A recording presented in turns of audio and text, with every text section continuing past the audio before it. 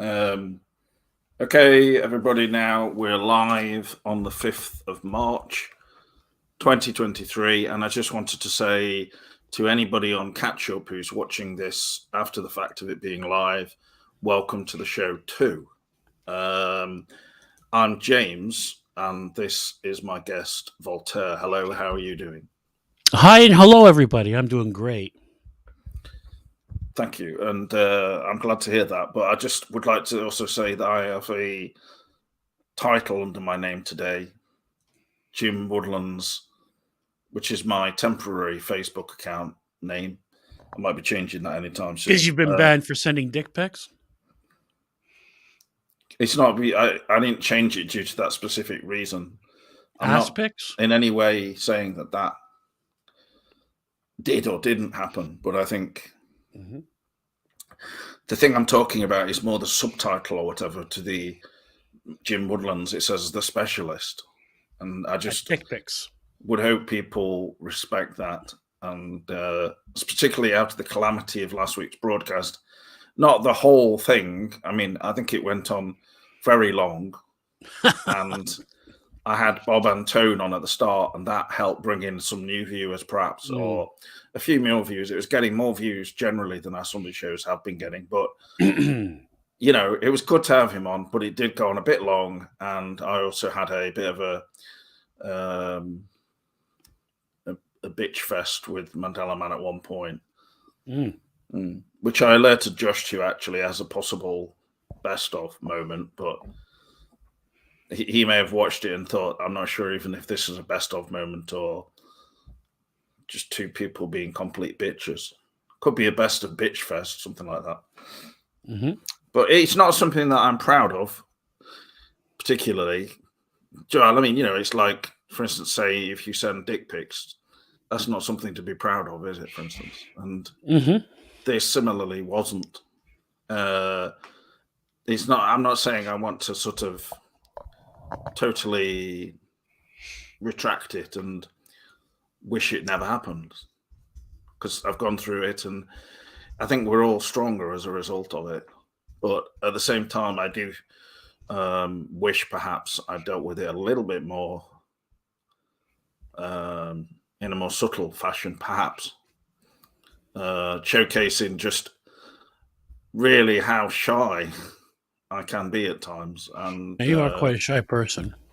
Shy and at times I would say very sensitive and thoughtful.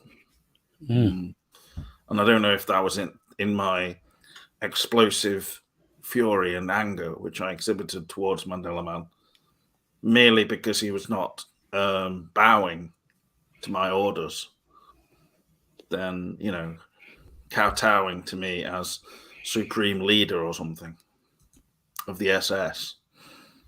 So it was regrettable. I think I was behaving like a member of the SS in many ways, and that's something that I don't look back on fondly, really.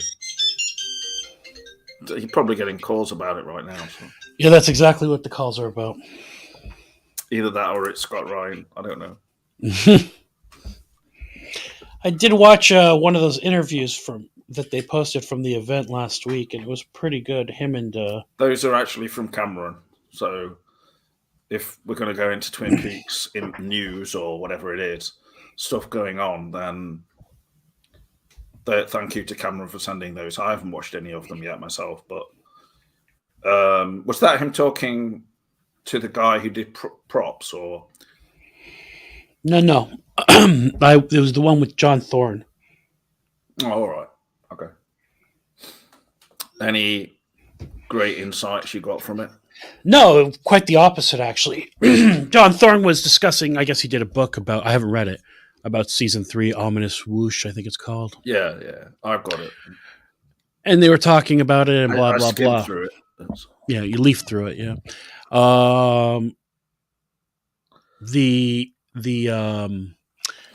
At one point, what's his name? Scott Ryan asks him, so what about Dougie?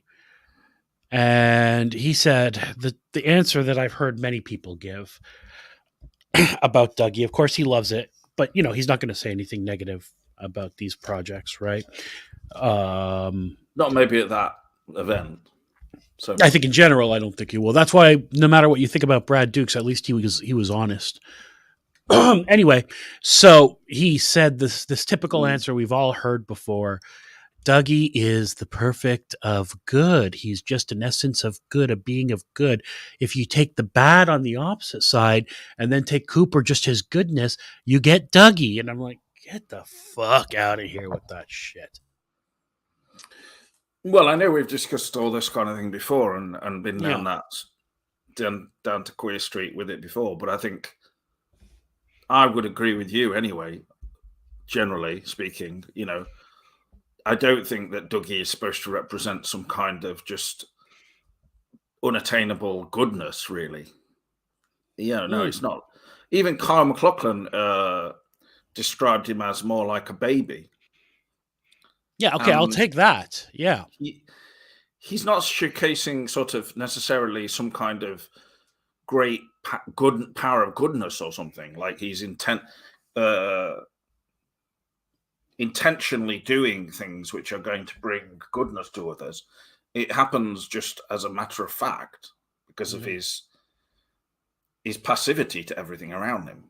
And also there's an element of even supernatural thing going on with him.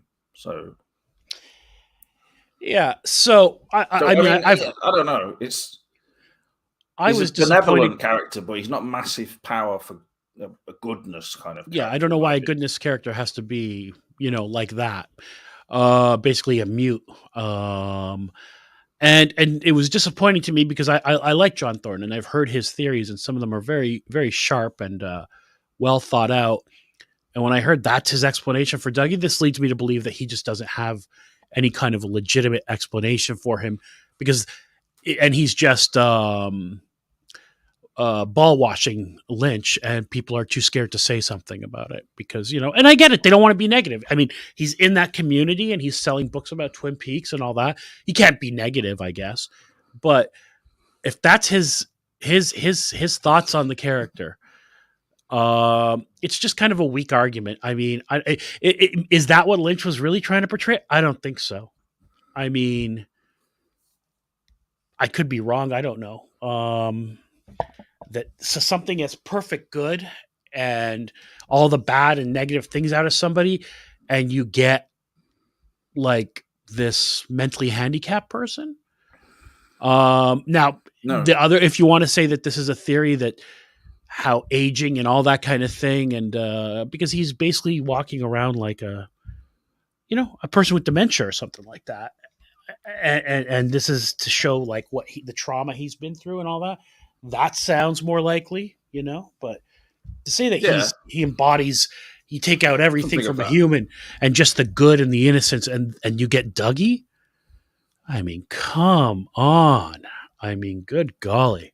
But maybe, so I was just I wonder whether there's something to do with how sinister things or the desire, like, I don't know. There's a line in the original Twin Peaks. I think it's Ben Horney says something like, says the desire to do bad is sometimes overpowering or something like this. And it's like in Twin Peaks Return, we essentially have that is what's the evil has overtaken everything. So the opposite side of it is just sort of dulled because really as viewers particularly or as within this experience we're having within this world of Twin Peaks, then there's just no interest really in that true goodness. So all we're left with is someone like Dougie in a way. I don't know. Interesting. But I mean, it's certainly from a storytelling point of view, you could have thought that Mark Frost, for instance, could have thought of himself, okay, we need like a stronger good element within this show, and a force of benevolence and something. And that was, something there in the original show, epitomized through different characters, specifically Cooper, but others as well, like Truman and so forth. So the Log Lady, even in the original show. Major Briggs. But in this one, we don't have any of that. Everything's just dulled. And so Dougie is more like just this kind of oddity, isn't he, really? So, I mean, yeah, okay. Yeah, I don't know. Just it's difficult. Peculiarity, even down to his jacket, that lime green jacket. None of it makes any sense. But the Dougie Jones that we see when he's initially with Jade doesn't even make any sense. Like, why is he in this kind of 1970s type style, and like big sideburns and just the way he's dressed? And so it's, is this like, are we actually watching here something which is supposed to be real, or is this just all a parody? Because everything with the Rancho Rosa thing and everything, like with Jade as well, in that when we watched the original season 1 of Twin Peaks, there's this one of the prominent characters in Invitation to Love is called Jade. And when you look at everything within the whole Rancho Rosa and Dougie's world, it does seem like a parody of sort of like, the ideal family life or something. And ridiculous soap opera storylines of like, the supposed good family man who's sleeping with a prostitute, but she's got a heart of gold and all that nonsense. It's just, I mean, so much of Twin Peaks to Return is just completely far-fetched, of course, but and the streets are called things like Sycamore Street, and we see them passing by when Jade's taking him. We can see the street signs and stuff. So it's all obviously a construct. Dougie is a construct, like I don't know. It's just otherworldly being, really. So who can manage to figure out really, really complex problems with regards to insurance by merely joining up dots coming from God knows where, which are the same kind of green colour as that jacket he's got on, and then drawing like really bad step ladders and things like that, all over the paper, scrawlings. Yeah. Just crazy shit. It doesn't get any less crazier now, 5 years on. So that's it. But, and welcome back, Sfeen. We haven't seen you here in a while. Yeah, he's talking about how do you say it? Murdaugh case. I have not been following it. I understand there's a a Netflix series that's Netflix documentary that's quite good, but I know you don't like them watching a lot of that kind of because of the members of the family, the father and the son have got ginger hair, so no, that's the problem I have with it. Yeah, and a lot. Anyway, get back to Twin Peaks to Return as well. I've seen that season on Netflix, but I don't really know anything about it. Presumably the father shot dead one of his sons and his girlfriend, right? Yeah, I don't know. I haven't been following the case. I know it's been big news and all that, but I have. But then he just denies it, right? And he sounds like a jerk. Isn't he a lawyer or something, though? I don't know anything about it. Sfeen could probably give us more information. But my understanding is that the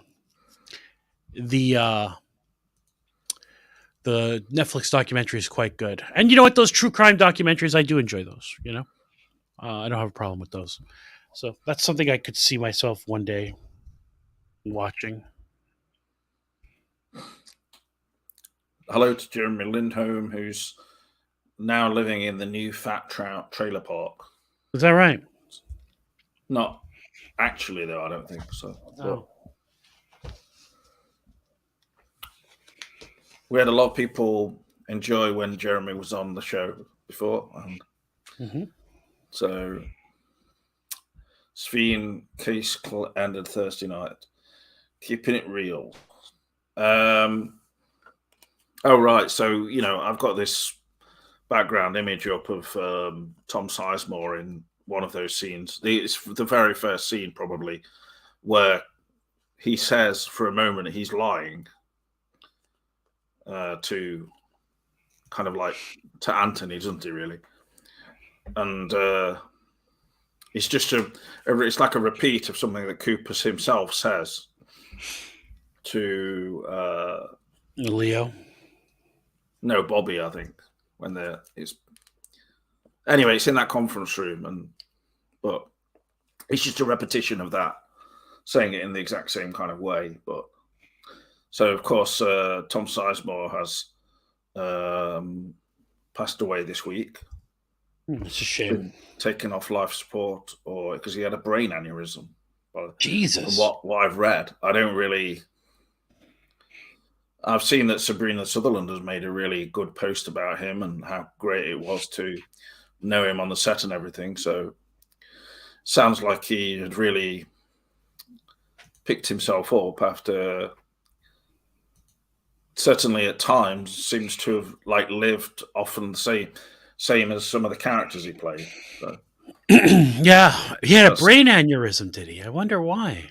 He had a history of he battled addiction, I think, too. Poor guy. So, well, there's no knowing he may not have tried something again, but it's the older you get, the more dangerous it gets, I imagine. But yeah. That's a shame. He had this much younger girlfriend, and I looked up her one news story, and it said that it said cops are working with Tom Sizemore to try and find his missing girlfriend back in 2011. And I was just thinking to myself, if Lynch saw that, he'd think, what's going off there? This is interesting. But I can't imagine that no one wouldn't have liked Tom Sizemore, perhaps, to get him in something, but yeah, well, yeah, I mean, I can't say I'm an expert on his filmography, but when you look at the things he's done, really popular films like True Romance, of course, and someone was actually posting him in the film Strange Days, which was 1995. Someone was saying, this film was a bit of a disappointment at the time, but it's still probably interesting. I've never seen that one, but I know it's got Ralph Fiennes in, and it's sort of one of those mid-90s films that was to do with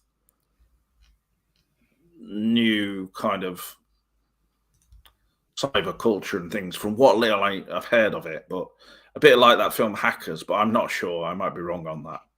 But he often played these kind of seedy characters, didn't he? He did play seedy characters, yeah. Sometimes, even he kind of he just looked so different, though. Really, even by the in Twin Peaks: The Return, didn't he? In a way, he was very good in The Return. Actually, I thought he was very good. Yeah, his small role was quite good. But yeah, he's got a tremendous filmography. If you look at him, he had a great career, which I think, again, I don't know, but I think that probably was hindered somewhat by his, substance abuse issues and that kind of thing. He was on Cameo. Oh, he must not have been doing so good with money. I didn't know he had a cameo. Oh, you're looking that up yourself? Or? Yeah, I was just looking. Screw IMDb. They changed their format of how they do their whatever. They just changed the format of their site and how you look at things. And when people change a website and make it worse, it's just baffling to me. When it's a big website like that, it's just unbelievable. And I just even pulling up the son of a bitch's filmography is challenging for some reason. Oh, on IMDb? Yeah, they've reformatted it like a bunch of fucking assholes. And everything's really big now on it. From what it is. And you used to be able to just click on filmography and it would list all their projects. And now it doesn't. I'm not seeing how to do that now. It's quite upsetting. I think you have to get it on at least, I don't know, 28-inch monitor to really look at that properly. I'm on a 27-inch. Oh, bloody hell. Oh. I'm 1 inch shy then, I guess. I was making a joke about Peep Show there. Oh, really? Okay, I didn't catch it. Sorry. I will say, Jeremy, we can't actually, if you're sending like links into the chat, I'm not sure how people can, they can probably only click on them on YouTube. So, yeah. Anyway, hello to Zodiac Gallery, who are, that is basically Wisteria Lodge, as far as I'm aware, or part of the whole thing. So, what is this document that Jeremy has shared with us? This is my actual grandfather, Don C. Lindholm, of the Falcon and Mountain Man Park Ranger Trailer Park. Let's take a look. Okay, it's do you want to see the picture? Yeah, if you want to put it up on, if you can get that up on the screen now, that would be really great. I can get it up. If you can really look at this properly. Thank you. Yeah, I think I would appreciate that, seriously. So, okay. It's a very genuine yellowed photo, maybe, I would imagine 1960s, possibly. Thank you for that, Jeremy. Good photo. Being a falconer is cool AF, as the kids say. Well, I bet if he saw some, like, babes walking by, they would have been like, "Oh my god, he's got a falcon there." Sure, he means business. I want to go up to him and touch the falcon, and he said, "No, that falcon's dangerous. Don't you get it?" And they go, "Oh my god." Yep, that is the way that Roland Deschain of the Dark Tower passed his trials to become a gunslinger. He surprised his trainer by using a falcon. For the Stephen King fans, you'll see that. I'm sure that will be done in the show. Yeah, I am talking about it like it's an antique, Josh, because it is an antique. It's an antique photo. It literally is an antique. So, and there is yellowing. He's factually correct. I am trying to base my way I was talking about it on some of these antiques programs that you get on BBC One here in the middle of the day, because there's one called Flog It, fantastic. It's when people like find out that things are not worth much. You feel bad for them, really, but it's quite funny, Mm-hmm. They're expecting to get like £80, and then they only get like £30, or £20. Oh well. Well, I don't know. Now it seems like these. Maybe early on it was like that, but now it's. Josh wouldn't understand this kind of thing because he's always flogging his models for like massively high prices to people making Stranger Things. Yeah, he's doing quite well with that. Congratulations, Josh.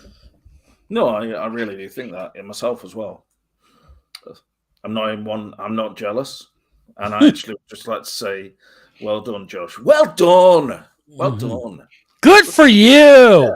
Yeah, good for you. Okay, I don't envy the postage situation though, of posting them to the US or wherever. It must be. Well, I think he had a situation where he did send something to somebody in the U.S. and it just didn't make it. It got there and it was destroyed, and he had to refund the gentleman money, as I understand it. So that's a problem. Well, that is a real. I know he's also had some controversy. He sought out some legal advice from me, although he didn't listen to me and did his own thing. A fellow, I don't think he'll mind me breaking attorney-client privilege here by saying that a fellow model maker threatened him, and he almost had a real problem. I don't know why I'm laughing at that. It's not even funny, but yeah, like I know that he had his. I was trying to look at his Instagrams, and then it goes like, you go on the Instagram, and then it says, "Oh, this one's." You can go back to my old one, which was previously deleted or something. Or I'm like, what? Mm-hmm. Who's trying to delete somebody's Instagram of model making? Yeah, this is the kind of competition that goes on in the model making industry. It's a cutthroat industry. I don't think Josh was prepared for how cutthroat. He was like that young girl who gets off the bus in Hollywood from a little small farm town and eyes wide open. And so, oh, I'm going to be a big I've got a starlet. picture of that now. Yeah. Then she sees the underbelly, the seedy underbelly of Josh saw the seedy underbelly of the modeling world, and he wasn't prepared for it. He thought it was just a fun little thing he could do, make a couple of bucks here and there. People enjoy his work. But look what happened. He got embroiled in controversy and dirt. That's, in all seriousness, it is pretty shitty. Mm-hmm. And yeah, really was unfortunate for Cameron. Bloody hell! What? Get your shit together. Yeah, no, and you know what? That's what happens when money gets involved. And there's competition. Yeah, but I mean, I came across a slight degree of that sort of intensity when I was at the Model Museum in Derby, Markeaton Park, but that's for trains and stuff. Oh, that's amazing. And they, and I said, would you like anyone helping? Would you like me to do some filming? They said, no, we've already got someone filming, okay? That was fantastic when I posted that. They got mad at me. We don't need anyone. It's like they're very skilled in the world of like they were offended that I would suggest that they needed somebody. Some of the people working there were a little bit might have a few issues with communication. That's all. Well, if you think about it, the person who runs our Facebook page probably is the person who does their videos too. It does all their social media and stuff. And when they saw that, they're like, "Oh my goodness!" But really, they could do with some good videos. I don't really think my video at that point was particularly good, but I mean, it was probably interesting, but it's not this kind of thing that they're looking for. So But at this point, I could probably make something that would be quite decent for something like that. So. Sure you could. But anyway, let's not talk about trains. This is ridiculous. Take your nephew down there, take a few shots. Yeah, he's going to be really interested. Like, today I went round and he sat down behind the settee in this corner, really small space, like looking at his dad's phone and then a tablet at the same time, doing some gaming thing. And...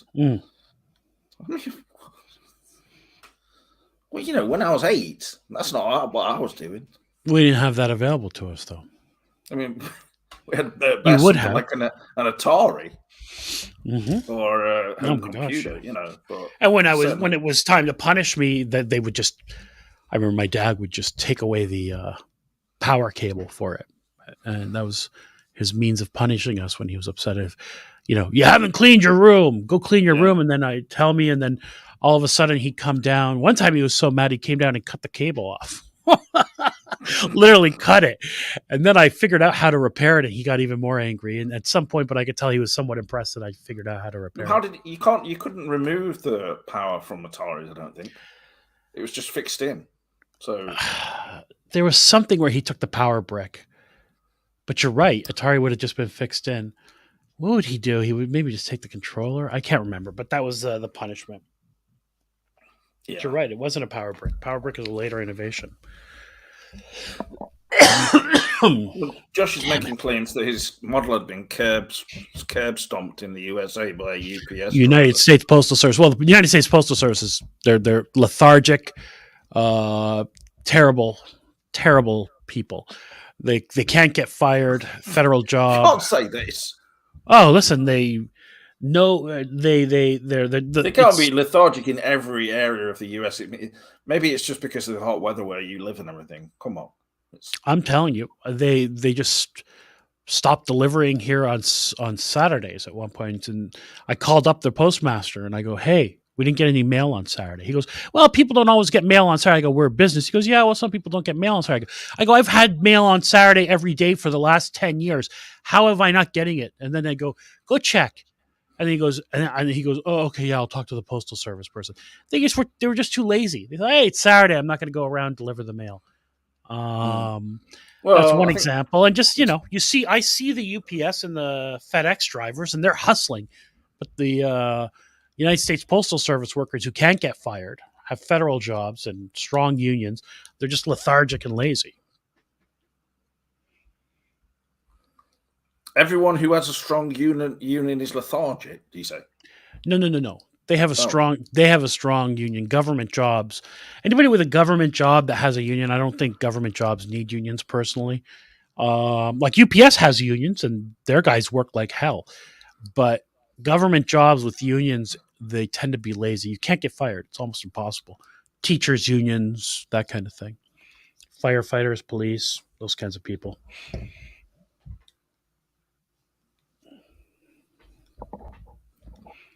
well, anyway, well, I think these are some insights really for Americans there, and I'm sure Mm-hmm. Josh is really interested in hearing about his fellow Americans. But Mm-hmm.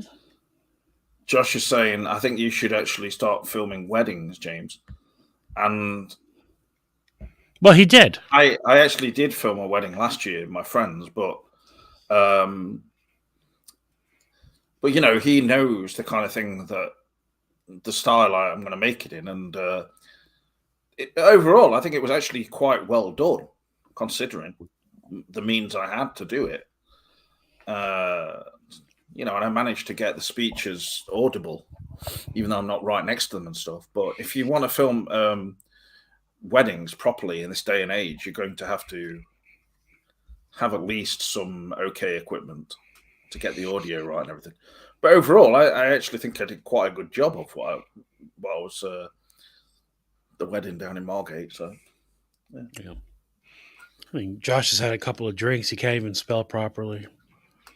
He's having his Sunday night carlings. He's getting loaded.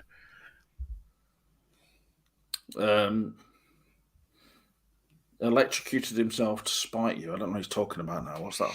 Yeah, he's just drunk and rambling, I think. Electrocuted himself. Well, anyway, Facebook user, I don't know who that is. But no, we've not had any new news about anything with regards to that kind of thing. There was, of course, this week. It was actually Cameron sent me the link. So this is what got me a bit pissed off, that I started posting about it, and I wish I'd not known about it at all, frankly. The Russ Tamblyn thing. So then you're wading in saying, "Oh, looking forward to the autobiography and stuff." And then at one point I thought you were still taking the piss, but at that point you've actually discovered it was the autobiography. So I was like, no, give people some background here. I was accusing you of harassing an 88-year-old man. But so the Russ Tamblyn announces big news coming soon, everybody. Get ready, big news in a couple of days. And of course, everybody got excited because is it Unrecorded Night? Is it Wisteria? Is it The Return Part 2? You know what I mean? And I said Twin Peaks related, yeah. And I said, "Oh, it's going to be his autobiography." And James shit himself. He got so angry at me. "Oh, you're always blah blah blah blah blah," just attacking me. And then a day later, he goes, "Hey, everybody, my autobiography's coming." Yeah, but the thing is, I wouldn't have noticed any of this if Cameron hadn't sent me the link. Oh, that's hilarious. I really need to be a lot more less gullible in the future. Oh, surely you didn't. I was not really. I don't know how. Did you really think it was going to be season 2 of The Return that he was talking about? I thought it could have been some indication of something, because of the way he announced it and the fact that on Twitter he's got himself as Dr. Amp as his photo. That's a shame. But I'm so sort of optimistic at times. But the thing is, then I also saw a post where he was sort of asking his daughter about how to actually fix a post, pin it at the top. He did this the day after or something. Yes. On Facebook, and he says, "I think I had a bit too much to smoke I'm still under the effect of having a smoke." And I was like, is this real? What am I reading here? Russ Tamblyn is telling his daughter that he's had too much cannabis the previous night. This is the height of just unprofessionalism. And then his daughter said that her announcement is that she's starting an OnlyFans. Did you see that? Amber Tamblyn. Yeah. Put on she did that. She did that on No, she didn't. Okay, you always doubt me. Put my screen up right now. I bring the receipts, as the kids What say. the hell is happening? This is season 2 of The Return. Announcement: I'm starting an OnlyFans. And he goes, "Where did I go wrong?" Oh, so this is a joke to him somehow. Oh, right. So it's not real then. Okay, fair enough. Oh, well, it's real enough. She should have actually posted a photo of herself that was like really X-rated, and then it'd be like, "Oh."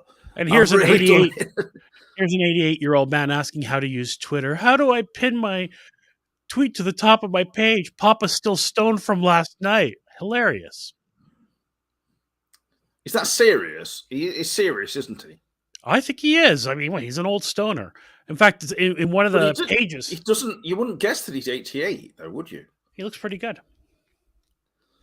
I mean, I don't know. Maybe the stoner stuff is helping him a bit, but you know. Hang on a second here. I want to find where you berated me. Okay, here we go. Let's find it. Okay, big news in the next few days. And I said, looking forward to your autobiography announcement. Okay? I just figured because it's Russ Hamlin. What's he? He's going to announce season 2 of the Return. I'm just happy that you were right. That's all. He's 88. Is this joke going to land? And then I said, "What has she?" I typoed that. What has she got to do with releasing an autobiography? Then you go, "She," pointing out that I have a typo. And I go, "Age. Sorry, that clearly confused you." Yeah, I'm so confused all the time, doing to being a complete asshole. I was saying your humor won't work for an 80-year-old actor. Get it? And I said, "Well, it's funny." I said, "What humor? I am not sure what you are on about." And I put this emoji of the thinking face. The whole thing is ridiculous. And you go, "What I am on about? Humor is a loose definition." You just got fired up by this announcement. Why do you think? Well, no, you were like this guy. Because it's not something I discovered. It's just like it's passed on to me, and then I just. And then when you saw I hate being caught up in something like that. I know. And then when you saw it was correct, how did that make you feel? Like, oh bloody hell, you know? Fucking hell! It just made me think like, this is a load of shit. I shouldn't have even paid attention to any of this. I mean, if it had never been passed along to me by Cameron, probably I wouldn't have taken it very seriously, I think. So he did it on purpose. He knows that all the Twin Peaks, he knows his market is Twin Peaks fans. And he knows they'll get excited about that. Because, like, I mean, why do you have to pre-announce that you're doing a... Yeah, but at the same time, I just find it very... This is very clever here by Janine. Please tell me it's Cabin Boy 2. Which is, Cabin Boy is an excellent film if you haven't seen it. But wasn't that a Disney film that he made when he was quite young or something? Cabin Boy was wasn't that the David Letterman and what's his name, that film with that actor Chris? It's a comedy. It's a raunchy comedy. Oh right, okay. With the David Letterman's got a small role in it. What's that actor's name? He was in something about Mary and gosh, what was that? Not Rob Schneider. No, not Rob Schneider. Chris, he's a guy who used to appear on David Letterman. He's a comedy writer. He's been in a few films, but he was the guy in Something About Mary who was turned out to be the guy who was stalking Mary the whole time, but he was playing Ben Stiller's friend. Gosh, what's that actor's name? Anyway, so James got quite angry at me for saying that it was going to be an autobiography, but because he was like these people, thinking it was going to be, several people did this Cabin Boy sequel. I didn't even know Russ Hamlin was in Cabin Boy. Okay, yeah. See, look at this is what he's hoping for. No, it's not happening again. Sorry, people. I don't think Russ Hamlin would be the one to be, breaking the news on it.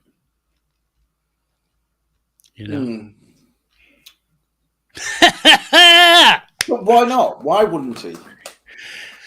Well, I mean, would he be the one leaking it? Well, Chris Evans. Yes, Chris Evans. Thank you. He could give some kind of hint of something. I mean... No, it's not Chris Evans. Chris Evans is a fucking guy from I'm sorry. I'm sorry. I didn't mean to cut you off. Chris Captain Evans America. is Captain America. Yeah, Cabin Boy No, I think starring like he did play that the Doctor Amp character, and I think there's room to think that it could be something, and the fact that he's doing this to Chris Elliott, be by the way. irritating, I don't like that. It actually makes me think badly of Russ Tamblyn. So, Oh, does it? yeah, I will not be. You don't feel bad for attacking me on Twitter, though, do you? Yes, I actually do feel bad for that because I think that I was basically pent up and caught up in the whole thing. And then you said, like as though I'm attacking an 88-year-old man. He's 88. Is this joke going to land? It wasn't a joke. He probably was like, oh shit, people figured it out. And then he sees this, I wonder what his reaction was.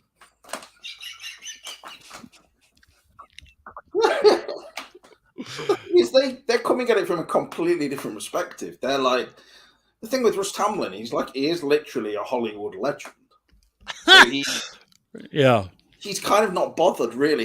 I don't think he's really concerned at his age, in particular, as well, and the fact that if he's a habitual stoner, as you say, his whole perspective is that he doesn't give a shit whether anyone thinks it's going to be a Twin Peaks rumor or not. Mm-hmm.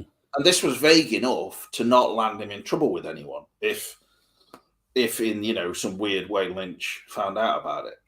But I very much doubt he's bothered at Lynch being bothered about anything he tweets. No, what the hell is he going to do? He's 88. What are they going to do to him? Nothing. Not put him in the next project that hasn't been announced? I mean, this guy's trying to make hay while the sun shines. But it just shows that he probably knows nothing about anything that Lynch is up to, and that he's not in it, for one thing. I mean, unless they go back to Twin Peaks in some TV or cinematic sense and film Dr. Amp again, then why would he be in it? So I think Josh is correct that Russ Tamblyn knows who you are, and he came after you specifically. What you mean, even by making this announcement? Yeah, he's done it just to annoy you. He's a viewer of the show. It's Chris Elliott, everybody, and that's a funny movie if you ever want to look for a movie to watch from the 90s. Well, I watched West Side Story, the remake by Spielberg. Again? I have watched it at home. Not all of it, but I watched it on the Disney Channel, and I enjoy it. But I watched it on the cinema, and it's got like attractive actresses in it, and it's singing. I like this kind of stuff. It's not like a typical musical. So, are you looking at Cameron's thing, or is that something that Cameron got from this? Because Cameron posted this. Well, I mean, you retweeted it, so. Oh, it's the character of Jones, and is this something that Cameron originally? Yes. Yeah. But the actresses do resemble each other a bit, yeah. Definitely. Well, certainly their style. David Lynch likes this style. Yeah, I mean I like the one in the. Where is this image from? This is the character of Jones, who's like, I can't even remember what the hell she is. She's some kind of assistant to Eckhart or somebody like this who tries to strangle Truman in one scene.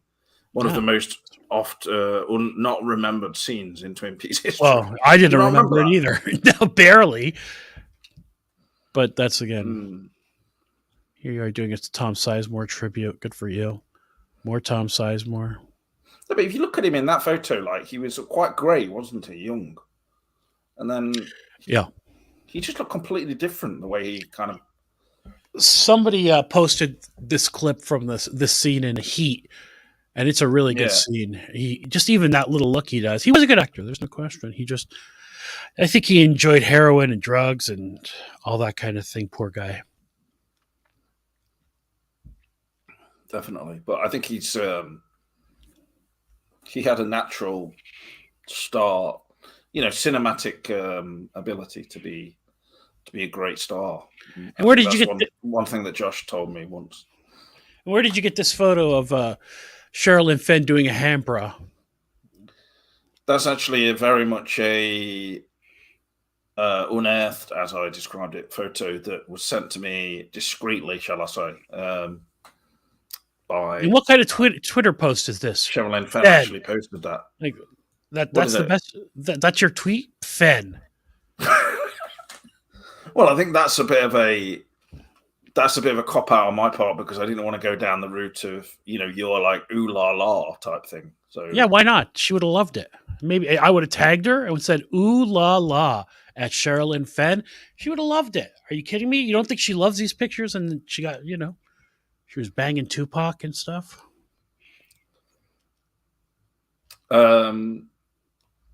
Yeah, I should have done that, obviously. I mean, I'm sure she's never seen that photo ever before, so she needs to be reminded.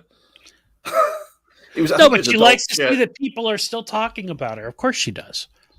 Well, yeah, to some extent, but I wouldn't put ooh la la. I could put just Fenn, look at these jugs at Sherilyn Fenn or something like that. But I mean, ooh la la, she'd find charming. Or va va voom, she'd find charming. Look at these jugs. You know what I mean? Check out these Bristols. What? Yeah. Look, she's even holding them in her hand. Like, and lifting them up a bit. That's good, isn't it? Something like that. Yeah, it's a good picture. That's impressive, though. So, can I just answer Josh Backhouse's comment about this? Did Tom Sizemore molest a kid? I think it was a young girl who accused him of putting a finger somewhere where he shouldn't have done. Oh, that's right. I forgot all about that. I don't know. To me, it sounds like something could have happened, yes, but he was. Why isn't he in jail? That's terrible. He was a drug addict. So that still doesn't prevent him from going to jail for doing that to a minor child. That's disgusting. Well, if it was, God. I don't know whether it was true. They could have made something up a bit about that because he was a bit of an unseemly character, and so that's what I can imagine. But at the same time, I can imagine there may have been something going on, but who knows? Fucking hell! I mean, how do you know now? Yeah, well. And in other Twin Peaks news, Cameron of Obnoxious and Anonymous, who's appeared on this show, and director and creator of Queen of Hearts, writer, has thrown the gauntlet down, which I respect. He's invited all of his detractors, critics, whatever you will, people who have attacked him, like quite severely, quite honestly, very severely, and he's told them, bring the noise. Come on my show, and I'll let you say whatever you want. Let's do it. And I think that was scheduled to go forward tonight, Sunday night. No, nothing was scheduled. This is Davern giving that impression. It's like Did you watch Cameron's video? Yeah, but it was all right. I don't know if I watched the entire thing, but the thing is, because this topic matter, it's too much for me. But the thing is, that they had this tonight as a deadline, so it's later in your country anyway. So yeah, that doesn't mean that he's literally going to have them up against the wall tonight, does it? If they come on, he's invited them. He's given them the opportunity. But I don't. Let's see if he's got any updates on Twitter about if anybody's taken him up on it. Tim Burton and Monica Bellucci are officially dating Gary North. Did you not know this? No, I didn't know that. It's been going on for a while now. So good for Tim Burton. I'm just glad he's come out and said it, because otherwise I would have been angry if he'd left it any longer, to be honest. Huh. It's a new Boston Strangler movie, then. Made by Disney. Who's that in it? Keira Knightley? Who's the star? Well, no, it could be okay, but it just means... No, it's just funny that Disney is making a movie about... it's a movie... that's what the point of this post. God almighty. No, but I think they're going in that direction a bit more now, when you look at some of their output on TV and stuff, and who knows, anyway. I don't know. Yeah, it's interesting. I mean, she looks great in this shot. I know this is just a movie poster, but it looks terrific. It looks lovely. If it's a well-made film, it could be okay. If it's just... Sure. As long as it's not too bland, Sure. And as long as they don't start singing. You wouldn't like that, would you? So, Oh. I don't Where's know this what Justice. He says that drug addicts don't go to prison. Is this true? I think No, they do get let you off. said it. I think honestly. he's making a joke that you said it. Well, it's not funny anyway. Because I said, why isn't he in prison? And then you said he's a drug addict, implying that that's why he's not in prison. Correct. And I'm right. They said to him, you were on drugs, so anything you did on drugs. All right. You ran that bus into you ran over that school bus full of children, but you were on drugs. It's like when people are drunk. They should say, it was a mistake.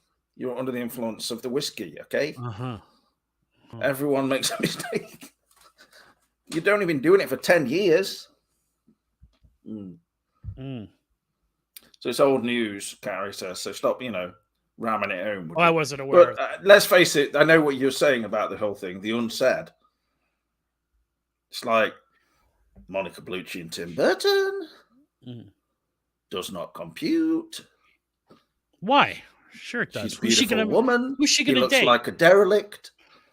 Yeah, but he's artistic and he's still making stuff, and maybe he'll put her in stuff, and they're both quite suited. When you look, she's got that gothic thing going that Helena Bonham Carter had, and although she's probably, many would say, more beautiful, but that's not nice to say that.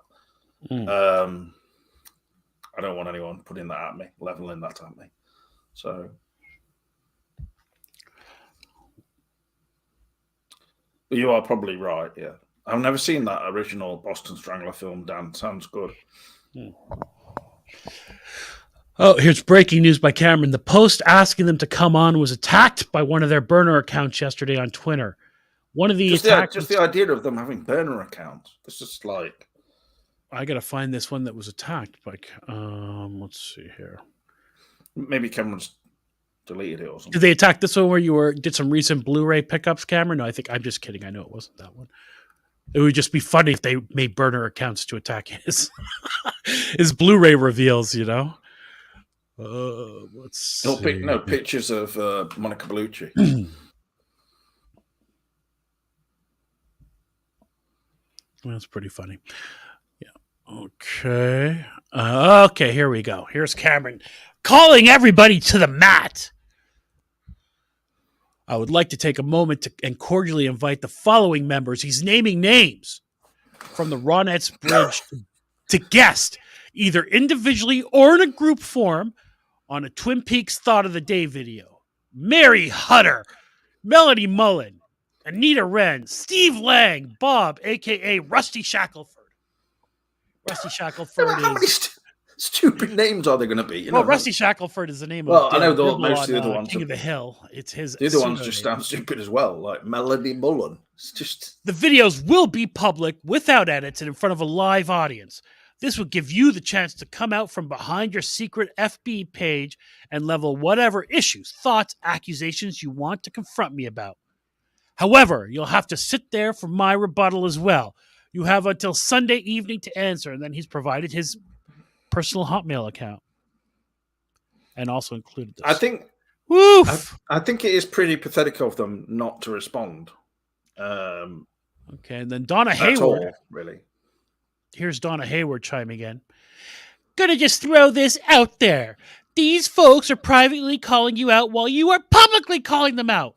Take the high road and ignore them. Why waste any energy on highlighting the negativity?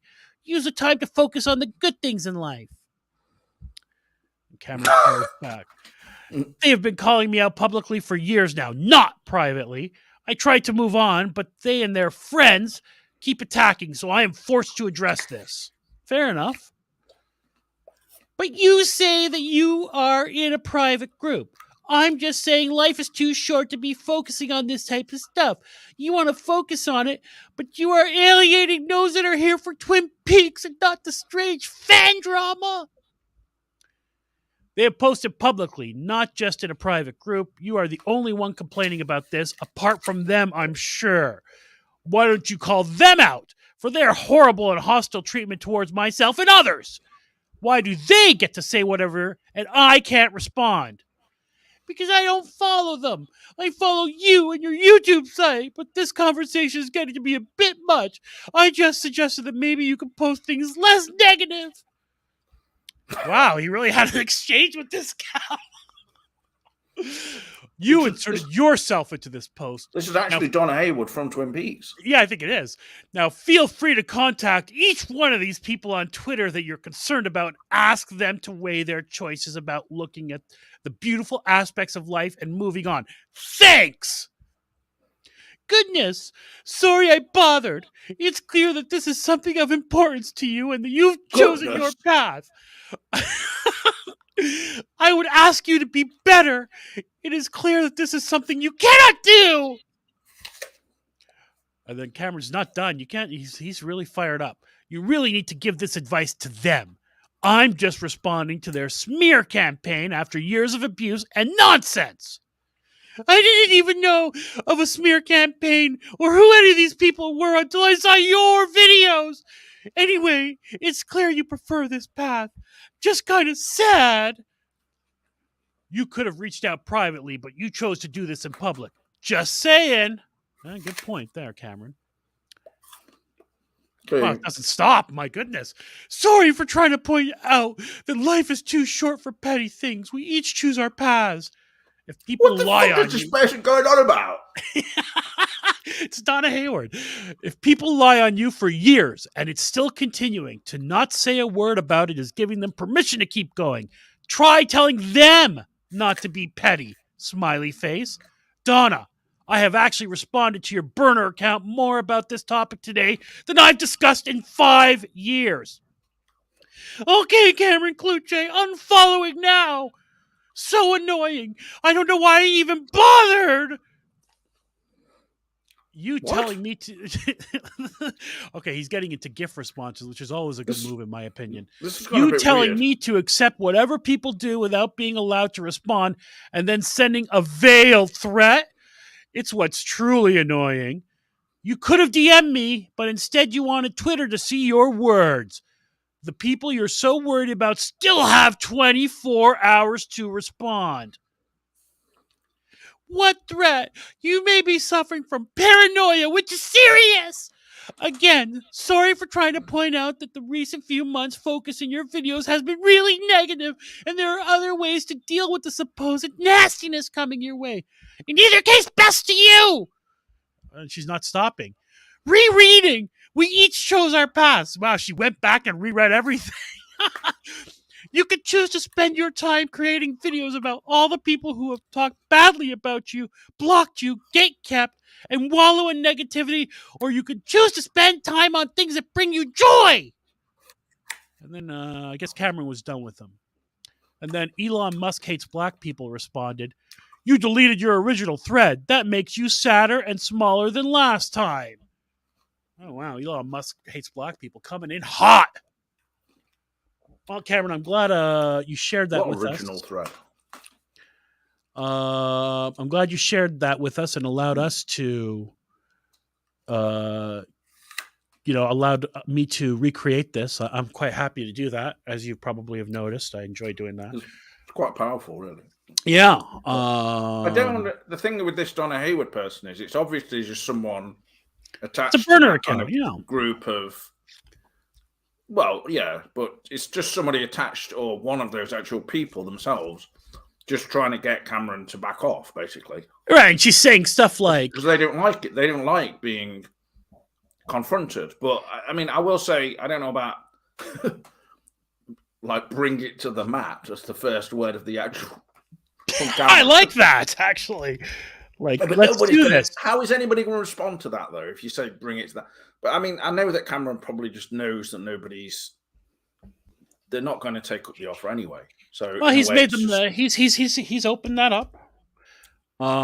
So, well, he's trying to bring them out a bit out of the woodwork, and he did. So, to his credit, in that respect, he's succeeded. And I personally love this video. I mean, I wish he had been on camera for it. But I really like this video that Cameron did here, and if you haven't watched it, go check it out. A challenge to my defamers from Ronette's Bridge, and how long is it? I forgot. It's 16-minute video. And I made a comment on it.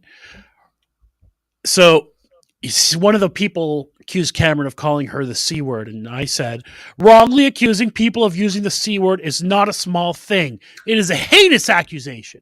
Under California law, there are two things you can do to create a per se hostile work environment. One of those things is calling a woman a C word. The point is that this is a very bad false accusation to make. How can there be two things? Good for you for inviting these accusers to plead their case. Well, there's a hostile work environment requires various elements you have to meet, but there's two automatic things that create an automatic hostile work environment. One of them is calling a female coworker the C word. The other one, what you call a man, a C? No, just a woman. And I think you can guess what the other one would be. I'm not going to say it. Calling someone a dick? No, calling a person of color a certain word. Oh, right, okay. Well, I never even thought about these things. I mean, okay. And then Millie comes in hot. Then the lovely Millie comes in hot to my comment. It's also a term of endearment here. I agree. In Australia, it means something different. Well, you know. Jamie's fired up. She says, let's rock. Let's get this thing going here. That's between men. That's between men. If right. Women call each other cunts, I mean, to me, that's a bit lesbian for sure. I'm so sorry this is happening to you, I didn't know if Millie's a lesbian, sorry. Why are FB and YouTube filled with so many mental cases? Let's see. No, I responded to that. It's a strange world. Oh, here we go. James coming in hot. Let's read it. No, I've got from everyone has some mental weakness or condition, but the problem with writing Venom online is the anger of it all. I don't understand why there isn't more saying sorry and letting go of all the anger. Thumbs down. It's true, though, because the thing is, there's a lot of anger coming from these people, and then the Cameron is responding in kind, isn't he? That's what it's all about. Well, I mean, you know, he's taken it in the shorts, and he's out for justice, Steven Seagal style. Bob Antone, former guest of this show. Yeah. Hey, Cameron, I feel for you. It's really just a TV show and wonderful work of art to be shared and accessible to everyone. For this reason, my wife and I are happy to be independent and doing our own thing. I'd be glad to talk anytime and hear what you have to say. I'm sorry you've had to suffer such a rough go. It's a nice supportive comment by Bob, former guest of this show. Oh, this is a good one here by our presumably Eastern European gentleman, Ludovic Ligot. What is this? Kindergarten? These people should have something else to do. Seriously. I'll give you that one a thumbs up. That's a good one. Oh, this is a tremendous comment. Calamastia. They all sound like major C words. Agreed.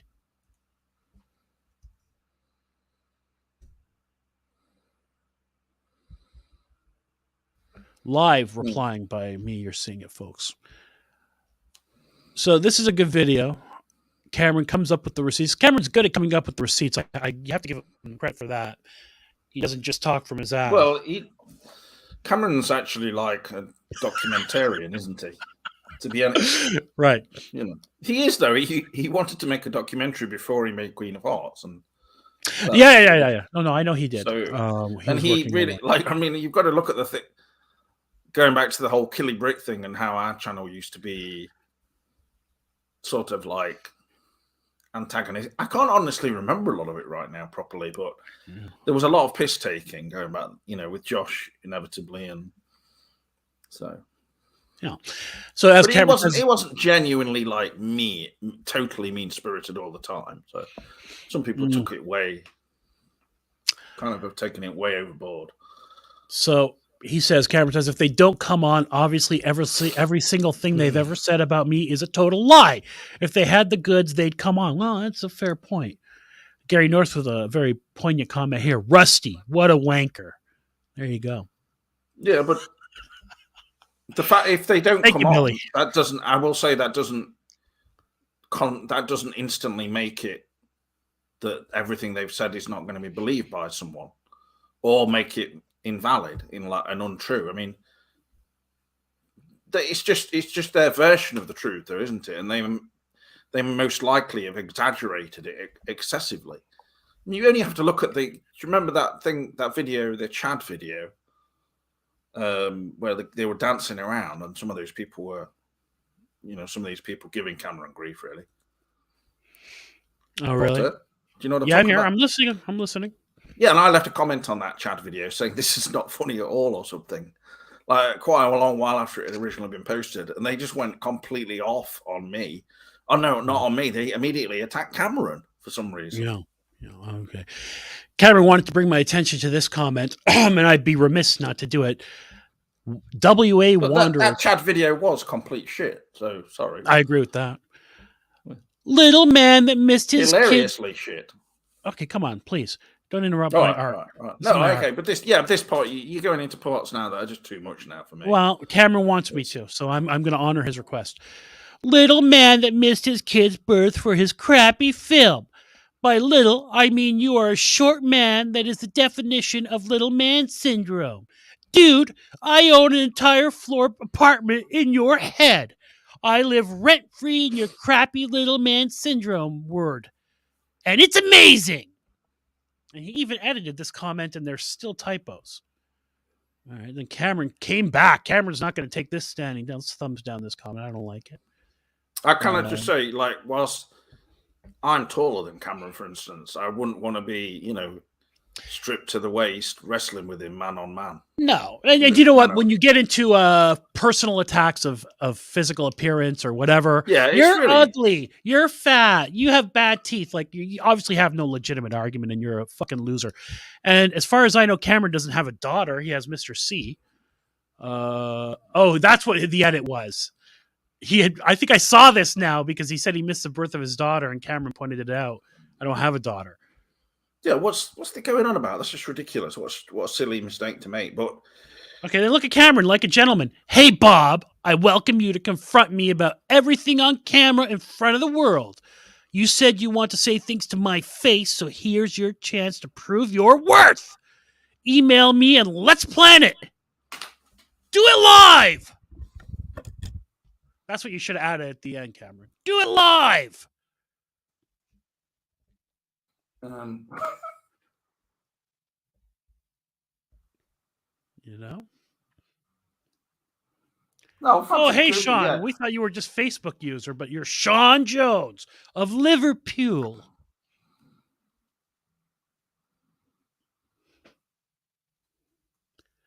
Oh, thank you, Devin. I do not insult people's physical appearances, Phantom Cooper. Just mine. I've never done it. I wouldn't. I think that's the lowest form of argument. No, you don't generally go on about someone being obese or Oh, he's just a fat fuck. Don't listen to him. That kind of thing. I think that I don't do it all the time, Phantom. I've never been that way. Even maybe as a kid, I was kind of a prick like that. But I just feel like when you start getting into that kind of level of personal attacks like that, you must have been insecure when you were little or something. What do you mean? Well, people who attack others like verbally, it's coming from their own insecurity, isn't it? Okay, bullying and stuff. Yeah. Not that by the sounds of things, it sounds like you didn't really take it that far. So, Okay. Again, you can say you do it all the time. You're probably taking the piss a bit, but that's all. No, I don't do it. I'm saying no, I certainly don't do it as an adult. No way. Well, anyway, the whole thing is it's not about that, is it? It's just these people I've had this sort of just, as Cameron described it to me, it's like a middle school thing where they'll see a post that Cameron made about Scott Ryan, for instance, and then someone comes along and then they'll tag Scott Ryan in it so he sees it. And it's like they have to make it known. So when this person, this account calling themselves Donna Haywood is claiming that everything is behind closed doors, therefore why is Cameron getting kind of hissy about it? It's completely wrong and untrue because both, they have overstepped the line. And some of them, I've had instances where I called somebody out for saying, that Gina online. You know, they were saying to me, "I'm pretty sure she's schizophrenic or something." And I was like, "How do you know this?" And I wrote to her about it, and she said, "Oh, I won't say anything." She immediately did, which I found hilarious, to this person, and then they just blocked me. They wrote goodbye. It's like and this is one of the stalwarts of that American kind of fan community, so called. Mm-hmm. And you know, what kind of behavior is that? Like, I called them out on something, and they just couldn't handle it, so they just blocked me. No explanation, no nothing. You know. That's what happens, you know, when people get too much into this kind of thing, and then saying, "Oh, Well, he's." the fact that they just write goodbye and then block me makes them they realise that they're in the wrong. You can't just start calling somebody saying, "Yeah, she's a schizo." Like, fuck off. Mm-hmm. You know, no, Indeed. you can't just start. I don't agree with this kind of thing. Like, online, especially within such a community that is based on a show which reveled in human peculiarities and eccentricities, and you know, and mental aspects. So, I mean, the central character of Twin Peaks, Dale Cooper, had a certain, you know, questionable kind of mental health. I mean, Jesus. Yeah. So these people are just like, they're just dicks. They basically, they are so obsessed with their little cocoon of fans, which is probably, you know, more extensive certainly than just people who watch Coffee Time or something like that. But yeah, it's good actually that Cameron he's kind of put a lot of work into trying now to grow the Twin Peaks Worldwide page, and he succeeded at doing that. And so he's now actually getting much more reach with that and his videos than any of these peoples can really imagine. These people that we're talking about, you know, and I don't know exactly the specific reasons why they've got such a gripe with him, but I think it's basically. Well, I wish they would come on his show. And I think a lot of it is it's just to do with the fact that they don't like being told. They don't like being confronted. That's the thing. That's because I think with Cameron, for instance, he's not. He can be when you get to really know him, but he's not two peaceable people, and it's like he doesn't suffer fools gladly, does he, in his own way? And it's basically that, I think, what it is. Well, whatever. We don't know what it is. I mean, anytime I've heard Cameron talk about what it is, I don't understand a solid answer of it. They're gatekeepers. Well, it's because let them come on and he's say just not part of their club. He's never been along to the festival with them and stood around taking loads of selfies, standing around grinning like a bloody, you know, like Dougie or something. Like, oh, look, I'm in front of that massive log. It's good, isn't it? This is where they found their dead body. Yeah, man. That dead body that was a victim of incest. Let's get some cherry pie. I mean, the whole thing of Twin Peaks fandom is questionable in itself. It really like something for a documentary. You know, the celebration of something like that. It's anyway. I mean, it's definitely not like, for instance, Dukes of Hazzard. Fan much better fan sort of community, stuff, is it, you know? Well, I think they stand up for each other, and you know. Yeah, I don't know. I'm not a member of that community. There are some Dukes of Hazzard. No, for instance, there are some Dukes of Hazzard drug addicts, but they treat them well, and they say, you know, okay. That's really amazing insight you've provided. Let's try and get you off the drugs. Where's Mandela Man at? Josh asks. Well, presumably, so Mandela Man has odd sleep cycles. Sometimes he'll sleep for days, and he'll be awake for 3 days. And trust me, he's asleep now. Otherwise, he would have been messaging, "Hey, send me the link. What's going on? I'm in Chicago. Send me the link. I want to come on. What the hell's with James not sending me the link? Come on, send it over." Well, like when I got some hot vaccine talk for you guys. Did you see Russell Brand on Bill Maher? Wow. No. Yeah, I mean, come on now. It's like It's not. It just depends when he's online. Like he's sleeping. He's a bit asleep right now. unpredictable. So Yeah, we like him. I mean, but he's sleeping right now. Trust me, if he was online now, if he was awake, he would have sent me a message. Why won't he send me the link? no, I've got my Facebook open. I can see if he's online, for instance. So trust me, if he was up, he would be messaging. I know Mandela. Of course. Yeah, he has health issues and he sleeps at odd times. Anyway, Sean's got a very hey, hang on. Sean's got a very poignant comment. Why don't you go ahead and read that out in your best Liverpool accent, if you can? Which one you mean? This one here. The one I'm now highlighted. Yes, that's right. Go ahead. Twin Peaks here thinking in all ways is perhaps about mental health and the trials of life and bleakness and the dark side of it. But at the same time, it's about the beauty of the light side. That's beautiful. That's really good, Sean. That's not Liverpudlian. That's no, Cockney. that's just I can't do Liverpudlian. Cockney. Your Cockney is terrible. Mine is superior. Liverpool, Twin Peaks, I think in a lot of ways is perhaps a bit of mental health. I can't do it. No, you can't. You're really terrible. All right. Yeah, it's probably best to go.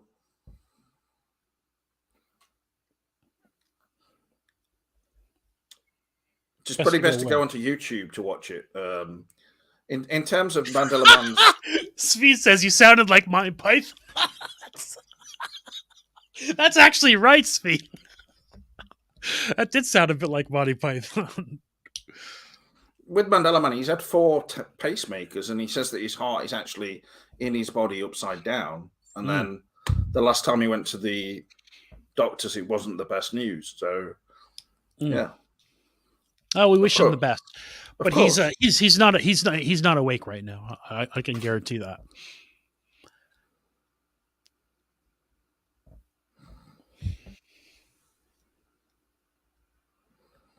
Just having sleep problems in and of themselves, or sleeping too much, sleeping too little, all these things, they're as bad as they're as bad as it can be, really, in many ways, without having 4 health pacemakers. And anyway, it's just enjoying whippets. I don't know why I was whippets and LSD mixed in there. And what do you mean whip? Oh, you mean? Oh, I don't want to keep going on about drugs now. This is just the sort of thing that Josh wants to talk about, and I don't agree with it. So, I agree with Gary though about Coffee Time and Obnoxious Anonymous having the best viewers. Most other viewers of anything else Twin Peaks related are bastards, and I don't like them. Go on. And the thing is, some of these people, right, who have it against Cameron, they could just watch one of my videos, hear me say something like that, and then it gives them free rein, really, to just kind of, literally whip Cameron, or, just berate him based on the fact that he was ever associated with me. And that kind of thing, you see. So that's one aspect that's not in his favor. Never mind anything else. And that's just circumstance. That's not something, that was just like entirely. I mean, after all, we did that video where it was me going on about how hipsters were banned from watching Twin Peaks: To Return and stuff like that. That was a good one. But many of them just hated it. For some reason, it's like, I don't understand. They clearly just didn't like the humor. They found it offensive in some way. So I don't think it was that funny, but I think there were moments in it that were worth laughing at, perhaps.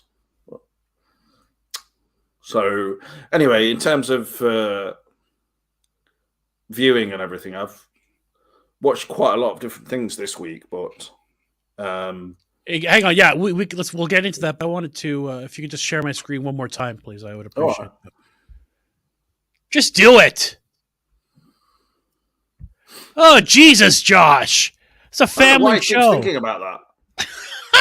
Well, it was tremendous. The fact that you got that on your mind, Josh, tells me you like everything. Really, it's the kind of thing he likes. All right, so our friend Charlotte posted I thought was a very good poll on, most of these Facebook polls are mostly shit in my opinion, but Charlotte posted a good one. which Twin Peaks character did you like the absolute least and why? And here you can see the people. Leo Johnson won the poll and that kind of thing. And then here I am coming in hot. And of course, you had to attack me. I said Jerry Horn was so useless in The Return and his scenes were annoying cringe. Then, of course, you have to come in totally wrong. Clearly, you do not understand his He's not even in the list. So you're just making it your own thing for me. That's because she missed him. I had to point him out. Yes, I have read your thesis titled Jerry's scenes are the key to the return. Yes, really. And I totally disagree with the premise. Very clever comment from me. I've had thousands of hardcore fans send me loads of gifts of Koopa doing the thumbs up. So I think you're in the minority. That's funny. Yeah, both our comments there are funny. I will say that. I agree. The people just started a thing. But Jerry Horn in specifically, you mean The Return? Because in the thing is, in the original series, he was good. He was very entertaining in the original show. Yeah. And then this girl, he was a fun old stoner. Yeah, that's such a fun thing, a fun old stoner. Yes, he very annoying. And then I responded to her, she's talking about Jerry Horn, but similar. He was a fun old stoner. Like, that's a fun character. This is a fun older man who likes to get high. And I responded to her, yes, very annoying and uncreative. Just like real life, those dudes are no good. So. Yeah, but and then you have to come in. Let me tell you, many stoners are great podcasters. I have proof of that. Like, you just had to contradict me. This guy didn't believe your comment about thousands, probably tens of thousands. So that may have been tongue in cheek on my part, but the thing is, it's like Joe Rogan. Oh yeah, okay. No, I mean, yeah, it's just not entertaining to listen to stone people. But I don't think that Jerry was supposed to be just about being stoned, and it's just the comedy of it, and you just were not into it. For me, I didn't mind it so much. Yeah, whatever. But I think there were many things in The Return which people could have different Mike Nelson issues with. Nelson completely lacking interest factor and dull. Like, this is really your comment? This is your most hated character in Twin Peaks is Mike Nelson? Well, I wouldn't say hated is quite the right word, but I would say I didn't like him in the original show. No, and there were no scenes with Mike Nelson that I was like, "Oh, this is a good scene." Then Richard Taylor coming in hot with "Where's Dougie?" and he's right. No, I mean Mike was a dick though. In the first episode, he's like shouting at Donna to get him, and then he's also shouting at Big Ed. Him and Bobby attack Big Ed. They are complete assholes in that.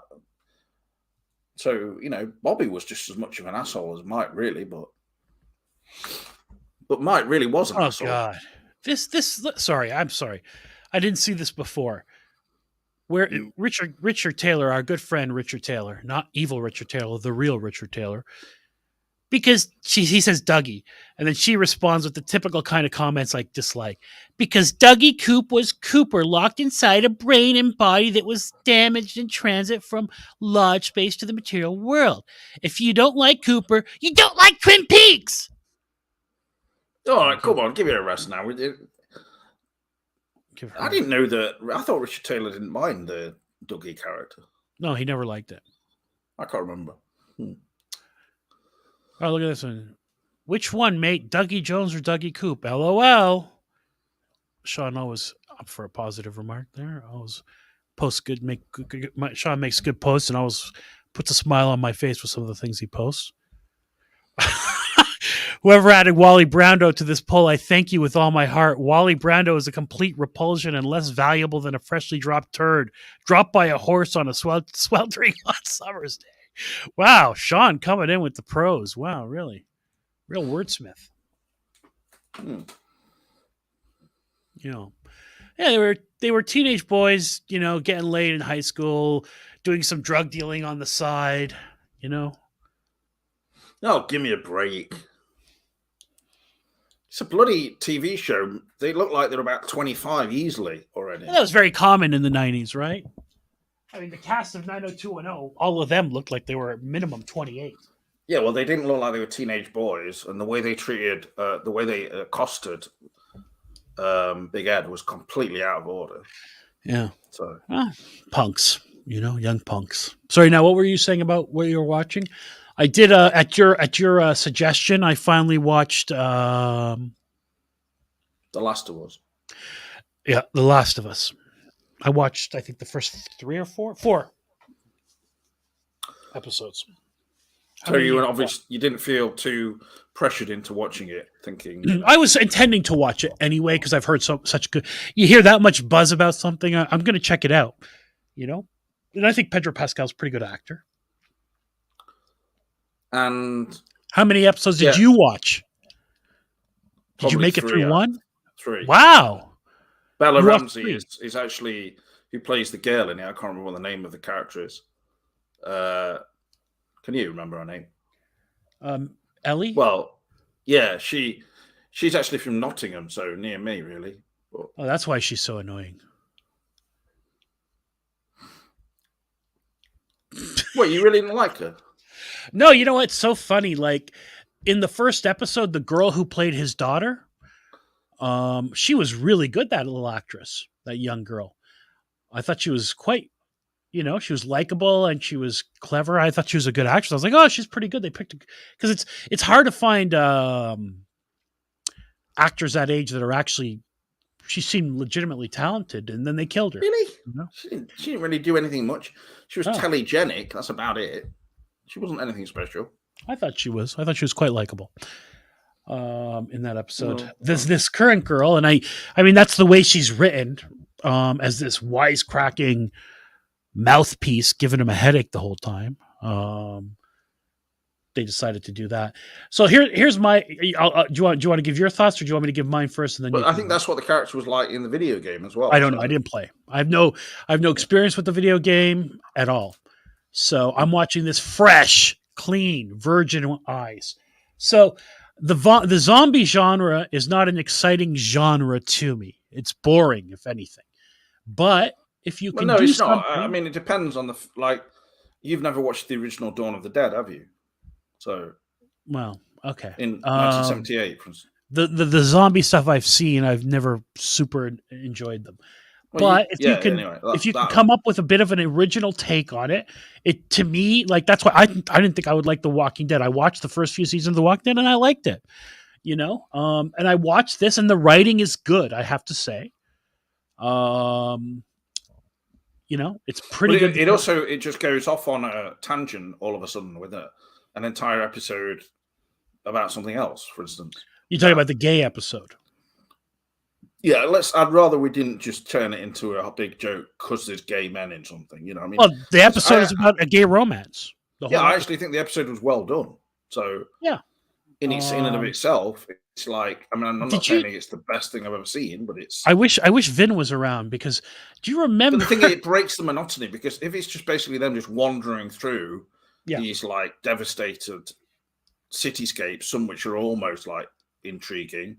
But sometimes, like, the shots are really good, and then other bits you just think, And there's actually one shot where it's like they were climbing over this car, probably in about the first or second episode, and you could see there was room to get around the side, and yet they were still climbing over the top of it. It all just seemed a bit.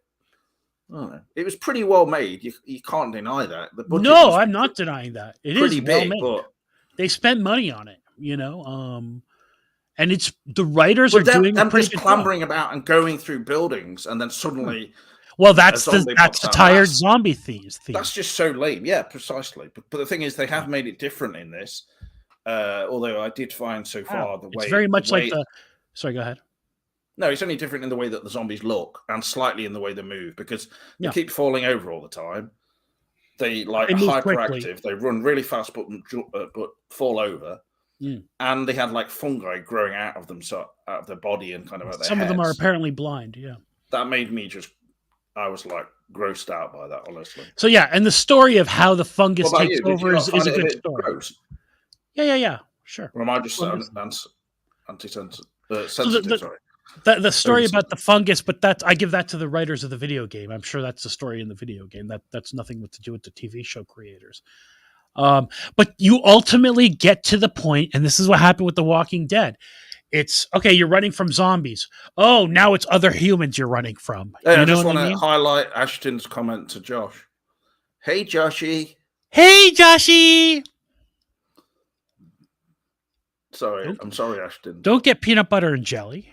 It She is a doesn't bit call you funny. Jimmy or Jamie. No, she's 20 years old. All right, well. I don't want to start a relationship with a 20-year-old who lives in Washington State. Right. So Sean, exactly. The first few seasons of The Walking Dead are really good, but I just got tired of it. It's like, okay, now there's another group of humans they have to fight, and blah blah blah. And I just don't know how much you can do with the genre. And I was enjoying this show, and Well, it has then to become more about the characters than all that bollocks of just like shooting them in the head and right. like the violence in this is quite strong, I would say, for something which is overall almost suitable for kind of teen viewers, and that's going to be a massive portion of the viewers as well. Well, people love it. So I'm in the minority about not liking these zombie shows. So who am I to talk? It's working.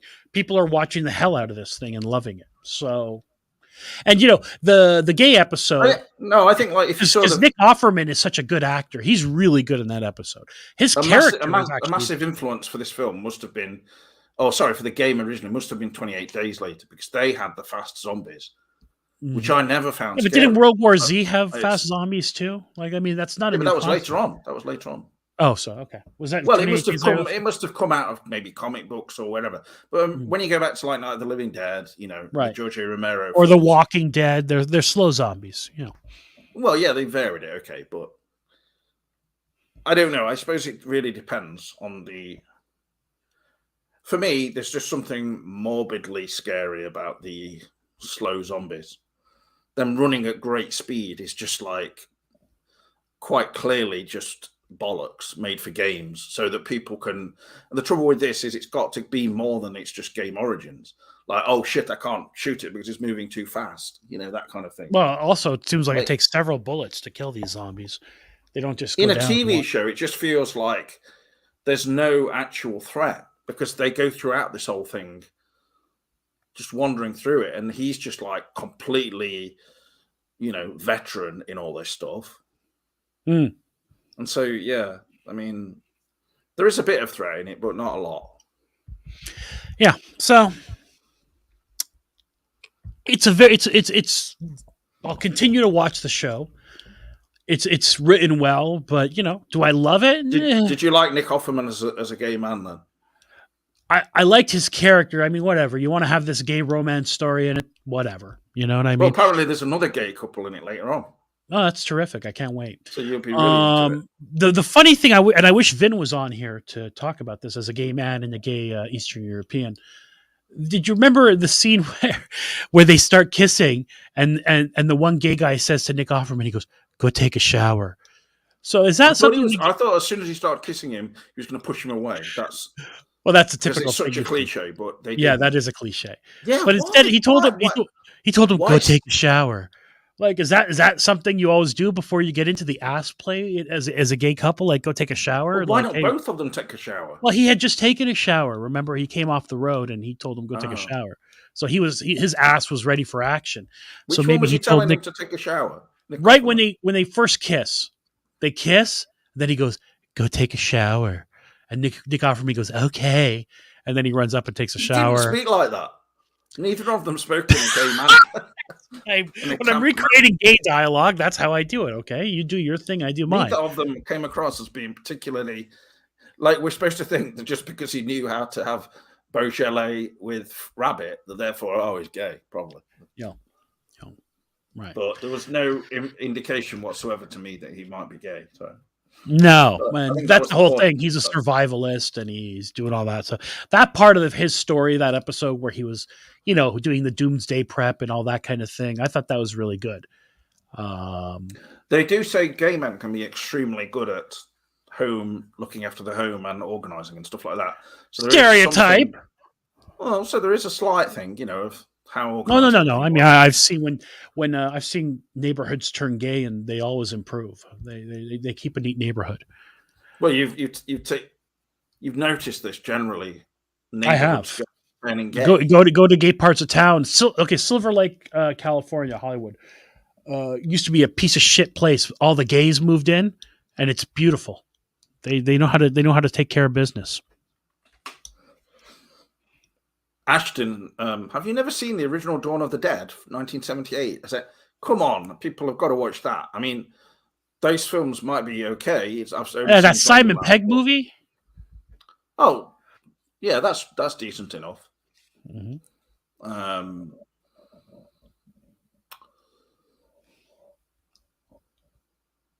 Yeah, Shaun of the Dead. Oh, okay. But that's a comedy, you know. But as a zombie film, it's pretty effective too. A pretty good zombie film. I've never seen World War Z. Have you? I have. It's good. Brad Pitt movie. That's they a big Hollywood. I mean, but don't get mistaken. There you go. Josh Towers pre and post anal activity. He's just shared that with us. Thank you, Josh. Well, I'm glad he does actually, because I've heard that Josh, you know, just uses so much Lynx on his body, the aftershave and antiperspirant, etc. That he just, you know, after sex as well, he just stinks of that mixed in with the smell of like rancid semen, and no one wants that all over the bed, do they? Really?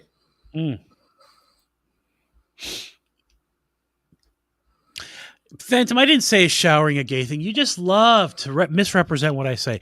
I said when you're kissing someone, when I'm kissing a broad and I'm about to make sex on her, I don't tell her, go take a shower. I'm asking, is this something that the gays do regularly? Like, because they know that, hey, go wash your ass because I'm about to get in it. You know, that kind of thing. Is that what that is? There was no reason to tell him to go take a shower in that scene if you want to. Their entire sex life revolves around ass play, ass pumping. That's it. I mean, from what I've heard, there are some gay people who won't even go near anyone's ass. Yeah. This is just so. Let's just be decent about this. Yeah, Phantom. It's not funny. Mm-hmm. Josh is just getting too aggressive here today. I don't know what's going on with him. What's gone up? Too many carlings, I would bet. He's probably had about 4 carlings at this point. After 2 cans, he gets really like aggro. Aggressive, right? Sometimes he goes out and just like starts smashing his neighbor's windows and stuff. Yeah. No, he usually gets like a tennis ball. And look at this. Like, what's the point? I use Lynx Wash. I use Sure antiperspirant. So shove that up your buttocks. Do you have some of that Lynx Wash handy? I bet you have some of that. No, that's like a shower gel. Oh, there you go. That's Josh's. They've got one that's called Africa. It smells quite good actually. Yeah, I know you'd like that. You get it in your country. It's Axe. Yeah, I don't think we have one called. I don't think we have a scent called Africa. Yeah, I know where this conversation is going to go now, but the Africa smell mainly it's just a smell of like kind of rancid food rotting by the side of the road with like really bad BO. That's Africa. Mm-hmm. So. Yes, you're correct, Davern. Zombieland is the American version of Shaun of the Dead. It really is. And it's a good film too, by the way. Zombieland's not a bad film.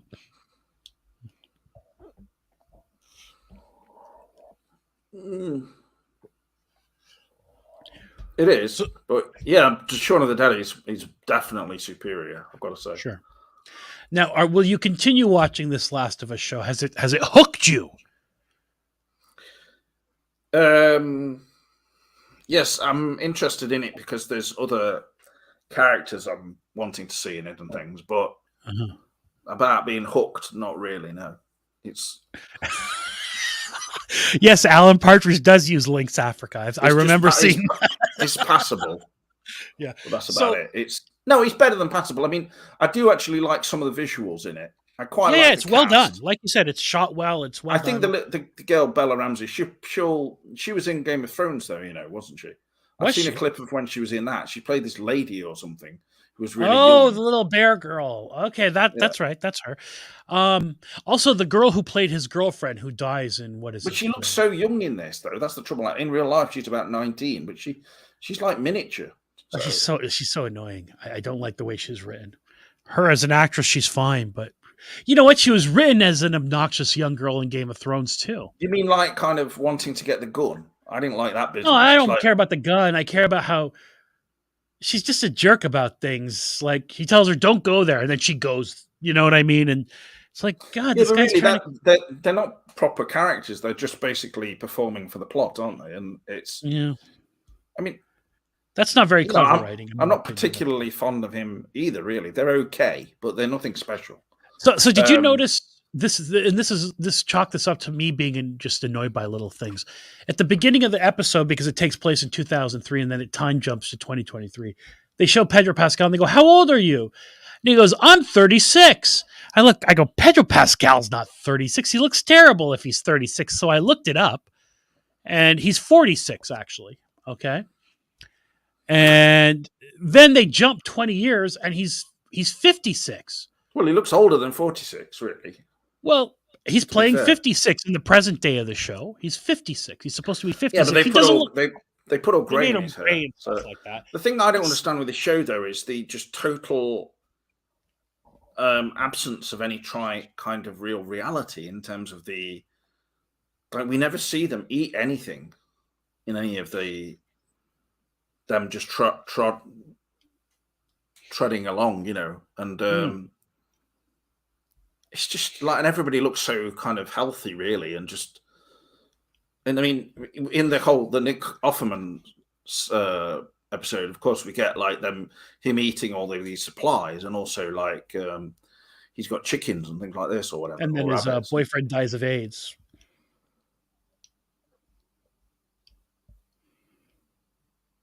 What?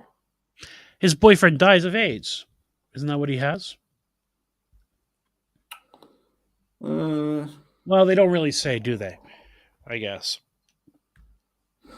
No, I don't think there's much evidence. There's much indication it's AIDS. It seems more like it's some kind of, Like Lou Gehrig's or something like that. ALS. well, anyway, like you say, it's left vague. So, but I don't. That's not the point I'm making. I'm not making a point that.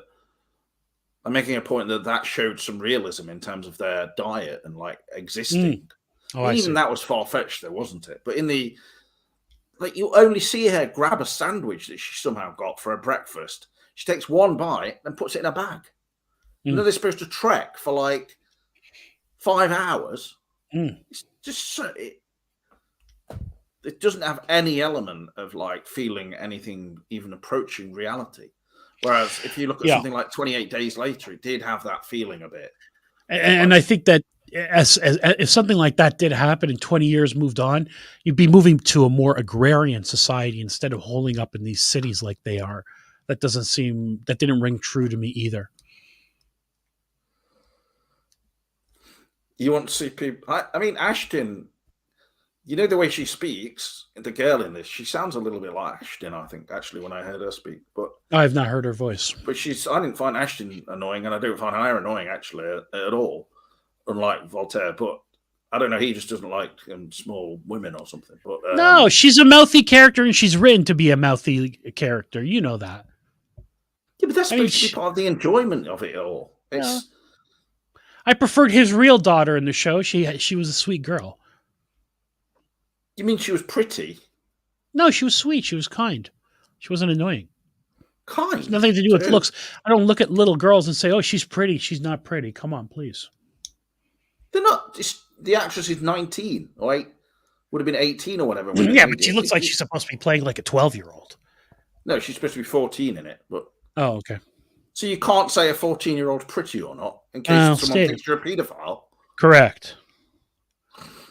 Well, even your job or something, I can understand that you wouldn't say it in court. Like, you know, that 14-year-old over there, she's like fit. But, you know. Who's Ray Mears? What is Josh on about? It's Ray Mears is like a camping program that's not been on for ages, so I don't know what he's talking about. But yeah, I do want to see them eating whilst walking. That is that's what someone just let a firework off.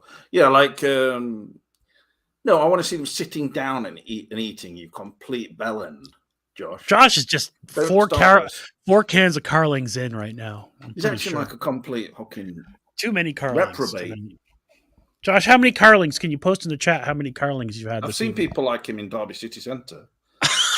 Like Josh. He's probably going to end up stabbing some random person. Anyway. Oh my goodness. No, he's not very violent. I don't look at him as violent. I mean, maybe belligerent, but not violent. He is a very violent person. Well, you know what? He was going to headbutt somebody at a taxi stand that one time when he was drunk. See, he's had 9 Carlings, James. How do you think about that? I mean, that's just typical overindulging in alcohol by Josh. I mean, come on, 9. What? Josh is saying he's had 9 Carlings this evening.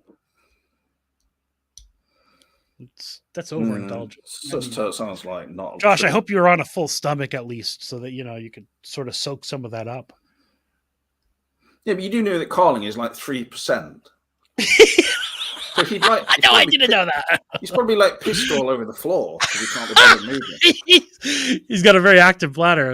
If he's drank 9 of them, yeah, I would think so.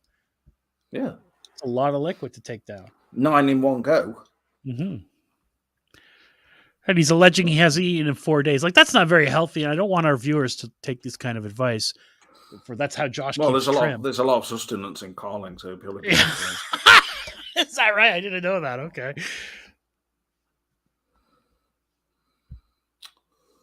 Amazing insights there from Davrin. Thank you very much.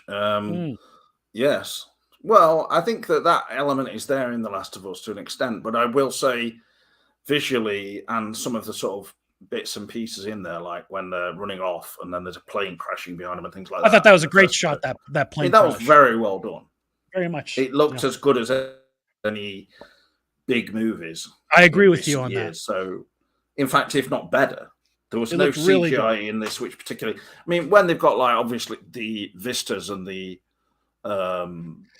landscapes with, like, old buildings falling down and things, you can tell, okay, this is, like, done with some kind of trickery, but it's not an actual real place that was built. No. Josh built it using models. Mm-hmm. No, I don't think that happened. It was made with CGI probably. And it looks mostly good, though. It mostly looks pretty convincing. It doesn't look just like...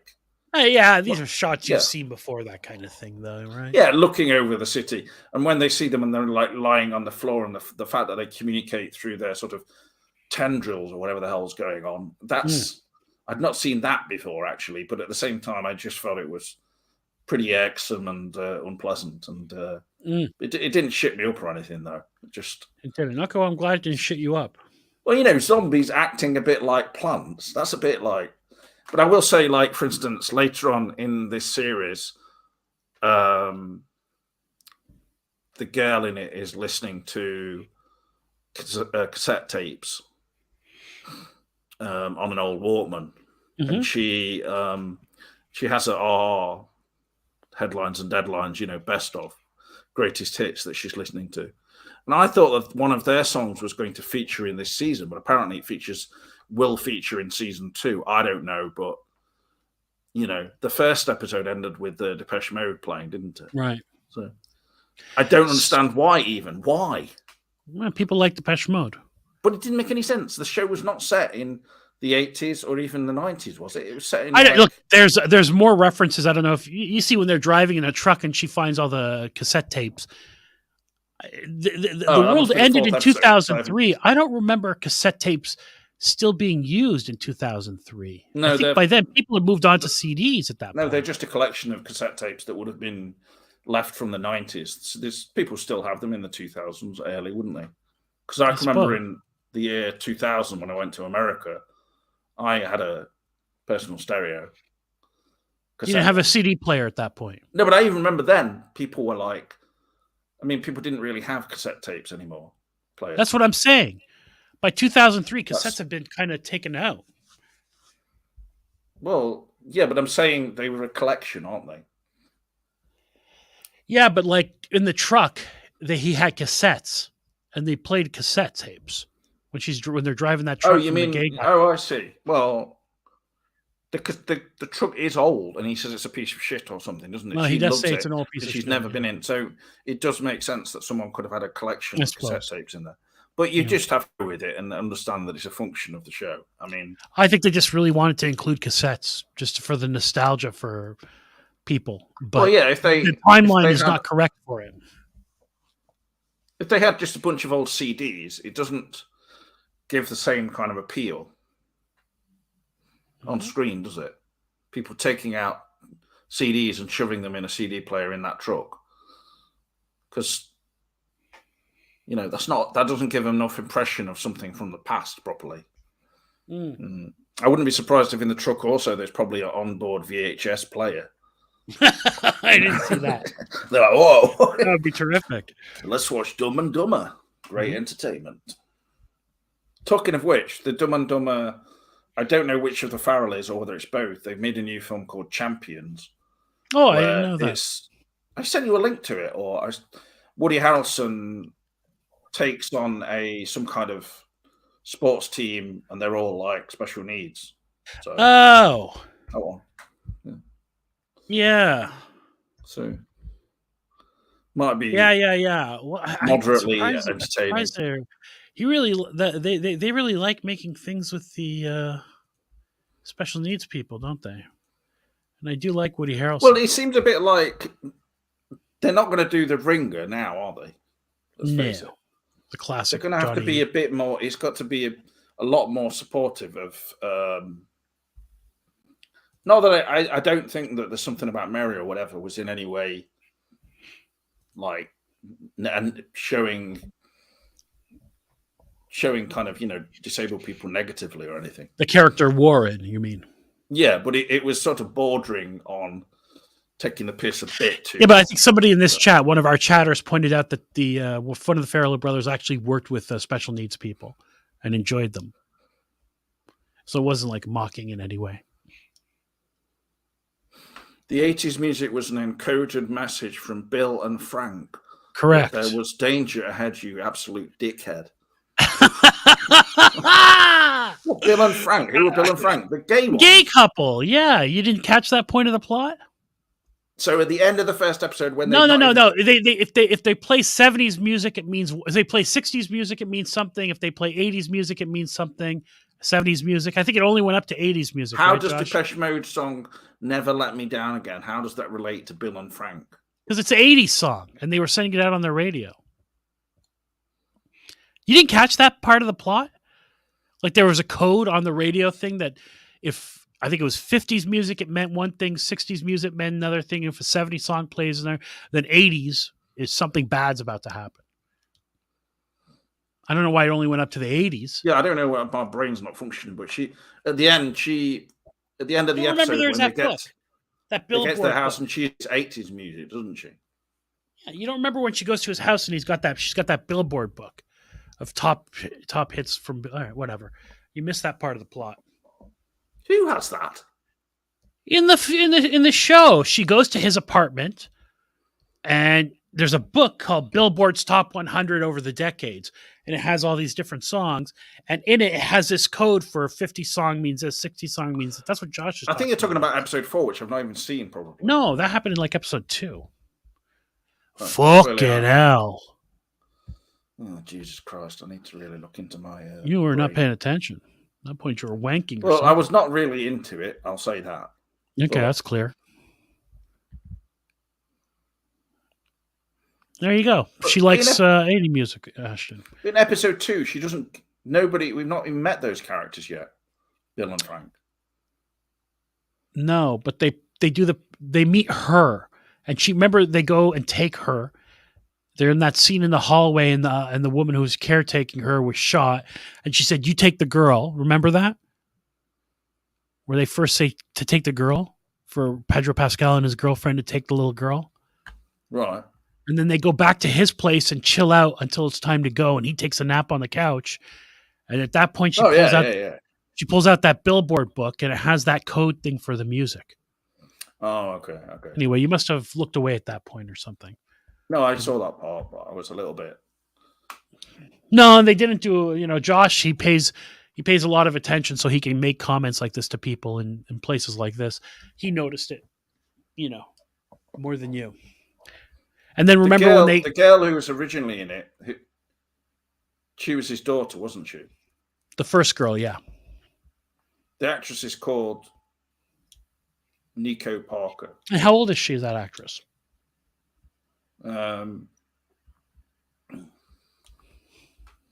She's got one famous parent. Oh yeah, her mum's Tandy Newton. I don't know who that is. That's a Mission Impossible 2. You know.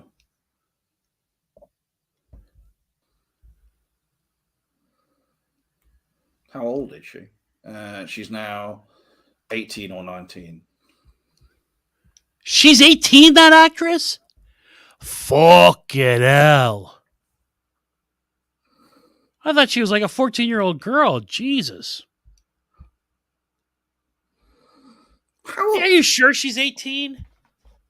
No, but she probably, I don't know, she might have been 16 when she made it. This thing's been in the making for the last few years, a couple of years or something. She was in Dumbo, which I know you're a massive fan of.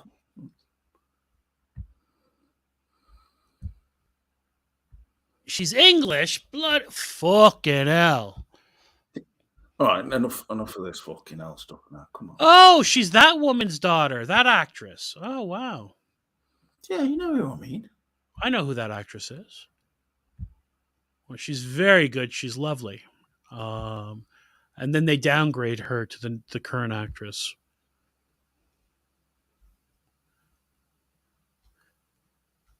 I wonder how they choose.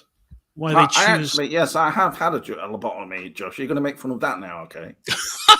That's a serious medical condition. Maybe I'm just not into The Last of Us enough.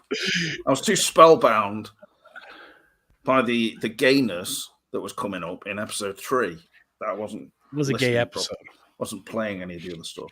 I mean, they did have some gay scenes, like sexual scenes. I had to fast forward through, to be honest with you. No, they didn't. They did. He's like kissing his chest and stuff. There's one scene where he gets on top of him. Yeah, I fast forwarded through that. What do you want me to tell you? But you did not. I did.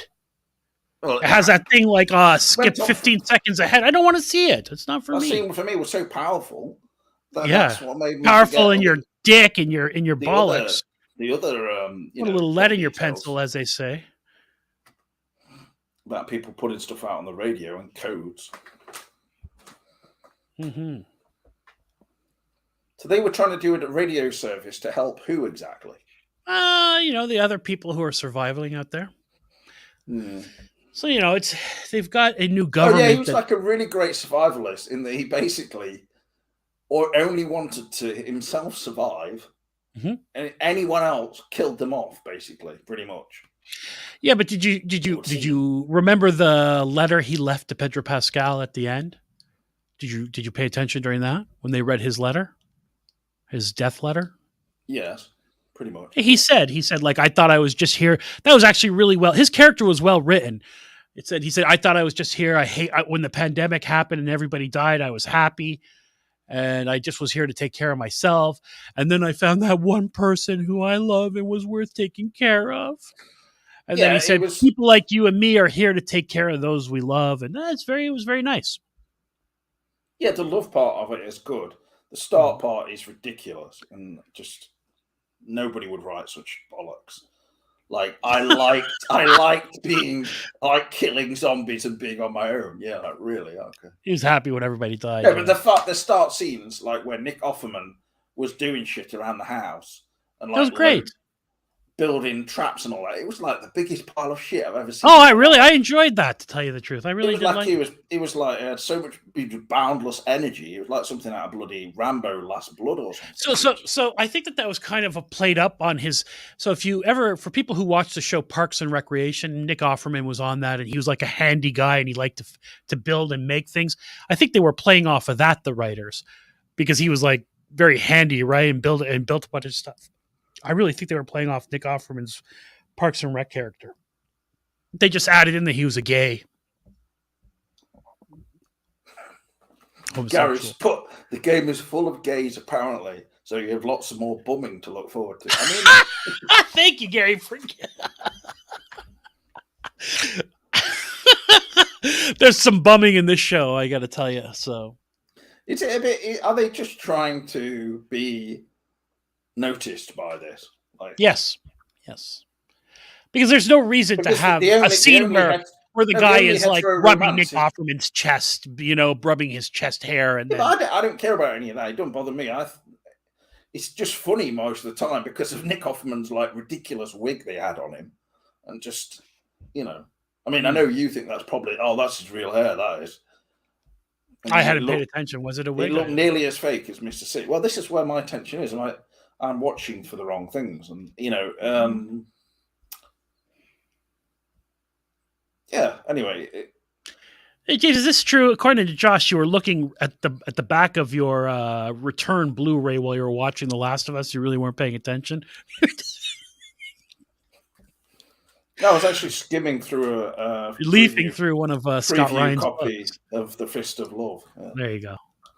I read several pages, then realised I'd missed about 10 minutes of the show, so I just thought, F it, and just carried on watching.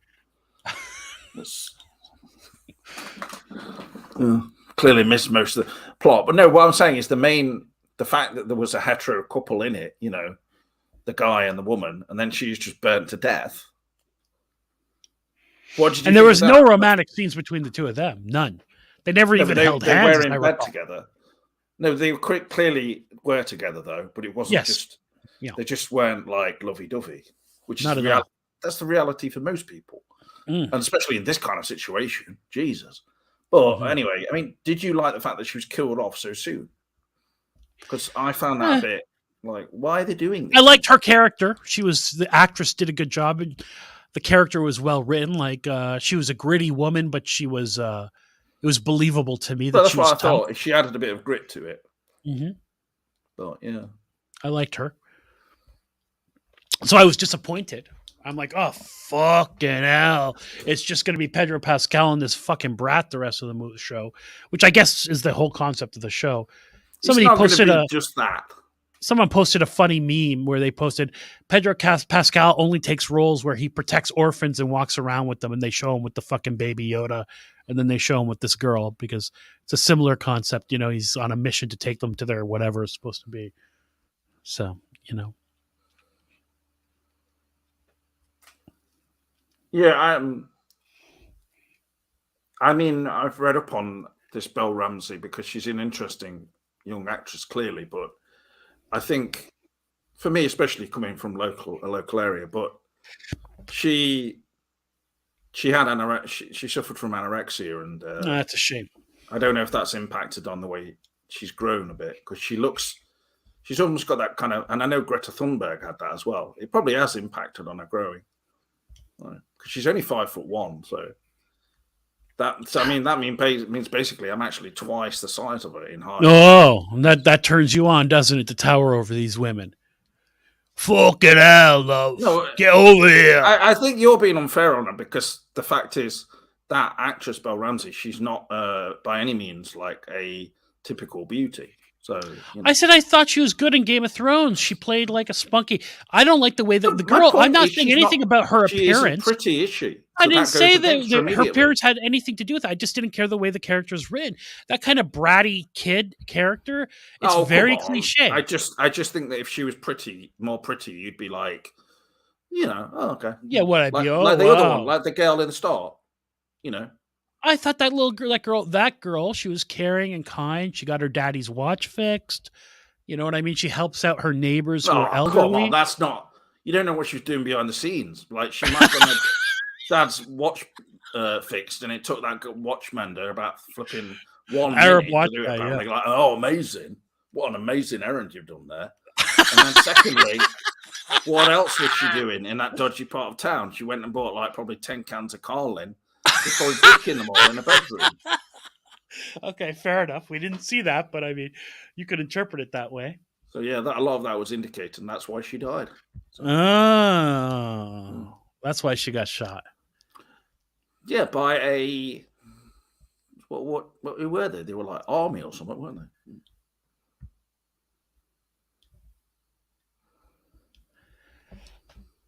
Right. Anyway, I did watch Netflix's amazing drama, or new film that they've got on there, which is now the #1 film. What, the in Chris the Rock UK. special? No, I don't know if anyone here is so bothered about that, obviously, but some people will watch it here. But it's called Fall. You know that one where the two young women go up. Yeah, everybody blew a load over that film, right? Well, I'll tell you, if you go and watch it, I'd like to hear your opinion of whether you do blow a load, frankly, because that film is just ridiculous. A good way? I see it's not available on Netflix in America. Let's see where it's playing in America. It's okay, but it's what? Spit it out. It's like I find about a lot of these sort of modestly budgeted American films that come out that, especially ones that appear on Netflix like that, they seem almost half finished or something. The two girls, they go climbing all the way up this antenna after one of those boyfriends dies. So this is completely just normal response then. Just go and endanger both of their lives. It's obviously a completely ridiculous idea. Yeah, I saw the trailer. That annoyed me from that. Yeah. They get trapped. So far, they get trapped at the top. That's it. The entire film is them trapped. Yeah. It's not them. I thought the film was going to be about, if it was rock climbing, it starts off with a rock climbing thing that goes wrong. And that's genuine. That kind of stuff in a film. So that's just like that George Clooney movie that everybody blew a load over, Inner Space. Same type of thing. Inner Space. Inner Space is from the bloody, Doug. Oh, that's Martin Short shrinking. Dennis Quaid. Sorry, what's Gravity? What was that movie? No, Gravity is much better. Gravity. Like Gravity is a proper same concept. Yeah, but it's it probably is in a way. But I think that Gravity is superior. Especially, I saw it in the cinema in 3D, and it certainly made you feel like you were there. I think Inner Space was an amazing film. I'm going to go back and rewatch that. Yeah. No, I have. It's not available for free streaming here in America. I watched the first episode of The Mandalorian. Gary North. They pull me back in as much as I have been disappointed by some of the work they've done, and yes, I enjoyed it, and I will continue to watch, obviously. And I'm looking forward to. They're going to have some more flashback Order 66 stuff, and we'll figure out what's going on. Although there's been some contradictory evidence about the timeline that's passed on. At first, it came out that possibly the Baby Yoda was training with Luke for 2 years, and then somebody clarified, no, it was only a few months. So it's unclear, and I don't know why they do that kind of thing. I wish they would clarify, but I am watching,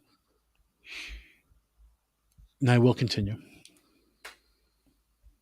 So everybody, Chris Rock did a live Netflix stand-up routine. It's his first time going public since the infamous Will Smith assault on him.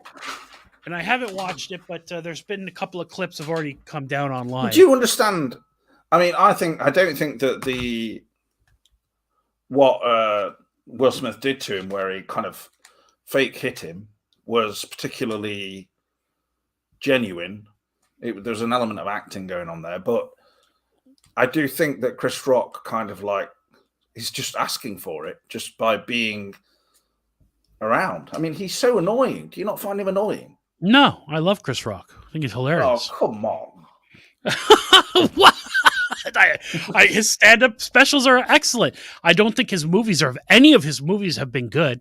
He cannot translate his talent into acting, in my opinion. But that's probably part of the thing to do. It's he can't do a stand-up routine when he's giving people awards or presenting something like that. They shouldn't. Yeah, it's whatever. I think that the Will Smith thing was bollocks. Anyway, it was just he hit him. I don't think that was a setup. I'm not sure. I think it was partly. I don't think it was set up, but I do think that there was an element of performance about it. Because it's not like he punched him right in the face, did he? No. Or slapped him so that he fell over. No. But nonetheless, he assaulted him. I think that's inappropriate. I'm a pacifist. I don't believe in that kind of thing. But in the instance, he was making fun of his wife. He made a joke about her having a shaved head. and being Yeah, a GI Jane. So, but that's wrong because, like, well, his wife who cheated on him with his son's best friend, and that's going to bother him. I mean, come on, yeah, stop. precisely. The smallest things are going to bother you if that kind of thing is happening. Inexcusable. Oh yeah, she cheated. It wasn't something that they'd agreed on, you know. Well, yeah, I think he's actually a gay man, and that marriage is all a big sham. Are you serious? Yeah, I mean, what kind of a man stays with a woman who banged his son's friend? Like, think about that, and then makes her then talks about it in public. I mean, how does that even make sense? Like, what kind of person stays with a woman like that? That's like an open relationship, or vice versa. A woman, if a woman, her husband had banged around with her daughter's friend, and then he put it on a TV show on the internet, would she stay with him? I mean, like, he's got a lot of issues. How old was the person who she slept with? It was his son's friend. I don't know. He was young. I don't know. He was some kind of early 20s or something, as far as I know. God, disgusting. But whatever. I mean, that's what Chris Rock went into on his thing. He goes, I didn't make fun of him.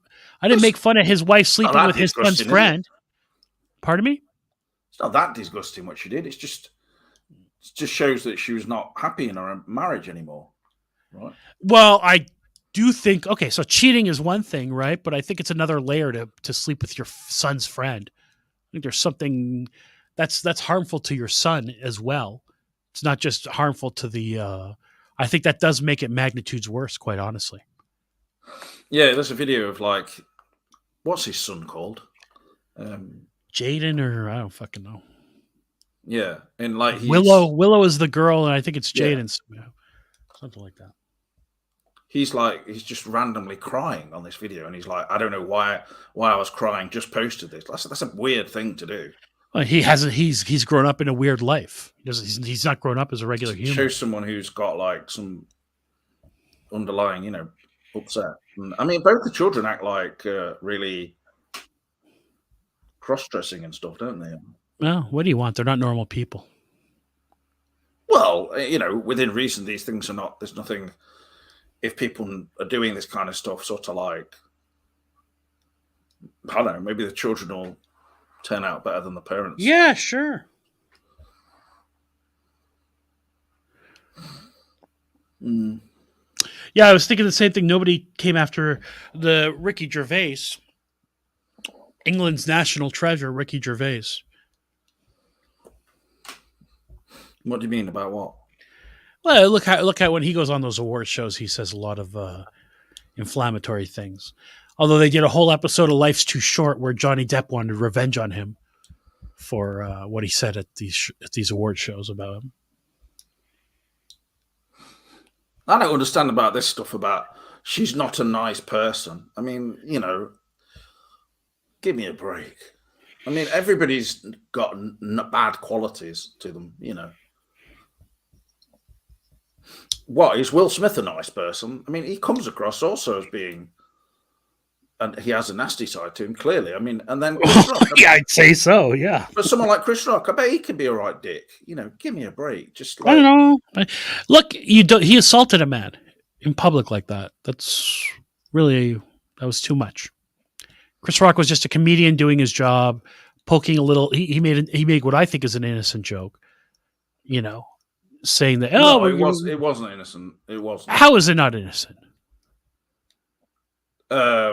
Because you're making something which is a medical condition into a, like, really flippant. But the fact that they're good friends themselves, that's like if I came over to somebody's house and they had alopecia and his wife had all her hair shaved off. I said, "Oh, look, I see you going in the army now." Then alopecia is not like she's just got thinning hair. That's all that is. It's not like she's got like cancer or something like that, Anyway, whatever. No, but it's still not right. You don't do that to someone in front of their wife. Anyway, you love Chris Rock. I've never liked him. I saw him. Oh my goodness! I saw him in Lethal Weapon 4, and I thought, why is he even allowed? Is he old enough to be in movies? I mean, I don't see what's so funny about him. He's like annoying. He's kind of like he's not like a man. All right. You're like, wah, wah, wah, wah, wah, wah. Yeah. Maybe I mean, have you seen the film Pootie Tang? it must turn you on seeing effeminate black men. Fucking hell. That's quite an accusation.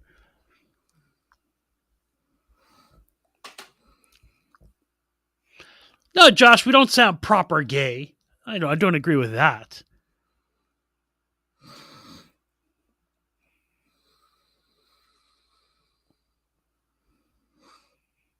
Well, we are gay. As in happy? Right now, I'm actually stroking Voltaire's inner thigh. I don't introduce. Is there a problem with that? You're stroking your own inner thigh. Is that what you said? No, your inner thigh. Get the fuck But out. I'm doing it virtually. I've got Some like people actually. might think that. I don't consent to that kind of thing. I've got a dummy here, which I don't consent. I've put your face on it, which I've drawn. No means no. It's like a combination of Mark Ruffalo and Jim Carrey, and if I like touching, going up the thigh, and then touching maybe just the tip of your penis. Mm. Well, it's just I enjoy it. So, have you watched anything else? Or we're going to watch the trailer for the Champions, but you must have watched something else. Yeah. Or I suppose you've not been very well. Well, no, Gary said that there's a new Russell Crowe film too. I was going to check out that trailer as well. Do you want to watch this? You don't mean the Exorcist one, do you? I don't know what he's talking about. Gary just said I'm pumped for the new Russell Crowe film, and I don't know what the new Russell Crowe film is. Is it an Exorcist type film?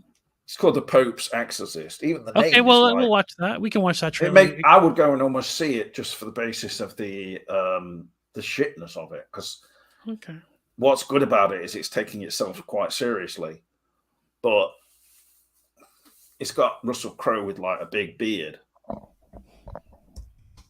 and a pot belly, like wandering around in a. He's just got a pot belly now, and he's not bothering to. Okay, here it is. I found it.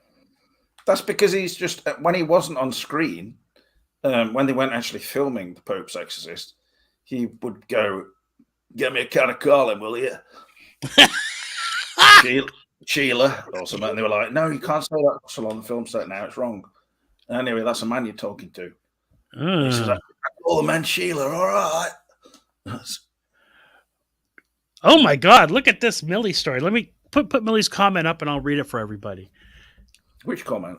Millie's second to last comment there, because we know Millie works in an Australian hardware store. Yesterday, I dropped a bag of gypsum that I was carrying for an 80-something-year-old man. He asked me if my arm was tired from too much. It said stroking action. That's charming, if anything. Your arm tired from too much of this, love. I don't even know what to think. I'm sorry you went through that, Millie. It is a world of truck drivers. He's got a few issues, that guy. Oh, well, he was hoping Millie would go, ooh, let's go. The arm's not that tired, love. Let's go to the parking lot. I mean, I don't know why else he'd say that to her, He's hoping she would be titillated by that. I don't think so. I think he was just trying to be a bit nasty. Hey, love. Well, he found Millie attractive, and he was trying to make a little. And Millie, being the polite woman, probably just giggled and acted like nothing was nothing. There's an element. There's definitely an element of misogyny going on there. No, that's certainly. I don't think that's appropriate to say. That's right. It's just stupid. It's just stupid. It doesn't mean anything. He's 80-something. If he's making jokes like that, he's probably been making them his whole life, hasn't he? So or maybe he thinks he can get away with it now that he's. Even when he was Josh's age, like pre-teen, drinking. It's not even very clever.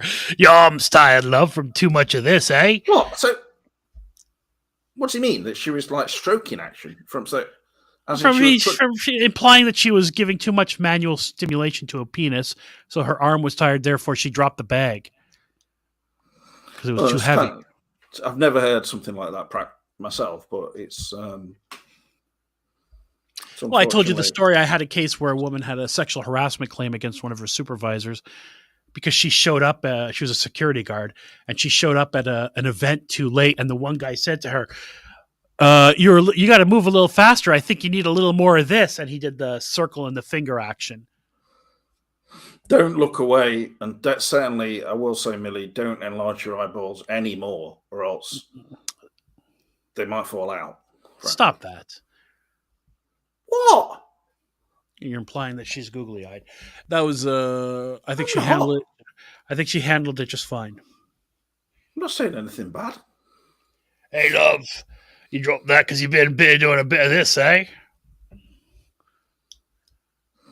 Jeannie came on here and she said that my eyes were too close together, I think, when she was angry with me one time. Fucking hell. What do you think? Do you think my eyes are too close together? No, I don't. I look like a fucking slag who's had 10 cans of Carlin behind the bike sheds doing this. Oh, get out of here. Is Finchy really doing the voice from... I got to watch this trailer. Put the screen up. I didn't know that. That Finchy guy is the demon's voice, according to Gary. Hey there, what's going on? You do a good impression of that guy. I've taken control of this gal. You're right there. No, you're right there. Oh. All right, David. No, all right, David. Come on, let's get... I can't do his voice. I've lost it.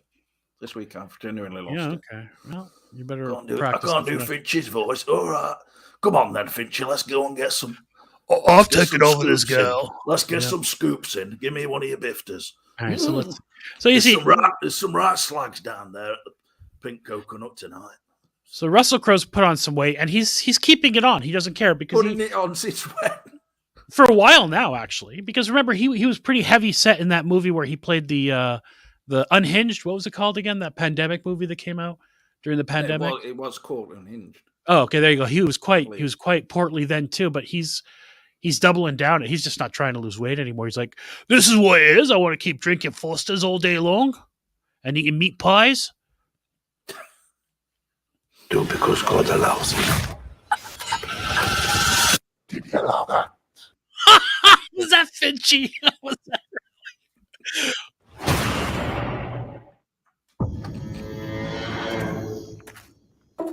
Father Gabriele Amort.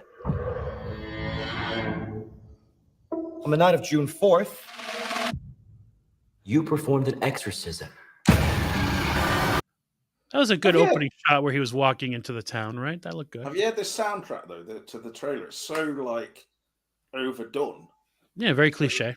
Like, ding, ding. You know, every moment has to be... I just wonder who's this film aimed at, honestly. Exorcist fans. Well, yeah, but...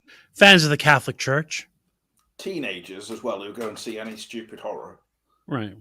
Because look at this. This looks like... Look at these shots. This is a nice shot, too, don't you think? Yeah, I think the film is relatively... It's not as sort of... Well, it's not... It's above The Conjuring in terms of... Oh, always with these kinds of comments. In terms of its locations. I don't mean to be horrible to Conjuring fans, but yeah. It's... Oh, you do. It looks like it might have some moments in it which are vaguely okay, but it... I'm getting the feel of the original Exorcist already. It was not. Good comment, yeah. You can't even see anything. It's so dark. The majority of cases do not. Another good shot. Yeah, I appreciate you keep pausing it, actually, because we had a problem with the South Park footage last week, and that was right. a bit of a downer. But yeah, I mean, on a cinema, some of these shots might be quite atmospheric, particularly. Yeah, well, I appreciate the. I'm pausing a lot to see it just for the hilarity. Right, we're pausing a lot for fair use purposes. Everybody, we're not playing the trailer; we're commenting on the trailer, and I do legitimately feel like this is a very nice shot. Look at that. Not require an exorcism. Well, it's obviously in Rome, isn't it? Looks like it. But what makes me laugh about this is they're actually using that kind of exact font that they used for The Exorcist 3. Well, they used it definitely for The Exorcist 2, this kind of narrower font. And yes, the Exorcist 3, they definitely did, yeah. Mhm. Yes. Yeah, I mean, that's another good shot there. Mhm.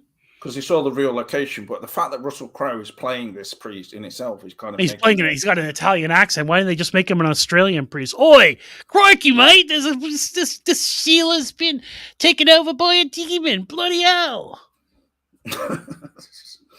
And by him to doctors and psychiatrists. Well, he's supposed to be the Pope's exorcist, isn't he? So, yeah. Yeah. Well, I mean, So every time the Pope needs an exorcist, which obviously is probably once every 10 years or something. You know. I would have liked it if the top remaining exorcism priest is stationed in Australia. I think that would have been more interesting. And they had to call him in the outback. Yeah, they had to fly him in.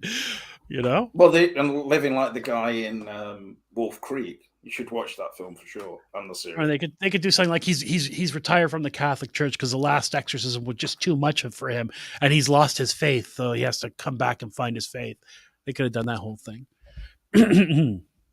Well, he's lost his faith apart from in didgeridoos and kangaroos and stuff. Yeah. He goes around running naked in the outback with that belly. Yeah. Well, I mean, that's nothing wrong with that. It's just diving in pools. The other 2%. I call it. You could do a shot of him crouching by like a little small pond or something like Linda Kozlowski and showing, you know. Oh, right, wearing a thong, yeah. Not wearing a thong, he would be naked. Just here's a picture of the demon in the book. This seems to happen very commonly in these movies, right? They find a book that shows the demon. I mean, even in Hereditary, they did that, right? That's a very common thing they do. But that goes right back to the Exorcist, and I don't know about films before that dealt with a lot of this sort of stuff, but yeah. That picture's a bit shit, though. That's the most predictable picture of the devil I've ever seen. Mm-hmm. You have a problem with me? You talk to my boss, the Pope. Yeah, but I mean, these lines. You have a problem with me? You talk to my boss, the Pope. Right? That's exactly how it sounded. Surely they would know that his boss is the Pope. You don't have to add it at the end for dramatic effect. There is a case that needs your attention. He's got a bad cold. Oh! Bloody hell! She puked this thing up! This bird from L. This is what happens every week in Morecambe. Yeah. Bring me the priest. How can people go in the cinema and not laugh? And also, I thought that'd be funny actually for you because of the. How come it's like a bloody Cockney? Bring me the priest. Why does anyone possessed by like demon in these films have to immediately be like this broad Cockney, like, oh Lord, love a cook, love a duck. Bring me the priest, all right. Well, there you go. No wonder Gary's so pumped for this film. I love you on the cobbles. And that voice is so obviously not coming out of that girl's mouth. Well, she's possessed. Yeah, but you make it seem more realistic. Yeah. Oh, wrong. Right. Take caution. Their secrets. Looks like a cross between a travelogue, showing places in Italy, and like, oi, priest, I'm gonna fuck your ass. You get more nice shots. It's a travelogue. You get down there to Italy, stay in these areas. Yeah, look at this remote area, castle or whatever the hell that is. I saw this originally in the cinema, I think, this trailer, and I was just like, what are they going for with this? I'm surprised you didn't get pumped. When I first saw it, there's been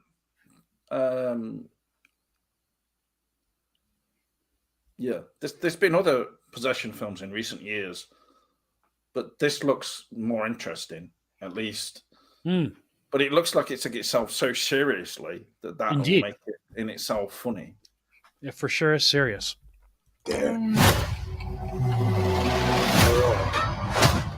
Is the Vatican sealed? The church. It's just the escorted scares us in to it look a Stephen. bit lame. That's the trouble.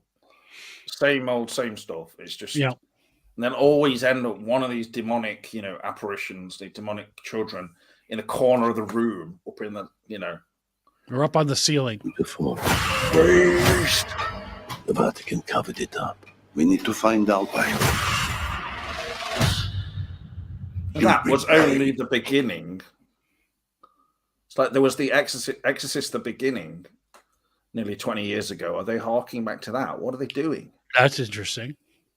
Well, it's not made with any link to the Exorcist films. No, it's got the Ray in the title. Yeah, but it's not. It's not made by Warner Brothers. There's an actual Okay. follow on to the actual original Exorcist. That's a shame. I thought this was The Exorcist 4. No, there is one coming out later this year. Oh, can't wait. You've been played. You took the bait. You've been played, mate. But like, how scary is this film? Honestly, if you show all of the bits of the child speaking demonically, Puking up a bird. yeah, like what else is there going to be in the actual film that we're not? Well, you saw in this the trailer? priest. There could be more of that. Whatever you do, you only do because God allows it. Oh, he didn't like that.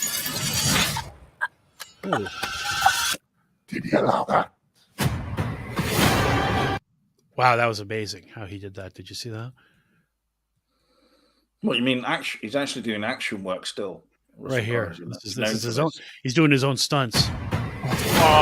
Imagine what could happen Pushes the door if open the there. devil possessed the soul of the Pope's exorcist. Okay, now he's up in the air now. In a So now the chair. devil. You see what the problem is? He's the Pope's exorcist. Now that the devil's trying to possess him. Yeah, but why is this devil, the demons, whatever, like possessing very small children who look That's like the maybe easy 8? target, I guess. There always seems to be children, doesn't it? But it's just if it's not done right, it's just not scary. Oh, what did I tell you? There's going to be a kid on a ceiling. There's always a kid on a ceiling in these films, right? Well, I Always. said this originally. No, you said it's going to be in the corner, and I said or on the ceiling. So, Well, yeah, this almost stems back to The Exorcist 3, actually. This, where I got to tell you, you can't do these scenes anymore with the kid on the ceiling, like Hereditary. It is spooky, it is creepy, but it's just been so overdone at this point. You know, it's almost like the person who's looking in the bathroom mirror, and then they open up the medicine cabinet that's got a mirror on the door, and then they close the medicine cabinet door, and oh my God, there's someone behind them in the reflection. You know, it's like you can't use those anymore. It's too common now. It's been taken. oh, there's a different reflection to their own. Yeah, that right, kind of thing. right. That's what I agree. Uh-oh. I mean, this kind of special effect here looks My quite, faith. Oh, it's the Mother Mary. looks more like Lord of the Rings or something. Mother Mary's come up and look at. He's like, oh bloody hell! It's Mother Mary. It's Yeah, but they've shown literally the entire film in the trailer too much. Well, that's Like pretty this common business nowadays. of if they're seeing like this apparition of Mary, for instance, they should save that for the film. You'd think, right? I do think a lot of the appeal for these kind of films is younger people who are not so accustomed to all of these kind of films. And they haven't seen the old Exorcist films. It's got to be, right? Well, they may have seen the original Exorcist or something, but they're not like maybe so. Yeah, they're just not so used to them, basically accustomed. Does not require defense. Or maybe they Alright, went dude. round to a friend's house, just to smoke a few, doobies and brewskis and all that. Check this movie out, dude. It's gonna really blow your. But I've freaking just got mind. Exorcist 3 for you. What? Oh, okay. Yeah. What about Exorcist 1 and 2? I'll forget about it. What's so funny is, they actually made, I think it's an Italian film, that the Italians made their own Exorcist 3 before Exorcist 3 was. And it came out here on video, and it was like, what is this? Exorcist 3? So there were two you know. Exorcist 3s on video at one point. Well, you know, the I think the Exorcist films, for Catholics, they really mean a lot more to them. Like, I dated a Catholic girl, staunch Catholic. Like, we'd make sex and then she'd go confess to her priest every Sunday that she made sex with me. You know what I mean? And ask for forgiveness. Oh, So yeah. she it's not like that. There's so much sexual side of anything, or no. But my point is, the movie Stigmata, starring what's her name, the girl from Fist of Love. Yeah. She said she couldn't sleep for days because of that fucking film. While you're down there, love. That's a classic line from the British Office, James, if you'd watched it. While you're down there, love. All right, so Millie comments, we recently had a pedo cardinal pass away. A group showed up at his funeral processions to sing "Oi, way to hell." It was very moving. That's pretty good. If you're an Australian and there's a Paedo. Pae. PEGO. Where are you getting the PA? Oh, whatever. That in itself, anyone who turns up and does that is an idiot. Oh, stop it. I think that's highly appropriate. He's going on a high. It's not really. It's making a joke out of something that's really serious. Well, he is going to hell. He's not going to hell, for fuck's sake. What, for being a pedophile cardinal's not going to hell? I think so. If such a place exists, he's going. It's just rotting. That's it. If not him. All right. So there you go, everybody. Actually, I for one can't wait to see this film. I'm excited. I'm pumped. I think it's good. I like Russell Crowe. I like Finchy. That's excellent. Not Finchy in that. That's Finchy, the demon's voice. Gary even said it. And he's researched this production extensively. No! Joked that he was in it, but that's not really let's him. Let's take a look. It's easy enough to check. Don't be ridiculous now. It's obviously it's not him. I thought you realised it was a joke. No, I thought that was really his voice. Sounded like him. Why couldn't it be him? I think you've gone completely apeshit now. I'll be disappointed if you're correct. Fucking IMDb, fucking just where's the cast, you pieces of shit? Yeah, I will say in terms of The Exorcist, though, I do.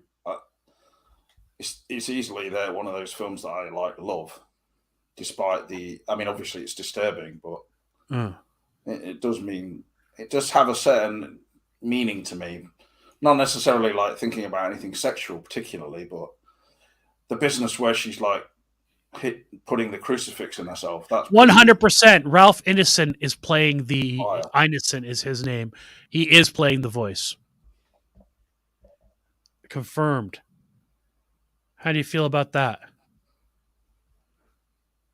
Huh? Sounds like you're just making it up now, to be honest. Go to IMDb. It's right there. Why is that so hard to believe? Why I don't get all right, but I do believe you now. I'm joking, obviously. Okay, there you go. Oi, why are you down there, love? Oh, he's going to be in that Nosferatu as well. But again, I have a bad feeling that's going to be black and white.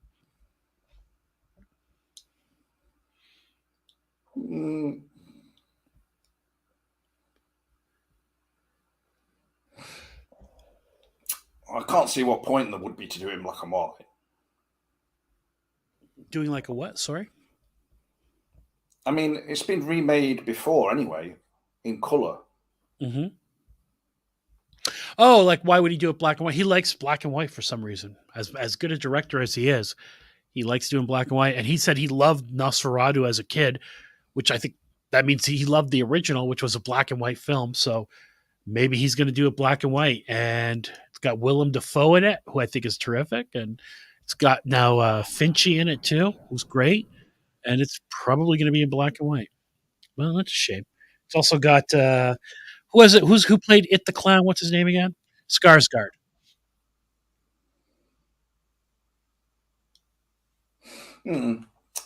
Yeah,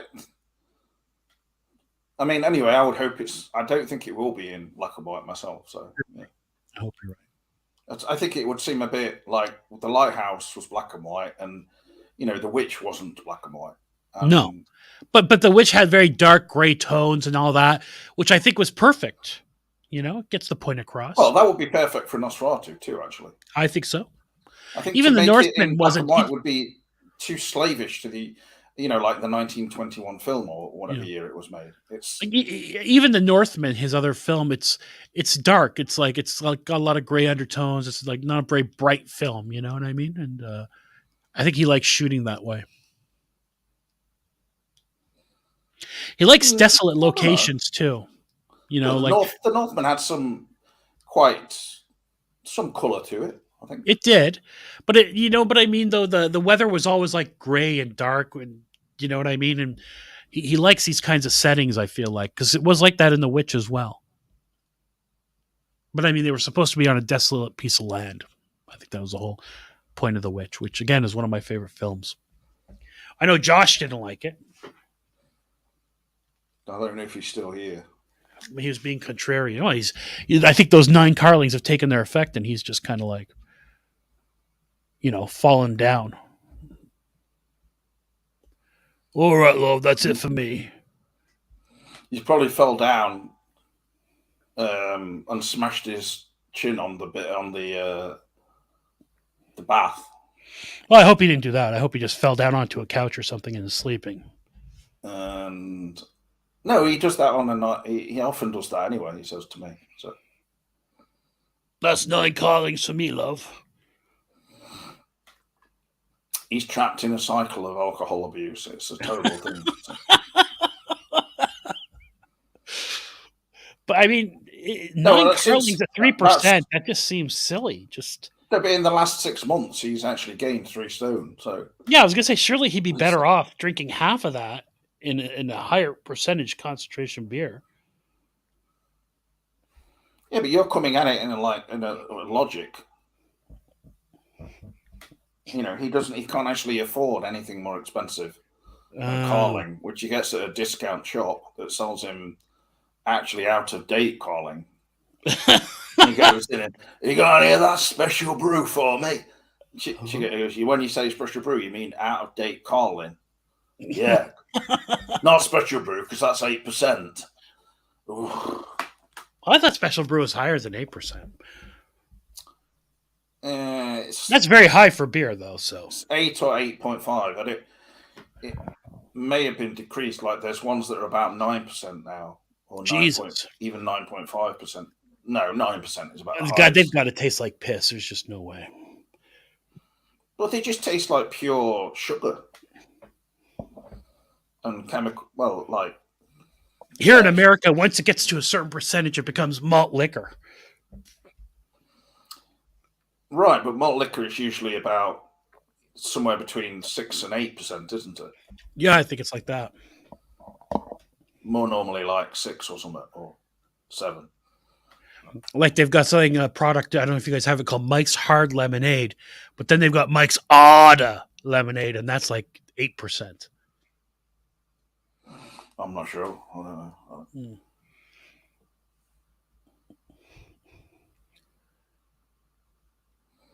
Mafia Mama.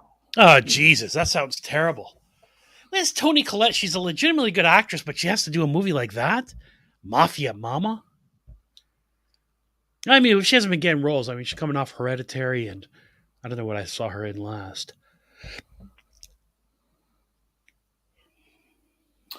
You can't say unless you've seen the film, can you, really? No, but it sounds...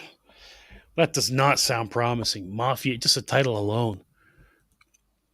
Yeah, but it's not high tea enough for you. That's your problem. So it sounds like some kind of cheesy comedy, doesn't it? Well, it's obviously. I mean, it's not going to be a bloody serious mafia film, is it? Called Mafia Mama. I thought I want a very serious one. Oh, here we go. It's going to be Mafia Mama with Al Pacino, Robert De Niro, and Harvey Keitel. I have terrible news. Your grandfather is dead. I don't even know him. They want me to fly to Rome tomorrow night to settle his affairs. I mean, shouldn't I stay here and work on my marriage? Uh-oh. It's going to be a fish out of water tale. She didn't know that her granddad was a big mafioso in Rome. And she's got to fly over there, but she's married. But look at her husband who plays the bongos. He's banging around some other girl. Oh, no. What's she going to do now? Start thinking about you. I landed safe in Italy. The Colosseum. Oh, what? Where is it? Can we go back? We have to go to the funeral. More nice shots of Italy. So there's a lot of travel stuff for Italy here. You know, maybe they took a real hit after the pandemic, you know. What did my grandfather do? More Catholicism. More Catholicism. Oh, there's a lovely still looking great, Monica Bellucci. Still putting a lot of lead in Gary's pencil. What, in massive sunglasses? She still looks good. What do you say? I can't barely see her. Oi! What is going? All right, turn this one off now. Come on. No. We need to finish. I'm gonna watch that one, Champions. We will next. This looks amazing already. I mean, come on. This looks like a Netflix movie.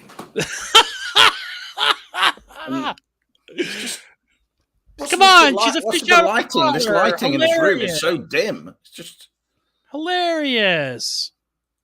Is that you be the new boss of the Balbano family? What? She's got to be the boss now? Oh my God! How's she gonna do that? I've got a lot going on at home. My son just went to college, and my husband just cheated on me. You want me to take care of him? No. Uh-oh. See, now she's a mafiosa boss, so when she tells them about her cheating husband, these guys think she wants them to kill them. Hilarious. What's with you? Come on, I can't wait to see this. No. Oh, no. She thought about it. Hilarious again. This doesn't stop. No. We need someone who's level-headed, unassuming, and empathetic. Did you just call me pathetic? Hey, she's so unsophisticated. She doesn't know empathetic and pathetic are two completely different words. This is hilarious. When you say unsophisticated, you mean stupid, right? Tony Collette playing someone stupid just doesn't work. Sorry. These two, Tony this Collette, is like miscasting to the max. It's just, Tony Collette and Monica Bellucci. This looks like possibly one of the worst films of the year. It's going to be one of those. Just give me Razzies. my paycheck, please. Just give me the paycheck. I don't care. Put whatever words you want on this thing. I'll do it. In the middle of a war with our enemies, the Romanos. Oh, they did that mafia spitting thing. Hilarious.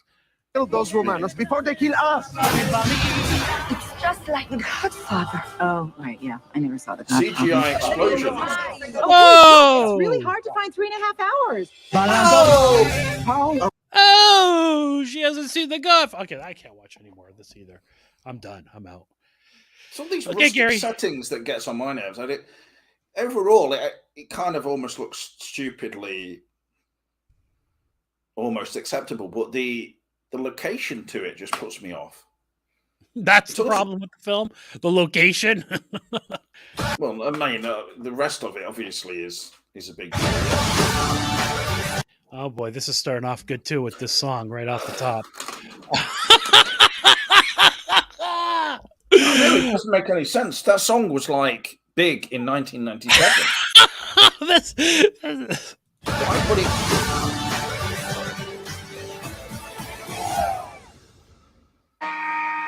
Well, anyway, that wasn't in the trailer. So. You gotta make that!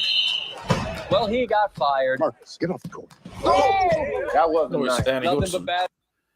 You know, Ernie this looks good already. Yeah, and they had real guys from ESPN. This is a high tea film for men. Mm-hmm. News for the Iowa Stallions. What an idiot. Uh-oh. Woody Harrelson saying, what an idiot in his car. What? I mean, that's great. Yeah. Your community service. Coaching adults with intellectual disabilities. Your Honor, we're talking whoa. No boo-boo words. Okay, fellas, we're going to do a simple ball handling exercise. My girlfriend was this. It's impossible to coach these guys. You don't have to Tell what turn he them said. into the Lakers. Pardon me? What did the guy say after he said a ball handling exercise? I think that was the whole joke. No, but he said something. The lad, the guy, I mean, in the. Yeah, I okay. couldn't understand. The whole joke was that you couldn't understand. No. He's saying something like, "Oh, I wouldn't mind touching your balls," or something like that. We're gonna need some help. You're getting a player off the injured list.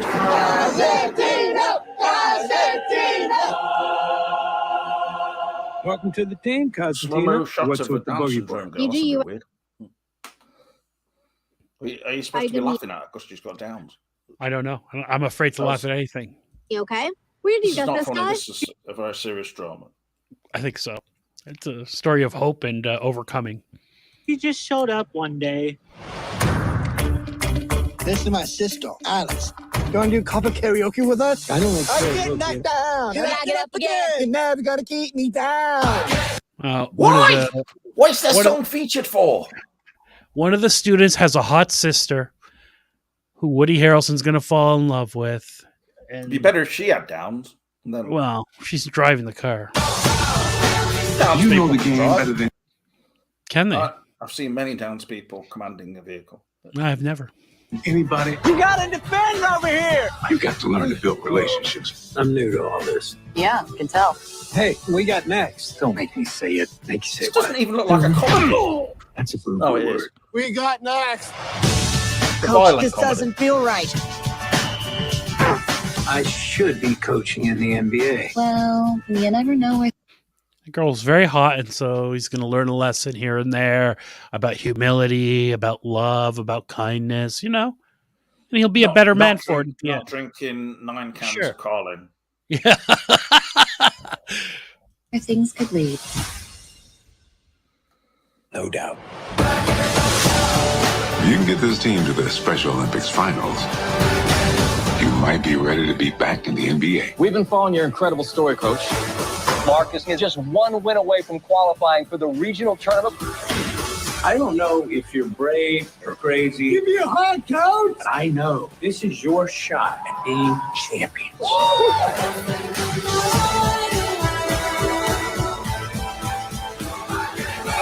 Not very heartwarming. There you go. There must be some more comedy stuff in it when you go and see it. Otherwise, this is just not funny enough for me. So, But you're not going to play the rest of it. Oh, okay. Sorry. I thought you'd had it. No, I'm fine. No. Girlfriend problems? That was fun. You were passable. I don't have a girlfriend. Makes sense. Oh, what, am I that bad looking? You know McConaughey. Hilarious. Joe, because he's in True Detective with McConaughey. And they're both Texan types, and there you go, laid back. Yeah. What? They're both Texans and laid back and all that kind of thing. I thought Matthew McConaughey was from England. No, he's not English at all. He's American.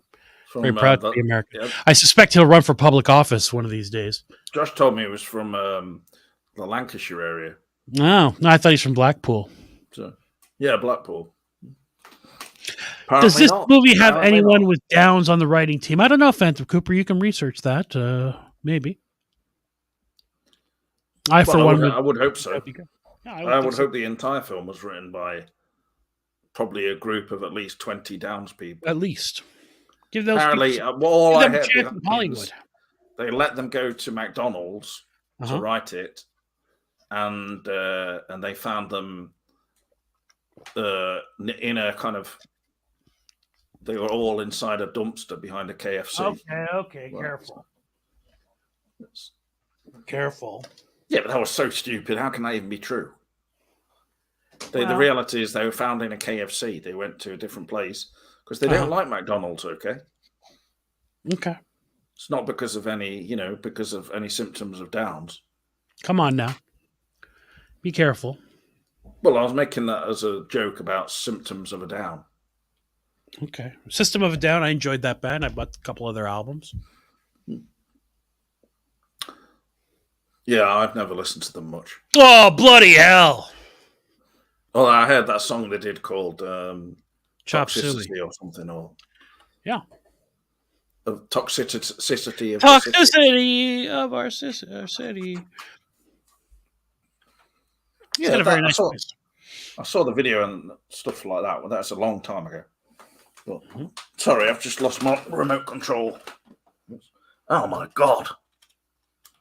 Fucking hell! It was underneath my balls and everything. One of my Oh balls Jesus! One of my balls. Yeah, I know what you do. Then you're hoping somebody comes over and uses it, and you'll be like, "Oh, that was just on me balls and taint." And now they're handling it. Well, it actually was. I don't know what Ashton is talking about. She says, how do you even know about System of a Down? You're a 20-year-old girl. The band was popular 20 years ago. well, she probably listened to them on Spotify. I guess that's possible. Yeah, sure. Why not? Polygamous Fools? I'd watch a movie called... This is what happens nowadays. Like, when we were younger, we think like bands like the Beatles or whatever were interesting sometimes. Or the Beach Boys even. Well, I did like Led Zeppelin quite a bit. Yeah. And then, so for younger ones now, they might look back not as far back necessarily, or they might look back to it all. But, no, and plus there's no new rock music being made, is there? Who's making new rock music now? So if you like that genre, well, I don't know about within the mainstream, like the big hitters. Yeah, that's what I'm talking about. The mainstream. There's a new Metallica album coming out, but yeah, there's lots of like indie rock bands and stuff, I think. But... yes, they're very much socialist. It's true, Phantom Cooper. I will say I watched the TV show Utopia. Again, that old show? From I'd never watched the entirety of it. Season 1. You liked it. I thought you finished. Well, it's because of Mandela Man going on about it. I do recommend it, and if you've got access to it, you ought to watch it. Sure. Maybe if you're interested, anyway. Yeah, I'm not being sarcastic. Sure, why not? So yeah, that was. And I watched other things, but I can't remember what they were now. Well, that's no good then. It's just no good. My throat feels a bit sore. Oh, I'm sorry to hear that. Well, if anyone should have a sore throat, it's you. Why? Because I bring it for the fans, okay? I bring it. Well, I really hope that some of these cucks take Cameron's offer on, and we get to enjoy that today. Well, so do I, but I know it's not going to happen. Well, how do you know? Well, there's no precedent for it, is there? So when else have they ever said to Cameron, let's go on your show? They've never come forward, have they? And if they were that ballsy about it all, then,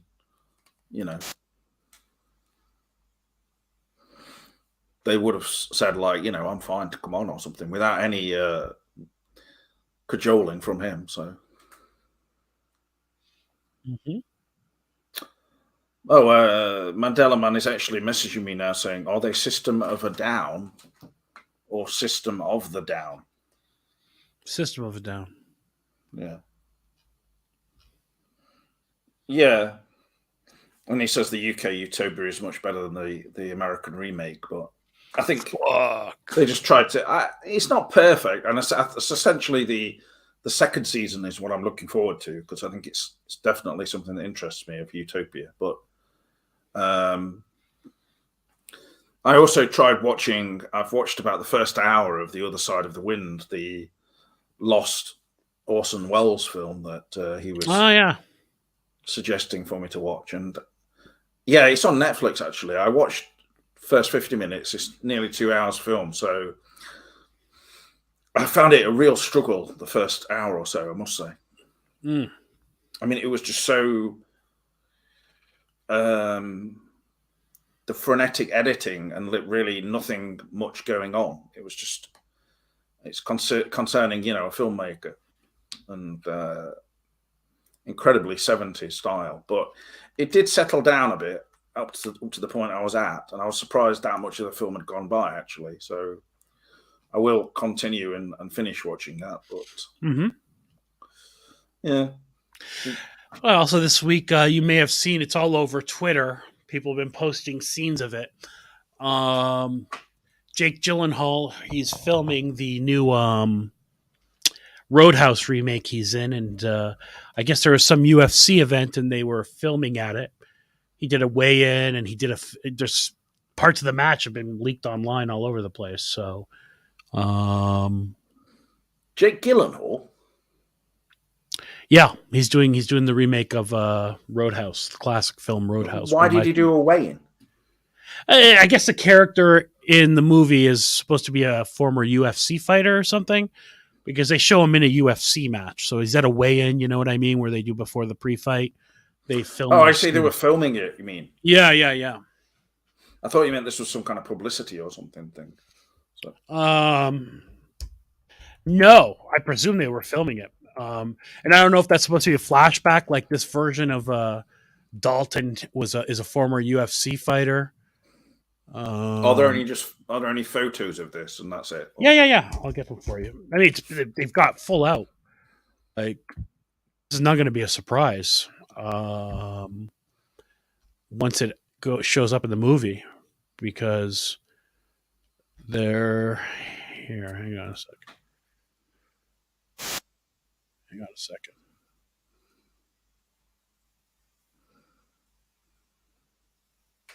Yeah, my screen back up, if you would. See there.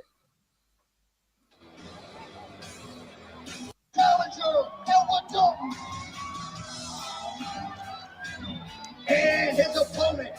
This is all Hollywood cameras. But that is Dana White. That's really Dana White. You can't make it bigger.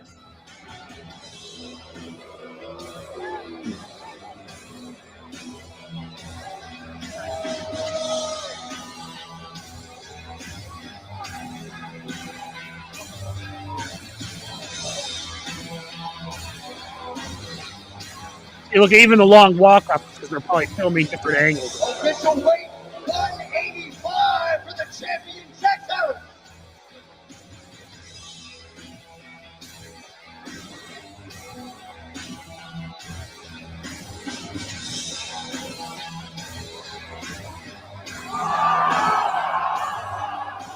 Doesn't that make you want to watch the movie?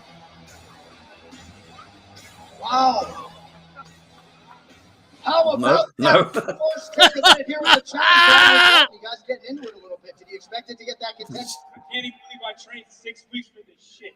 Jake Gyllenhaal, the way he was responding there, like with laughing so much. Yeah. That's not how you imagine Dalton. He was in the original Roadhouse. The Dalton character was very zen. Maybe that part, it's not going to be on camera. Maybe this right, is like... That's enough for this now. Anyway, I was going to say we ought to end the show soon anyway. So. You're seeing Hollywood filming right here. Look. I know, but we'll see it in the film. This is obviously not the main part of the film, so... This is filmmaking in action. I mean, come on. It's rare that you see that kind of thing. Uh-oh. Here he is with that leprechaun Conor McGregor. I don't like him. He makes Ireland look bad. Your homeboy Liam Neeson doesn't like it. Okay. Yeah, you'll be in like 3 seconds of the film. So yeah. Okay, so yeah, I will check out that show with Bryan Cranston. Millie, I do like Bryan Cranston quite a bit, so yeah, I'll check it out. I don't know where it's showing, but I will find out. What is it? Is it about law and stuff? It's called Your Honor, so I presume it's Bryan Cranston who played Walter White in Your Honor. And also, actually, the guy who played Better Call Saul, he's got a new show out too. I haven't checked out. Your Honor. It's another Paramount thing. Oh, that's why. That's the thing with these shows. See, this is this is a Showtime show that Millie's talking about. I'll find a way to watch it. Oh, it looks like season 1's on Amazon Prime. Okay, so I can watch at least season 1 to check it out. Oh, I think I saw the trailers for this. Is this the one where Bryan Cranston plays a judge and his son gets a DUI or gets in some trouble and he covers it up or something? Yeah, okay. Did you ever watch the American remake of The Killing? I did not. I know I heard a lot of good things about it, but I never did watch it. It was excellent. That is excellent. No, I know people loved it. Just this kind of image, the image that I can see for Your Honor reminds me a little bit of that kind of thing. But I imagine it's a bit gritty and it's got some atmosphere to it from what vague impression I get. But I don't know about this. At first, I was looking forward to this Roadhouse reimagining. I mean, because I like the concept. I'm getting really worried now. I am worried. That UFC scene, like Dalton, he was a very zen character. Remember, he was smoking and doing Tai Chi, and he was really zen. And now this guy, he's a UFC guy. The part where he starts laughing, he's not even being. That's not in the film. How do you know this? That's off camera. It's obvious. They just filmed they had the camera on the central part. Well, we'll see when it comes out, but yeah, I can't imagine why they would have that. Seems more like Jake Gyllenhaal just like breaking character. Well, maybe Jake Gyllenhaal. Maybe they're making Dalton's character. He was a UFC fighter, and somehow he was disgraced, and so he had to start being a bouncer at bars.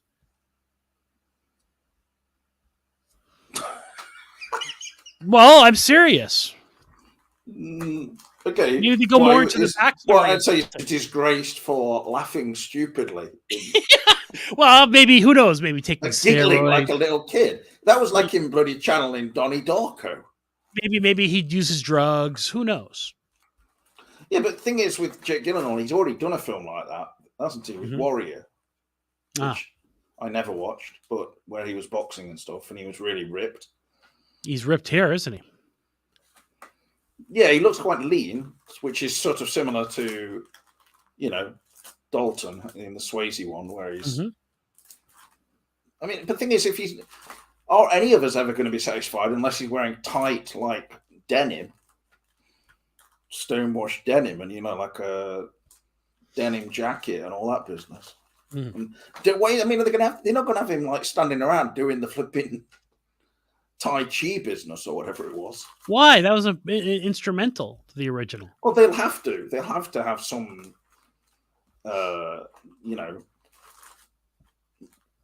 throwback to that. But also, who was the villain? Was it? It wasn't Robert Loggia, was it? No. I mean, are they ever going to find a villain as good as that? That's the thing. No, and that type of villain doesn't really appear in films anymore. The film's going to be different completely, but I can think that it could be quite good. Here, just watch this clip real quick, okay? So she's complaining. I'm like, what the fuck is she talking? That she went through was not racism. Talking about Meghan Markle. It was just some. I've heard about this already. It's boring. So she's complaining. I'm like, what the fuck is she talking about? No, they're so racist. They wanted to know how brown the baby was going to be. They're so racist. They wanted to know how brown the baby's going to be. I'm like, that's not racist. Because even black people want to know. Oh, come on. That's hilarious. That's a funny joke. Well, everyone has their own sense of humor. For me, I just find it's just lame. It's just that's a pretty clever like joke. low-hanging tree jokes, It's like Meghan Markle is so easy to make fun of, Who gives a shit? I don't give a fuck about the royal family. Fuck it, Al. Take it easy. They can all burn in hell for all I care. Stormy Daniels is trending for what? What now? She's set herself on fire. Oh, I hope not. Donald Trump's property.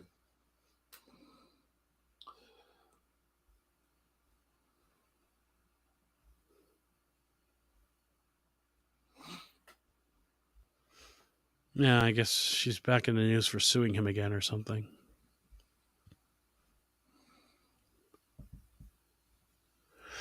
Oh, well, that's a shame. Yeah, I think about the royal family a whole lot there, Phantom Cooper.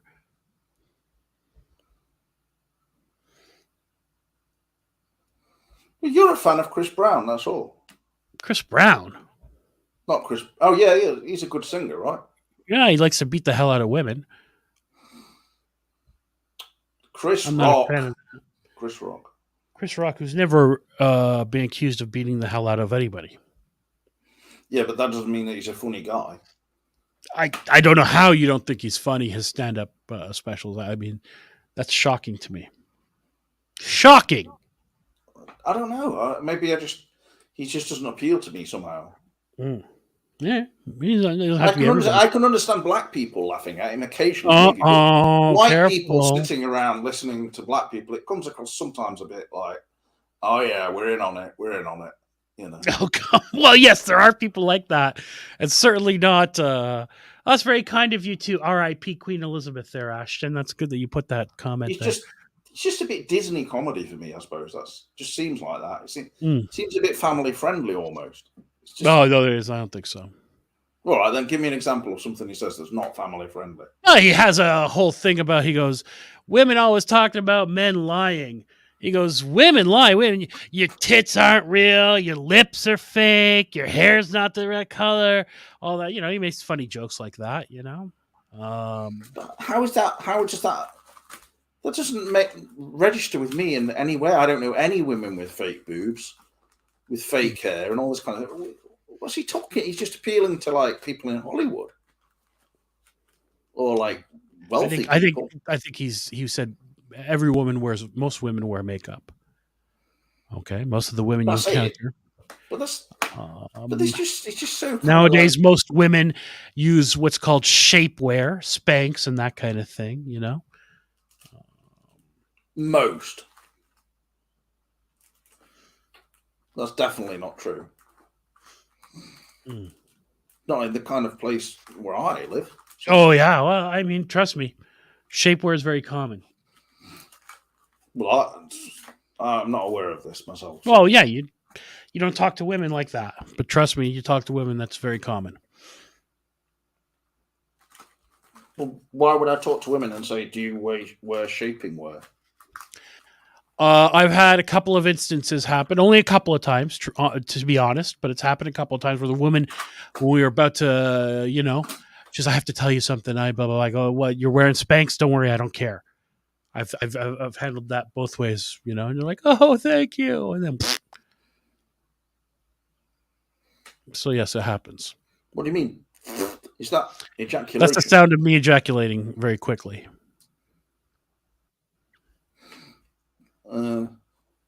What, you get excited because people are wearing Spanx? Yeah, I find that especially exciting. It's just you're laughing at me more than Cat. I'm laughing at it because the women, the two times it's happened, the women were very like concerned about it. They were very concerned about it, like this big reveal, and like I would be disgusted or something. They're not really that concerned. They're just pretending. They felt the need to mention it before. Because they don't want you just... And then when I go, yeah, I know, they just kind of giggled and it moved on. You know what I mean? So I expect most women, unless they look really slender, if a woman has a little bit of curves on her, I'm presuming she's wearing Spanx or some kind of shapewear, as they call it. So how many women have you been with who are actually anorexic? Or like you think they're going to break? Knowingly anorexic girls? None while I was dating them. I did date a girl whose sister was anorexic. Well, if they're anorexic, surely they might wear... She would puke, so she was They might wear Spanx. Well, would you need to wear Spanx if you're anorexic? I thought the whole point is you're starving yourself. Your body is like so thin, you want some extra layering on it. Oh, I didn't know that. Well, you know, I've been there. I was for a long period from yeah, go on. Severe anorexia due to mainly it was a trauma situation because of what happened at when I went down to the model museum in and basically it made me lose my faith in, well, it's like the Sting song. Society. You know, if I ever lose my faith in you, if I ever lose my faith in you, also in God, I also lost my faith in the royal family, and the Conservative Party. Oh my god! All So- at once, all at the same time. Yeah, and so then I Oh my succumbed. goodness. I actually lost in probably a period of 5 months, specifically, 4 pounds, and I was Wow. I was deemed to be anorexic. That. I hope you went to see a doctor about that. I did actually. I said I've not eaten a Mars bar in 2 months. I think I'm anorexic.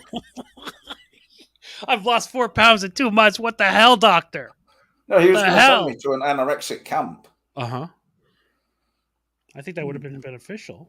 But I said, no, I can do it on my own. I'll put the weight back on. You're gonna beat this without the camp. Okay, well, good.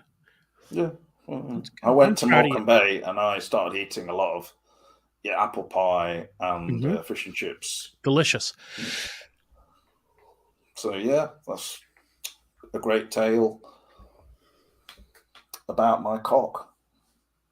Millie, that's not funny. I don't prefer 20-year-olds. How dare you? Stop it. Well, you did say that you were younger than I thought you said you were. You don't get into this age thing with me, okay? All right, because you tried to hurt my feelings a couple of weeks ago by saying I was 59 years old. Kind of thing like that was some joke. So you basically said that you were like in your 30s when you started doing these videos with me. I don't understand what your point is. Don't start getting hostile, because obviously hostile. Yes, obviously, you were lying about your age. That's fine. We'll accept. Yeah, you're right. I'm 59 years old. All right, there. You've outed me. Well, I'm actually 84 years old. That's 4 years younger than. Fucking hell! And I'm getting a bit unrest. I mean, the reason I said the business about the royal family burning in hell. Well, I've did read something about them today, and it made me angry. I'll tell you in a minute. But also, I've not had my cannabis. Like you've started up on that, have you? I have, yes, and it's helping me. Oh, good. Edibles, or are you smoking it? How are you ingesting it? Like in brownies? I've been making basically like pies with it in. I just put it in. Oh, you've been baking them yourself? Yeah, I put like kind of all a bit like pecan pie, but I put You've been exchanging recipes with Russ Tamblyn and Jerry Horn? Toffee, and it's like then I can put the cannabis into that, and it makes it sweeter. So just get up in the morning, have a whole pie, go back to bed, get up again by about this, later, 6 p.m. or something. Okay. Bake another pie, crumble in some hashish. Then watch some Faraday Brothers. Okay, and you could direct message Russ Tamblyn on Twitter and chat about different pot things. Doing shit rumors that don't go anywhere. Hey Russ, I was just enjoying a pot brownie over here, and I'm sure you can appreciate that. And talk about your rumors, and I can't wait for your autobiography.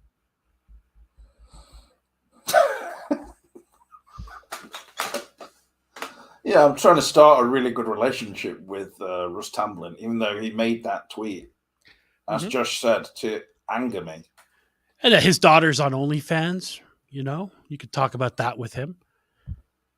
Yeah, she's got. How does it feel, Russ? Your daughter's showing her arse on OnlyFans. That's not normal. Like that's like an incestuous sort of like Twin Peaks thing, like between Leland and Laura. Well, I don't know that he watches her OnlyFans. Yeah, but she's not actually on it. That was a joke, I believe. Oh. Or is she actually on it? I don't know. What's her name again? I doubt it, because I don't really... Well, it's easy to find out. What was her name again? She could be, but the thing is, if she's just posting pretty... You think there's levels, aren't there, of OnlyFans? Amber Tamblyn. Amber. Tamblyn. Both names, it's like rhyming.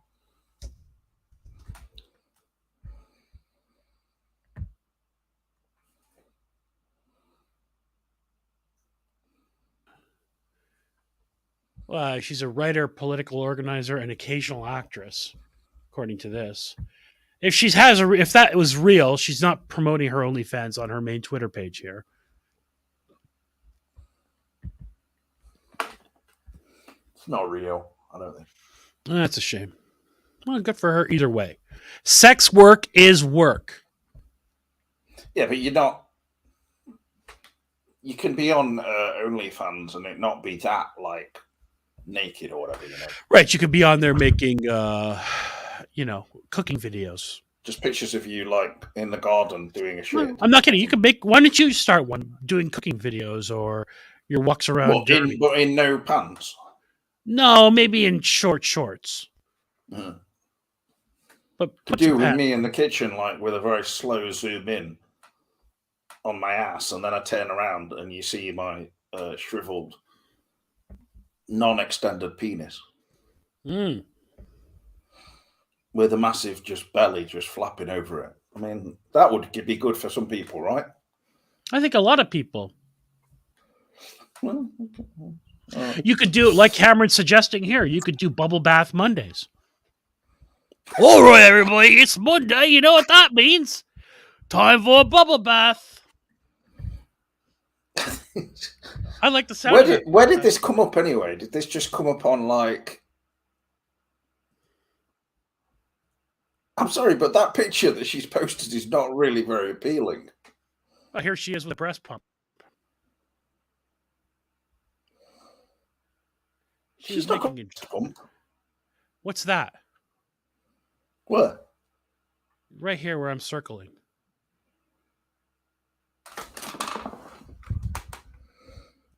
I can't see you circling anything. Oh, you can't see my cursor? Okay, well, they're right there on her right breast. That's called a breast pump. That's how they extract milk for their children.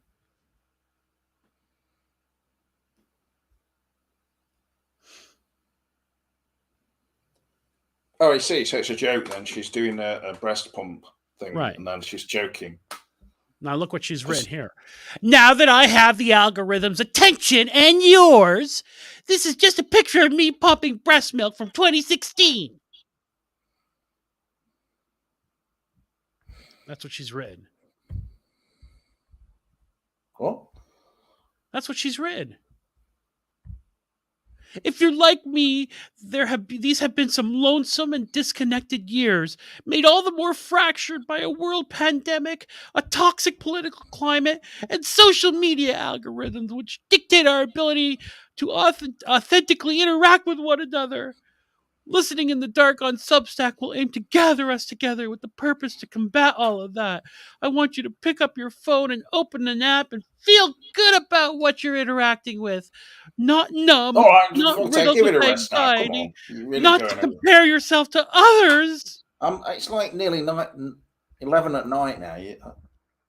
It's a bit much. All right, well, here Mike says, the problem with the age bracket is you can find a girl in her 20s and 30s that has things more together in life than an older woman in her 50s. Well, to be fair, Mike, that's true about both men and women, isn't it? Right? But yes, your point is well taken.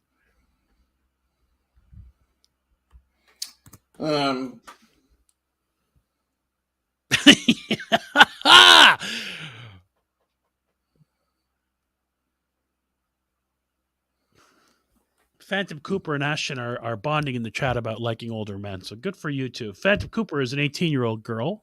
You're 18 now, right, Phantom? You've turned 18. You were 16 when you started coming to the channel, so you've got to be at least 18, 19 at this point. Remember when Phantom Cooper was a young girl, 16 years of age, coming to this channel. Can you please? Interacting. It's really not very... She looks like she's about bloody 54 or something. Don't be ageist, please. Come on. Let's not do that. She looks quite angry. She's not... her dad's an old stoner. Maybe that's bothering her. She's not very good looking, is she? Oh. Well, she's not. Russ Tamblyn would be so angry at you. You're trying to make friends with the man. I have a right to say that, considering that what he did. And I've got it on good word that a lot of the royal family don't wash, and this made me feel really sick. Can you believe that? Sorry, what made you really sick? I apologize.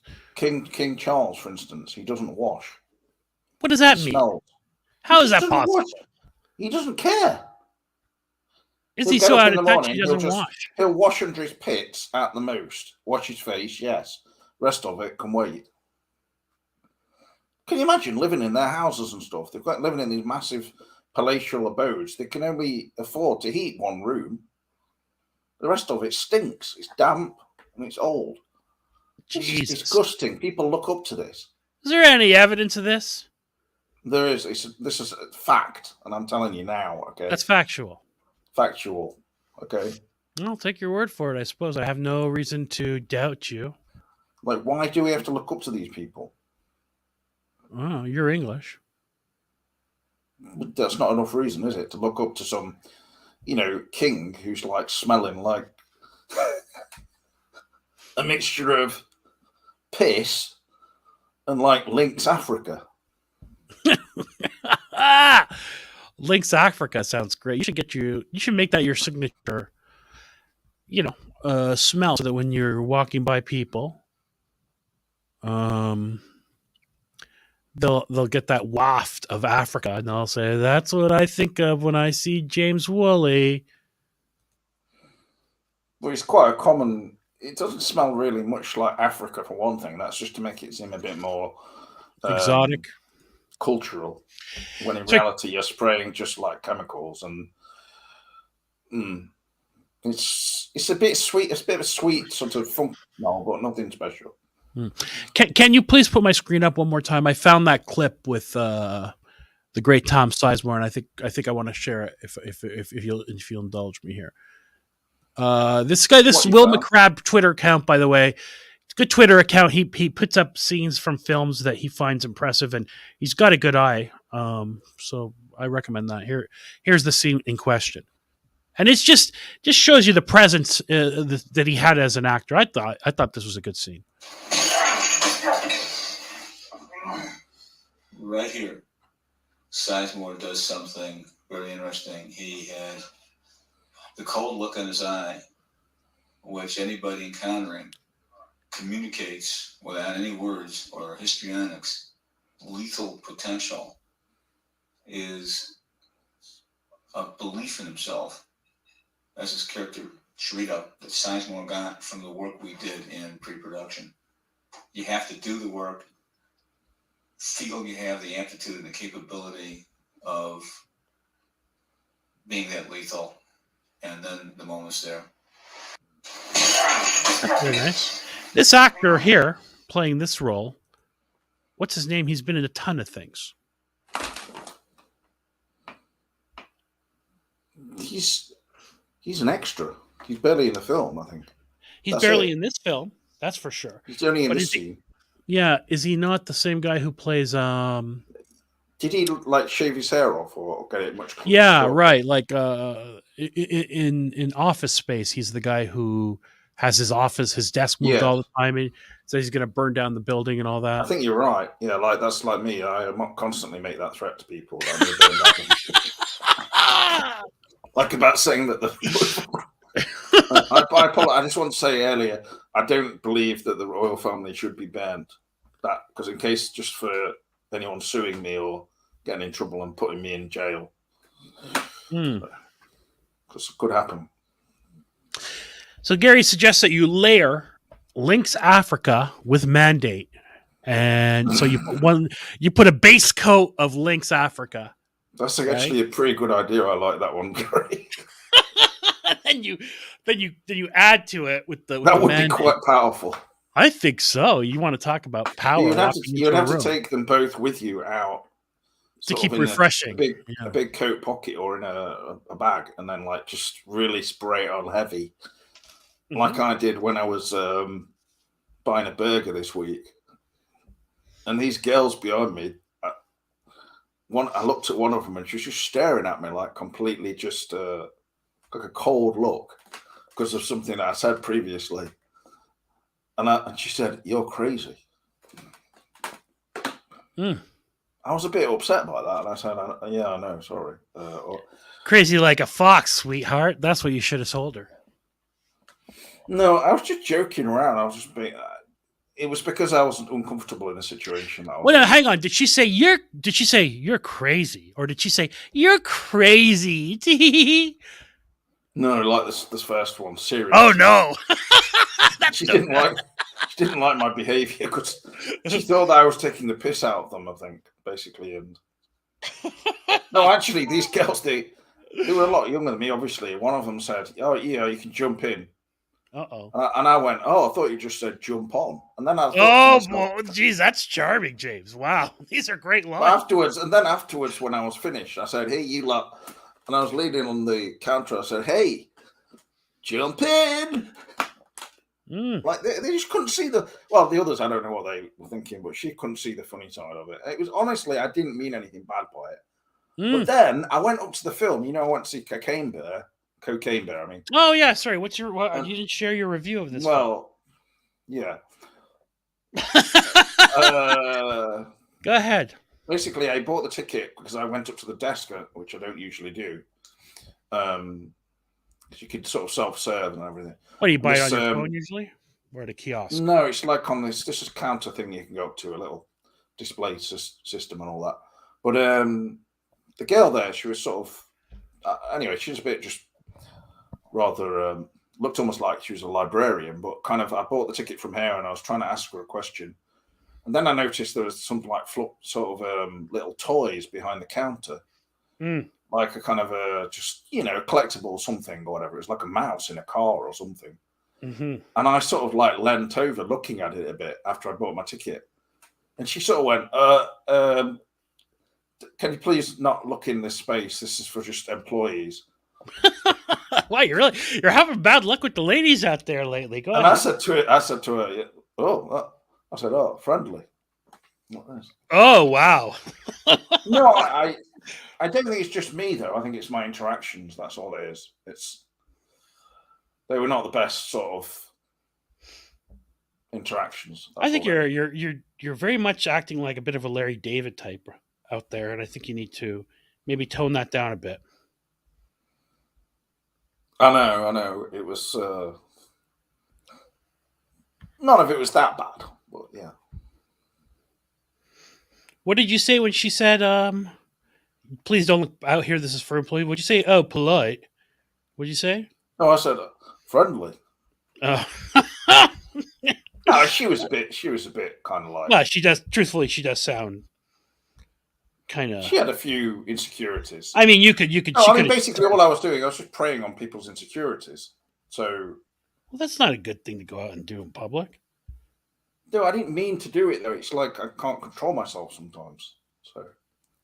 Yeah.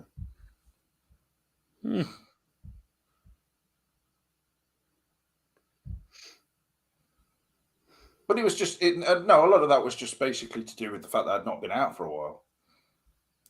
Mixing with the animals, as you describe it. Well, that'll get to you.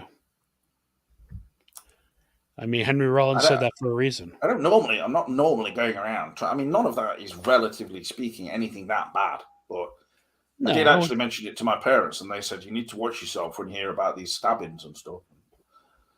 What's with all the fucking stabbings in the UK? Well, it's not.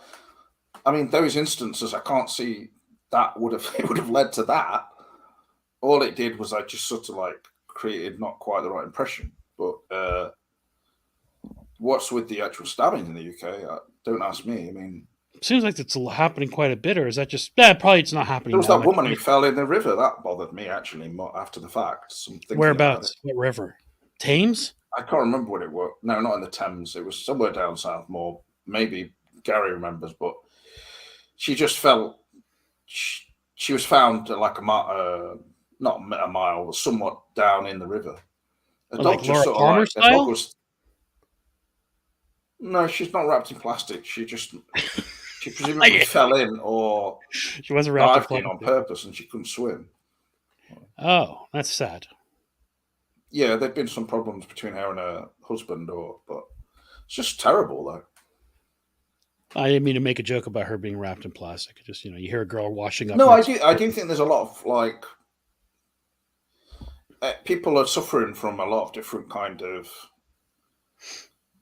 underlying feelings which have kind of come out during the whole pandemic and everything, and it's there still, and it'll take a long time for it to all work itself out, really, if ever. I mean, it's if ever, indeed.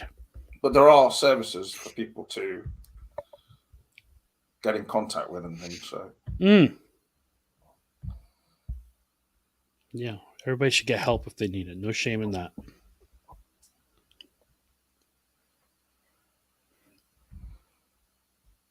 It's just the way, like, it's upset. Yeah, there you go, Gary. I get it. That's what I figured. Upset, like, society, hasn't it, in some ways? And you just, I think everybody has to sort of surrender to love and just sort of try to get out of your own head as much as you can and do whatever it takes to do that. Just don't think, and that's where the pandemic stuff I think hurt people the most, is people got up in their own heads too much. And oh yeah, that's the worst thing. It's just the effect it has on their families as well, if they've got a close family or not, and they're faced with the possibility of losing people and the impact it can have on them, people they know around them. It's just very worrying, Well, and this is the problem, and again, I'm not innocent of this. It's just over worrying, overthinking about things is just no good for anything, because things are going to happen, and if you're so busy getting riled up just worrying about things happening, when they do actually happen, it just I sincerely feel like it like, you can be mindful to the future and all that kind of thing, but not at the cost of the present, as Yoda said. You know what I mean? You got to just sort of, if you start getting worked up about things all the time, when really things happen, I think it hits you harder, believe it or not. So, yeah. And isolation, as that's very wise for a 19-year-old girl to say, Phantom Cooper, isolation from the pandemic has driven everyone a little crazy. She's right about that. And that's from a 19-year-old girl. Yeah, the thing is, if you were 19, for instance, that means like your sort of formative years, perhaps, like, have gone in that period of the pandemic. Well, I mean, to some extent, but for them, I mean, your 20s might be more formative, your 30s might be more formative. You know what? To us, it seems that way, but to them, it just is. It is. It's just is. So maybe they don't experience it the way you think that they would. I don't know. I think it definitely affects them in different ways, but it can be definitely very upsetting for young people, because there's been like suicides and stuff that you hear about here in universities, and because their studies were sort of impacted, and it's terrible. They didn't know what the hell was going off, and you know how young people are, like when they're 19 or something, they literally think like, they only think in the moment, don't they, in a way, or they think their whole life's ruined from something like that, which is not true at all, of course. I have a new employee. She's 22, and she came in looking upset, and I go, "Hey, what's going on?" And I made the mistake of asking her, because I've kind of told myself I'm not going to get too personal with my employees anymore, but I couldn't help it. I'm an empathetic person, and she looked really distressed. So I said, "Hey, is everything okay?" She goes, "Oh no, it's just 22-year-old girl stuff with the boyfriend." I'm like, "All right, good for you for recognizing it's dumb 22-year-old stuff." And I told her, it's not good to get too hung up on any one thing at this age, at this point in your life. This too will pass, and move along. I'm sure she didn't listen to me, but that was a very brief interaction. But on the other hand, the trouble is like, what am I supposed to do? How are you supposed to interact with someone who's 22, a 22-year-old female, without it being in a professional environment? It right? could seem too much, you're imposing. Right. Forget about anything like whether it's inappropriate or could seem. And not only that, I'm very conscious of the fact that the people who work with me, they work for me, and they're compelled to listen to everything I say. So even if they're like, they can't tell me to fuck off, or like, hey, mind your own business and walk out of the room. right? They're a captive audience. So I'm very careful not to. I'm cognizant of that. You know what I mean? So, Yeah, I don't like to impose myself on anyone. No, I don't like either. Don't get that impression that I am like that. No, but I'm not saying that. But when I say impose, these people are my employees. They have to listen to me. Right. That's imposing. Talking to a friend or family member, that is not imposing. That's just sharing with a friend or family member. A friend or family member can tell you, hey, you know what? I got to run, or I got another call, or something like that. You can't say that to your boss if they're fucking blabbing and giving you unsolicited advice. It's not my business, you know? So. Understand. Yeah. And relatively speaking, you're still quite young to be in that kind of situation where you're their boss. Not to them. How did you feel when you were 20 and you saw people in their 40s? You probably thought they were ancient geezers. No, I don't know. I don't know how many people I interacted with really to think that. So yeah, I didn't think people in the 40s were ancient by any means. No, but it really depends in what situation. So, Phantom Cooper anyway says, me and the ladies had online Netflix parties where I think that's really good. Movie live and commenting it. But is this even true? Like me and the ladies? No, she means her girlfriends, presumably, who are now 19. Well, they do have those watch parties, right? Yeah, but if Phantom Cooper is now 19, that means when she started watching, she was here like when we were doing these videos back in 2017. She would have been 13 or 14. Don't question her story. So she very well may. She may have been. She was a fan of Twin Peaks, so she found the channel. I mean, it must have been quite. I do think this show is a very sophisticated discussion forum, but many 13-year-olds can be quite sophisticated, and good on you for Phantom Cooper if that's the case. James, just let it go. All right, I'll let it go. Okay. And she was a 14-year-old girl listening to some of those discussions we had going back to 2017. I think that would have been good for her.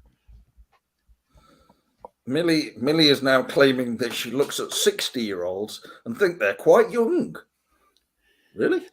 Okay. Well, yeah, since I feel like people, you know what I mean? It's just how you look, because when that's not that far away from you anymore, you think, okay, that's still young, you know what I mean? You start to think of people your parents' age as being elderly, you know?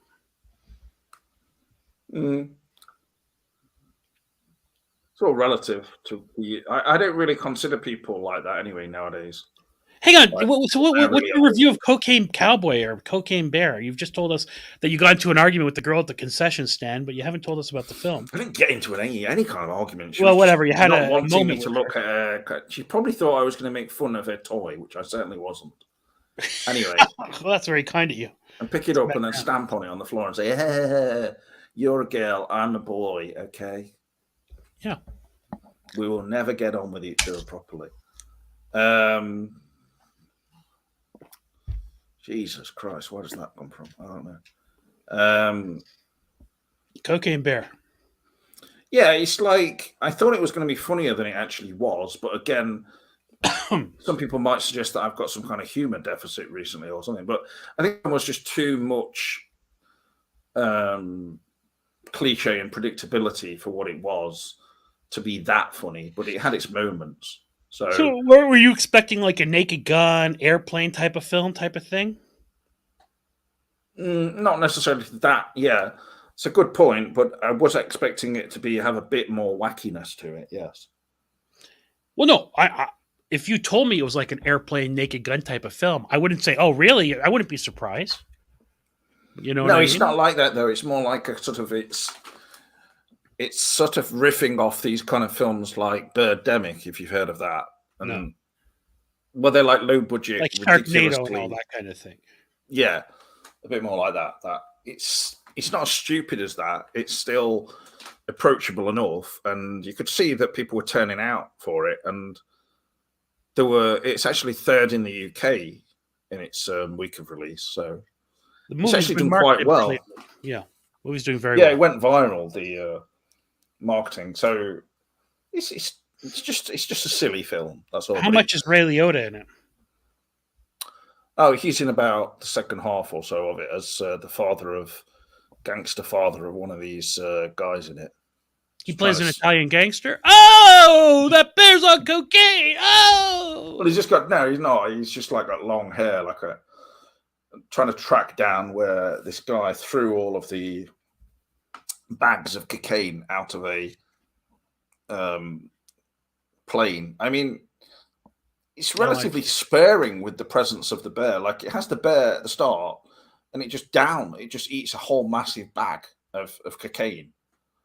And you're sort of thinking, is this bear going to go really, ape shit now?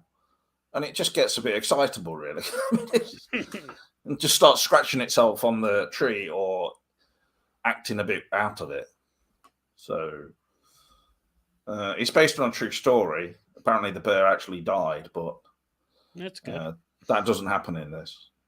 In the end, it's a bear defending its cubs. So it's kind of got a female bear. to The cocaine bear is a female. Right. And the little boy in it, he just suddenly starts referring to it as cocaine bear. And it's like, what? Is he aware he's in a film now? It's just... They got to say the title of the film at some point. Right. So Phantom Cooper says that she thinks it's like snakes on a plane. Yeah, okay. That's probably more like what it's like. No, it's not as over the top. Oh, really? But it's sort of like almost sedate, like a Disney film, but then it has these violent scenes where someone's just got their leg bit off. So, but it's quite violent actually in some bits, but then it's just fairly low budget really, and pretty straightforward. And people just randomly manage to get up a tree. You can imagine the little boy possibly doing that if he was almost superhuman, but the other characters who do it, it's just ridiculous. And one guy gets on top of a gazebo. One of the lines is, "What's a gazebo?" or something like that. Hilarious. But there's one sequence where I knew there was going to be a slow motion shot where they were racing away in a van, and the song playing was "Just Can't Get Enough" by Depeche Mode. I think the bear's running after them or something. I thought we'd get a shot of the bear jumping through the air in slow motion, but instead we get the van in slow motion or something. But it's, Jesus. Then at the end scene, it says, in tribute to, in memoriam of Ray Liotta. Just for a moment, it just pops up. Oh, that's touching. Sounds touching to me. It's not. I wouldn't go that far, but it's. I'd say, honestly, I kind of expected a bit more from it. I did think it was going to be a bit better than it was. Is that right? You had high expectations for a movie called Cocaine Bear. Well, yeah, higher than that. Especially considering the poster of it and everything. I think it's been sold really well. Like, the poster looks pretty good with the bear going apeshit and stuff, but... How could you think this was going to be anything but a shit movie with a few laughs in it? Yeah, but I thought it'd be a shit movie made well. Which, overall, it is made quite well. Okay, well, then there you go. Mission accomplished. But just not, 4 out of 5 level, It's making money. People are like going 2.5 to see or it. something. So. People are seeing it. Well, it has its own. It has a kind of certain appeal to people who might not want. You don't want to go and see a serious film every day, do you? There's a type of. It's what you call a movie. You're out with your girlfriend. Spotlight. Hey, it's with weekend. Mark Let's go Ruffalo see. or something. Yeah, let's go see. The Pope's Exorcist isn't out yet, so let's. Well, no, the Pope's Exorcist is a serious film, so. Well, yeah, but you still might go see a that. horror movie on the weekend with your best girl. You know Really? what I mean? Sure, you might go see a horror movie. Sounds a bit crazy to me. Here, put up my screen. There's a story about it. It's so according to this article, it's already made $52 million. That's a lot of money. Pretty good considering that the film would have cost probably I don't know, 5 million or something. I mean, let's see if this article touches that, because that's very important to see. And then it's going to do really well in terms of its home release, and also then etc., rentals and all this kind of thing. Is there any expensive actors other than Ray Liotta in it? I mean, Gary and people who collect films, etc., they'll be like ordering this in 4K. So 69% from critics is very high for critics for this type of film. 68? 69 from critics, 74 from the audience. What is this on, like Rotten Tomatoes, you mean? Correct, according to this article. What, the audience one is higher, I'm sure. Yeah, 69 critics, 74 audience. Yeah, that's fair, I think. I would pretty much... That's pretty much in line with how I would see it. Because that's kind of balancing the people who just went apeshit and said, this is brilliant, some audience, and then others who were going, no, what are you going on about? This is terrible, And, oh, wow. Look at Megan. Megan, which you said you saw that, right? With the 3 in it or whatever. Yeah. Did you end up seeing that? Yeah, I saw that. I've only been to see really stupid films recently. So okay, well, Megan, look at that. $12 million budget made $173 million. Like, that's a success. No, Megan is actually is better than Cocaine Bear for sure. But what is this article? It talks about the budget for freaking Megan, but what about the budget for Cocaine Bear, you bastards? You put it in here. I'm curious what it is. Well, it will tell you on Wikipedia probably, but no, I know, but I mean, I'm in this article that I want. How much did it say that Megan cost $8 million? I said $12 million. 12 million? Fucking hell. I suppose that's a lot of publicity, isn't it? Well, what do they say? Half of... That's not just production costs. No, well, I wonder how much of that is marketing. The promo for these films is massive. Here they have those, they have like electronic ads everywhere. And there were ones for Megan. That actually influenced me to go and see it, I will say that. It seems like a sequel will be made, but so far nothing has been announced. Oh, Elizabeth Banks must be. Well, I said that there was Math Alligator announced already, but I don't know if that's someone joking. That's got to be a joke. Well, it doesn't really sound like the best idea to me. Well, neither did this. An alligator, no, it sounds okay because a bear can run fast, all this kind of stuff. But I will say, the longer the film goes on, it's got the bloody bear running at what looks like 30 miles an hour, sprinting across the place. I mean, yeah, I know he's on cocaine, but this is ridiculous. And the animation gets let down a bit as it goes on, basically. The CGI kind of looked quite good initially, but then there's what feels like about half an hour into the film with no bear or anything, and I was thinking, what's going off? I understand. And it was basically just one of these old Peril movies, Woods in the Peril in the Woods movies. And they make you wait for a long time, but anyway. So.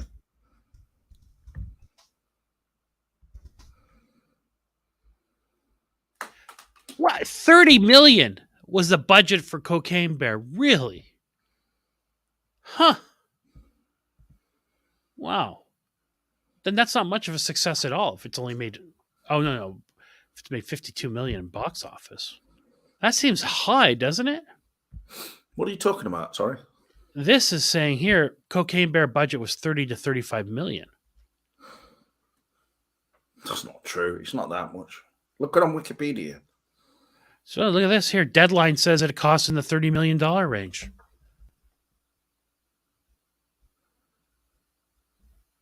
Wow, where did that it didn't cost 30 million? That's not true.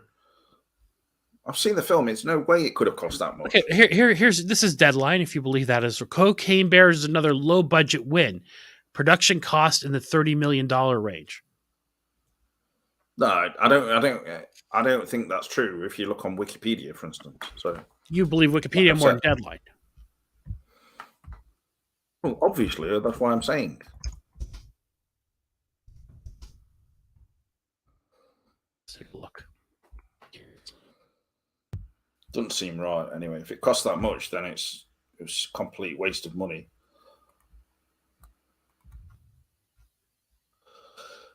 But yeah, it says the same thing on. I think it's bullshit though. There's no way. Yeah, That here it is. cost Yeah, 30, 35 Wikipedia says million. the same thing. There's no way it cost that much. Because the ending, the whole ending sequence is on these like this waterfall. So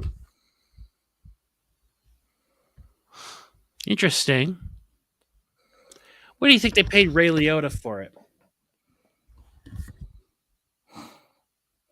what do you mean? Are you asking me this because you know, or No, I don't know. I'm just saying, what do you guess?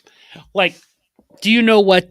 Did you ever watch Black Adam, the Rock superhero film that came out about a year ago? No. So there's what's his name? Superman has like a one little cameo in it. Like it's like a 2-minute scene. Henry Cavill. And they paid him $250,000 for that. You know? Basically, he just put the suit on and said a couple of lines. You know, literally, that's all he was in the movie. Right, but that's a major blockbuster, you know. Right. Film. So I always use exactly, and he's a big, I mean, arguably a pretty big star. He's playing Superman. So 200. I use that as the marker for salaries in a way. So what did Ray Liotta, who I don't think too many people are calling Ray Liotta up nowadays, what'd they pay him for that Cocaine Bear? What do you mean? Not too many are ringing him up. Well, he's not been in too many things. Has he? He's no longer with us. No, I know now, but working his way up to prior to Cocaine Bear, it's not like he was, you know, in high demand or anything like that, right? No, I think he would have got paid like, I don't know, for the amount of screen time he had and everything in his role. Like, I would have been lucky to get something like $100,000 or something. Okay, that's my point. I don't know.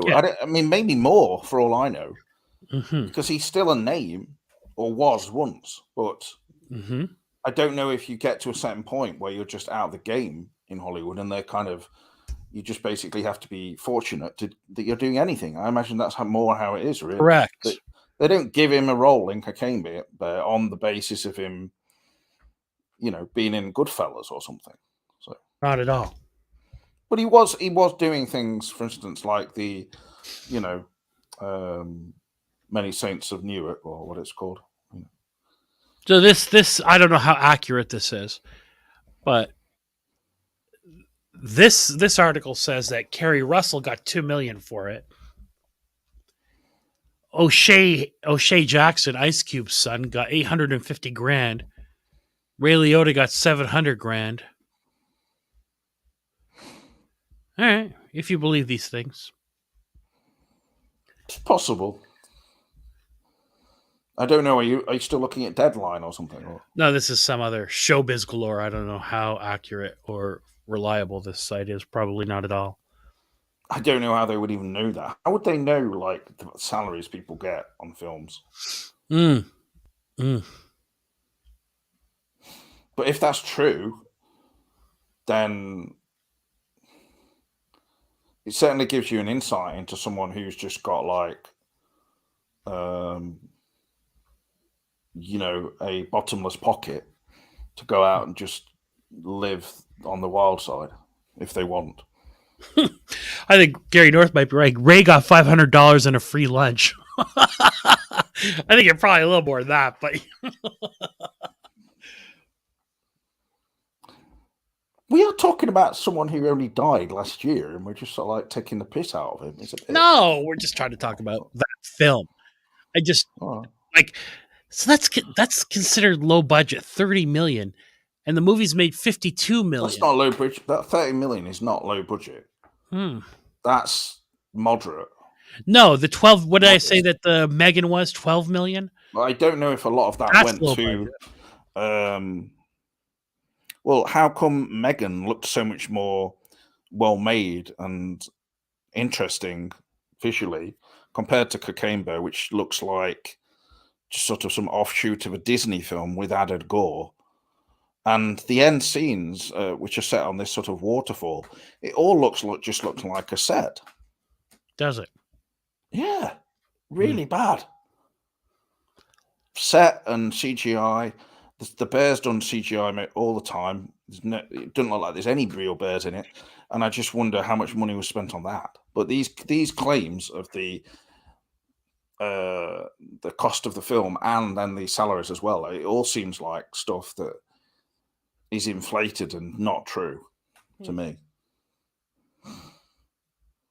I mean, why, if a studio is going to put these numbers out, why would they give the true number and not make it seem like they spent more in a way?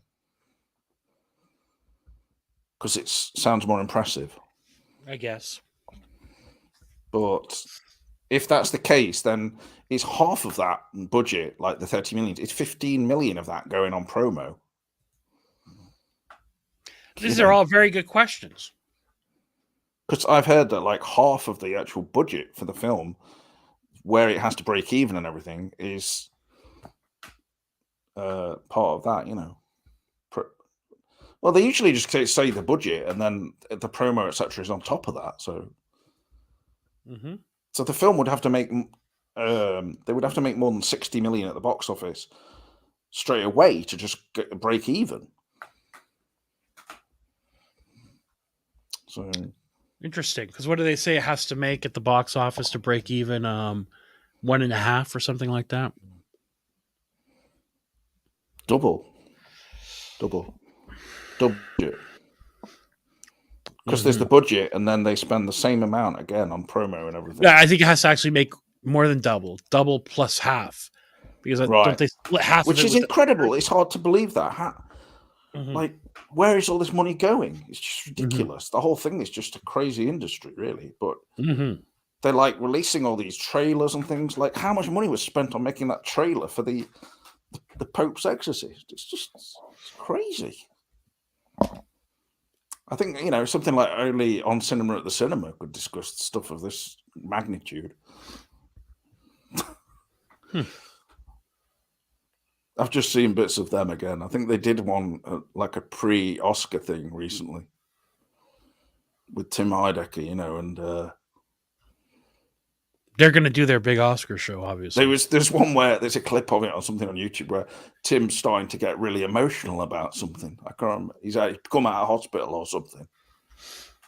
Not in real. This was not a real thing. I miss that show. I've been tempted to pay the $5 a month to get the subscription to it.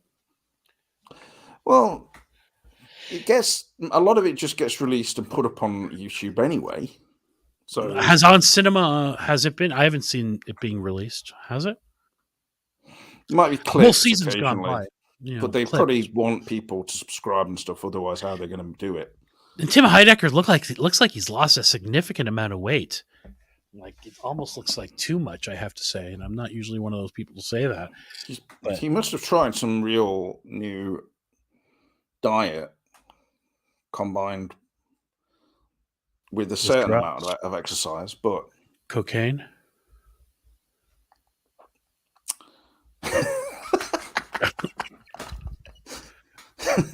Yeah, he's been doing that openly on that show he does on YouTube in front of his daughter. Did you ever see it when his daughter came in? No, I haven't seen that. She just looks like a little him, kind of in the way, and she starts singing along to that song about "We like people who can make us laugh" or whatever. She was really funny. She was so little though, but like she could hold a tune as well. You could see that she'd got his kind of talent. But have you ever seen his sister, Tim Heidecker's sister?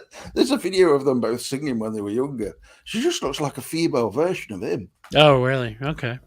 So you'd be really attracted, let me say. Well, she's certainly got his kind of magnetic quality or something. He's really lost a significant, good for him. He's really lost a significant amount of weight. What are you doing? Have you got an actual picture you're looking at now? I went to his Twitter account. Yeah, but it's good that he's lost weight, but at the same time, he does look at, like you say, a bit gaunt, I think. In some pictures, perhaps he looks in the face, but yeah. I will watch Megan, Gary, at one point. I like the idea of it, and I enjoyed the show Small Wonder as a child. Gary, how have you watched Megan? Have you watched it through illegal means? What are you accusing the man in open public? Come on. Well, you're calling. We've now got potentially 15 viewers, which I would potentially. Like to know. Well, I can't believe it. You think that is calling Gary out publicly? It is. It's a bit obscure.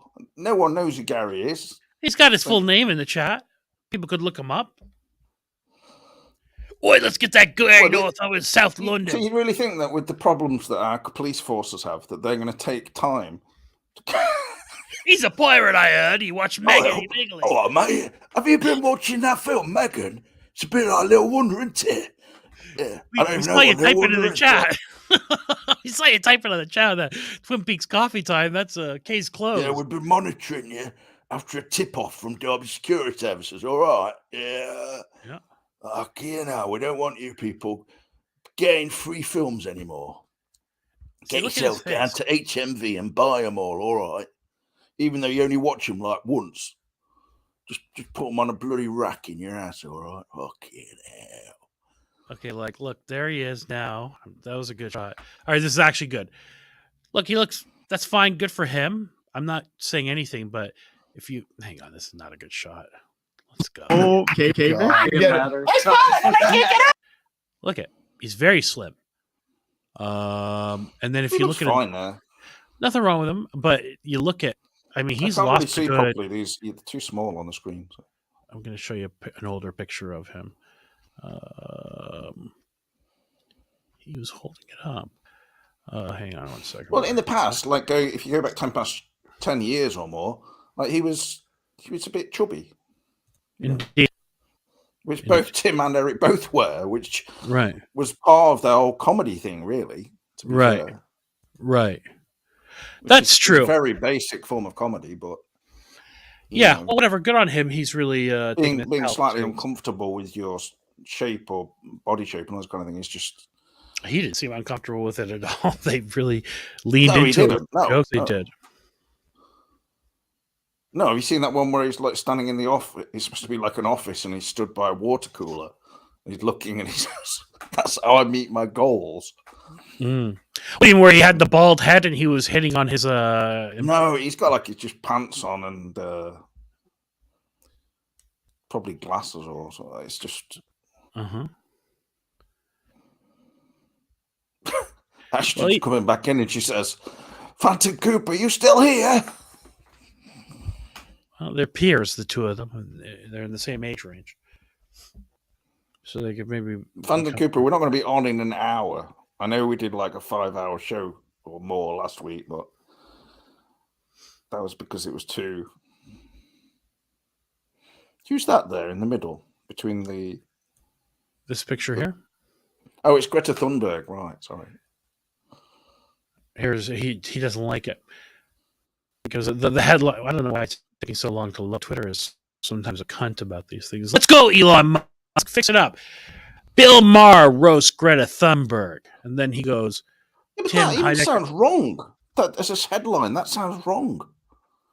Seems like a normal thing for a worm to do. Like if a guy who's probably about 60 or something, he's spit roasting Greta Thunberg. I mean, she's how dare you? Blah, blah, blah. You've taken all of my childhood and everything, okay? You look to children for the future. How dare you? And here, this person made a comment. She did say that. She did, but it's just... Bill Maher, once again, publicly displaying his deeply... She's autistic, you know. Yeah, well, so what? She's put herself in the public and she speaks publicly. I mean, what do you want? Oh, yeah, it's all down to her. Like, it's... Well... It's her parents. Like, Mum and Dad, I'm just going to go traveling all around the world doing this shit. Fine. Now she is. She's feigning being arrested and stuff like that, you know? She's working it out. It's not this. Who's there with her? She's giggling in one of the videos where she's getting arrested in Germany. She's giggling with the police. Like, it's like she knows it's a good photo op. Like, oh, I'm protesting the creation of this nuclear plant. Can you? You can't start doing stuff laughing because people are going to see through it, and then so. Right. How dare you? I do. She's Well, giving us can we some just great quotes. wrap this show up now, please? Yeah, okay, that's fine. I did get a flurry of messages from Mandela Man. I did Well, send him he's the up link, and at but him. he didn't kind of come on for some reason. So, Well, that's a shame. but obviously he wasn't up for it or something, so that's fine. And he did send me some link about the Office space guy that you're mentioning. Oh, so he's listening. Oh yeah, just before you finish, what was the point that guy was making about Tom Sizemore in that scene? Just like how good an example of the kind of quality acting he did, just with that facial expression. You know what I mean? That is really blowing it over the top. Like all he did was just look like kind of around the corner. I think his face was expressive enough. You know, here. Put my screen back up. Put my screen back up. He's got another great scene in cinema that he shared here. Just a second here. Who is this guy? I think I may have seen him on YouTube. You've seen him before. I'll give you. I'll plug his Twitter account again. Like he says, this is a tremendous scene right here. It's top secret, is that? I don't know why he thinks this is such a great scene.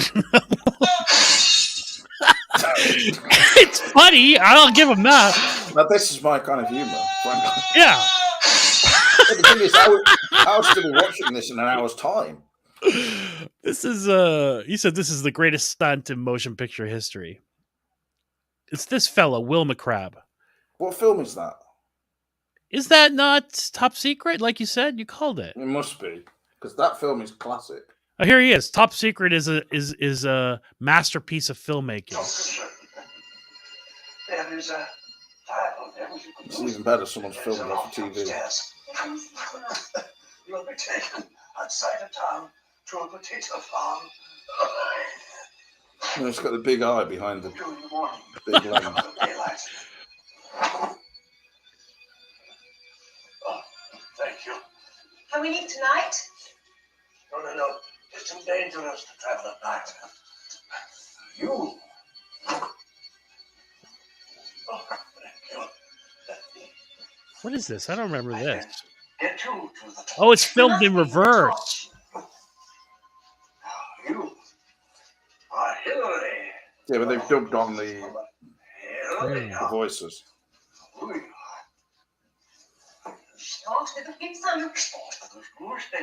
Oh yeah, see, there's a.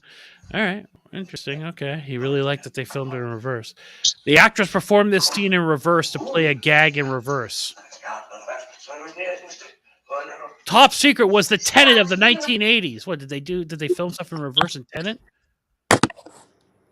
What was this guy called? Tom McKinnon or something? Will McCrabb.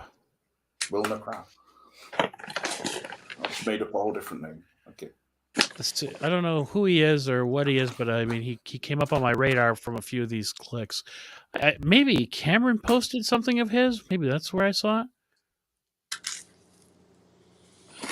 So I was going to say, I think that Lynch used Tom Sizemore. Like Tom Sizemore's best role to me is Natural Born Killers. And people kind of think that Natural Born Killers is a copy off of Wild at Heart. And then if you think of Wild at Heart, right, Wild, like I think he uses Belushi because of Wild Palms. So it's like a way to connect all those things. Some guy made a whole video saying that David Lynch was taking shots at them for him casting Belushi was that him taking shots at Wild Palms. I've heard this theory before. So both. I don't think he's taking shots. It's just it's just the interrelationship of everything. That's all. It's the two films where Oliver Stone copied off of him most. I mean, one's a show, but it's kind of like a film, Wild Palms. So Tom Sizemore. Look, he even posted David Lynch. Was it?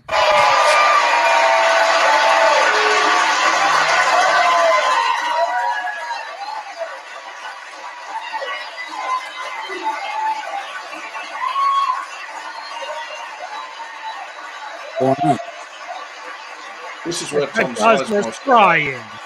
What?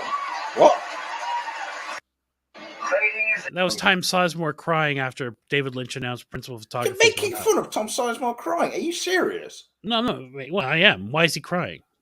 Because he was like in Dr. Drew's Celebrity Rehab. He was pretty fucked up. This is like a big comeback for him to be able to act in this. I think he just loved being in knowing he was making something that was worthwhile. Like, just think of how many crap things he must have done. You know, That's true. And like Mandela Man said that he was heavy drugs and all that. Mm-hmm. Is this James? You have all these behind the scenes. Have you watched those videos? I think I pretty much watched all of them. Yeah. I mean, a lot of it was just very meandering, wasn't it? And but that was the point. You know, they just gave you basically their home video recordings, and then they were sort of interspersed with these parts that just seemed a bit irrelevant, like to do with shots of various parts of the country and things, or something like this. Well, anyway, I was just about to finish now, so. Yeah, how you feeling, Mandela? You doing okay? Were you on one of your 3 days awake? Were you sleeping all day, or what's up? No, my brother was sleeping in here, so I don't want to wake him up. All right, well, that's kind of you. Yeah. But then he woke me up, so... Jesus, Mandela! Christ! Woke the guy up. You guys woke him up, really. I'm just joking. How did we wake him up? Oh, you were playing it too loud. You were, yeah. Voltaire woke him up because Voltaire's shouting. Was I shouting too much, Mandela? Laughing at Tom Sizemore crying, even though he's just died. I mean, you're just jovial. I was doing my readings for the people. I put full effort in. Tom died? I would say Tom Sizemore died. Yeah, you didn't know this? No. Oh, really? No. Yeah, bro. That's why there's so many tributes to him. He had a brain aneurysm, and then what happened? How did he die? Brain aneurysm. Really? But I presume he got back on. You don't the heavy. shout it at people, Voltaire. Brain aneurysm. I'm gonna open my window and shout it out the window here for everybody to hear. It sounds. That's just wrong. Anyway, he was on life support for a while. Sounds related to the blood clots to me a little bit. You know, aneurysm. Oh, he could have gone back on hard drugs, right? Come on, guys. Yeah, he could have. Yeah, everything's to do with a lot of suicides. Vaccines. So. Could have been build-up from all these heroin overdoses, if they ever occur. Probably not that. It's probably the vaccine. So there's trank in it now. It's causing sores on people. What's trank? It's like they're putting an extra tranquilizer. I was on some trank last night. And it's like causing these open. Oh, look at Ashton now. People like walking around sores. Oh, don't be mean to Voltaire. He's doing his magic. Oh, that's very sweet. I like if she had that voice like Mary Poppins. And she just keeps putting LOL non-stop in the chat. Well, she's laughing. For you, that's for you. Wait, maybe she's laughing at your jokes. Well, she laughs more at yours. I'll say that. That's everybody. I have a very sophisticated form of humor that the people ask for and demand and appreciate. I've never heard of any of these people asking or demanding anything. Oh, yeah, it's clamoring. You'd be surprised. Absolute bullshit. Is that what I was doing? Yeah, you can see my heartbeat through the wiggle. Mandela Man, I've watched about 50 minutes of The Other Side of the Wind, by the way. Okay. And I was like, what on earth? I mean, I don't have any problem with it, but it was a bit much in terms of the style of it and everything. Just nothing really happening, and it's just a lot of shouting and just fast editing. So I think it did settle down a bit, actually, and I will watch the rest of it. How much of that Pedro Pascal show have you watched, Mandela? None. Oh, none. Okay, you're building it up? No, I'm not interested. Yeah. The zombie bullshit show about the video game. Is that us or some shit like that? Yeah, Last of Us. How dare you? It's not bad. I'm just not interested. Is it good at all? It is okay. Yeah, I would say it's okay. And for me, I only like Dawn of the Dead, the original. I don't want to see zombies running really fast, and when they're running, they're like running into doors and things, which is what happens in this. It's like Yeah, I'm very burned out on zombies, bro. Like, I Unless felt they the have same like way. fungus coming out their heads and stuff. It's You watch the first episode, Mandela. Just here's my problem, bro. It's one thing that there's a lot of zombie movies, but in the video game industry, like, I want a video game or a VR experience that's like a Lynch film, something with some deeper meaning. And all we ever get is zombie this and zombie that. It's just so boring of a subject matter. well, because the shoot 'em games. The shoot 'em games are, they got to shoot somebody. It's either aliens or zombies or That's no imagination. Like, no, it doesn't have to be that way. I feel like, Nazis. Why don't you have a I deeper don't know. meaning to it? Like a deeper meaning. but you really want to watch the George A. Romero original Dawn of the Dead from '78. I like that. Voltaire. If you've never seen it, and Classic. like I wouldn't say that has a massively deeper meaning, but it's the way it's made, which is so great, And it's kind of like they gravitate towards the mall because that's like the most important part of people's life. Which that's the second one. So it is to do with something, at least, but it's not. It's just a really enjoyable film. A great film, I think. Yeah, it's the second. Anyway, maybe we'll see you again, Mandela Man, next week. All right. I will be alive. That's the right attitude. Well, I would hope you're alive, for sure. That's very kind of you, James. Yeah. No, I'm not. I'm just saying it. I genuinely do. So I believe you. Okay, I believe you. Coming to the line. Ashton is declaring that her filmmaking career is imminent. So good for her. Oh, rock and roll. I mean, you've got to pursue something if you want to do it, but I have a plan. It's pretty fucking far-fetched shit. But you have to be a bit realistic about it as well, though. So, work. Yeah. Thank you, Voltaire, for coming on. Thank you, Mr. Mandela, aka Ben, and I'll talk to you all soon. Then, thank you very much for this week. All right, everybody. We'll talk to you later. Have a good week, everybody. Fight it out. All right, gentlemen. Bye. See you all. Cheers.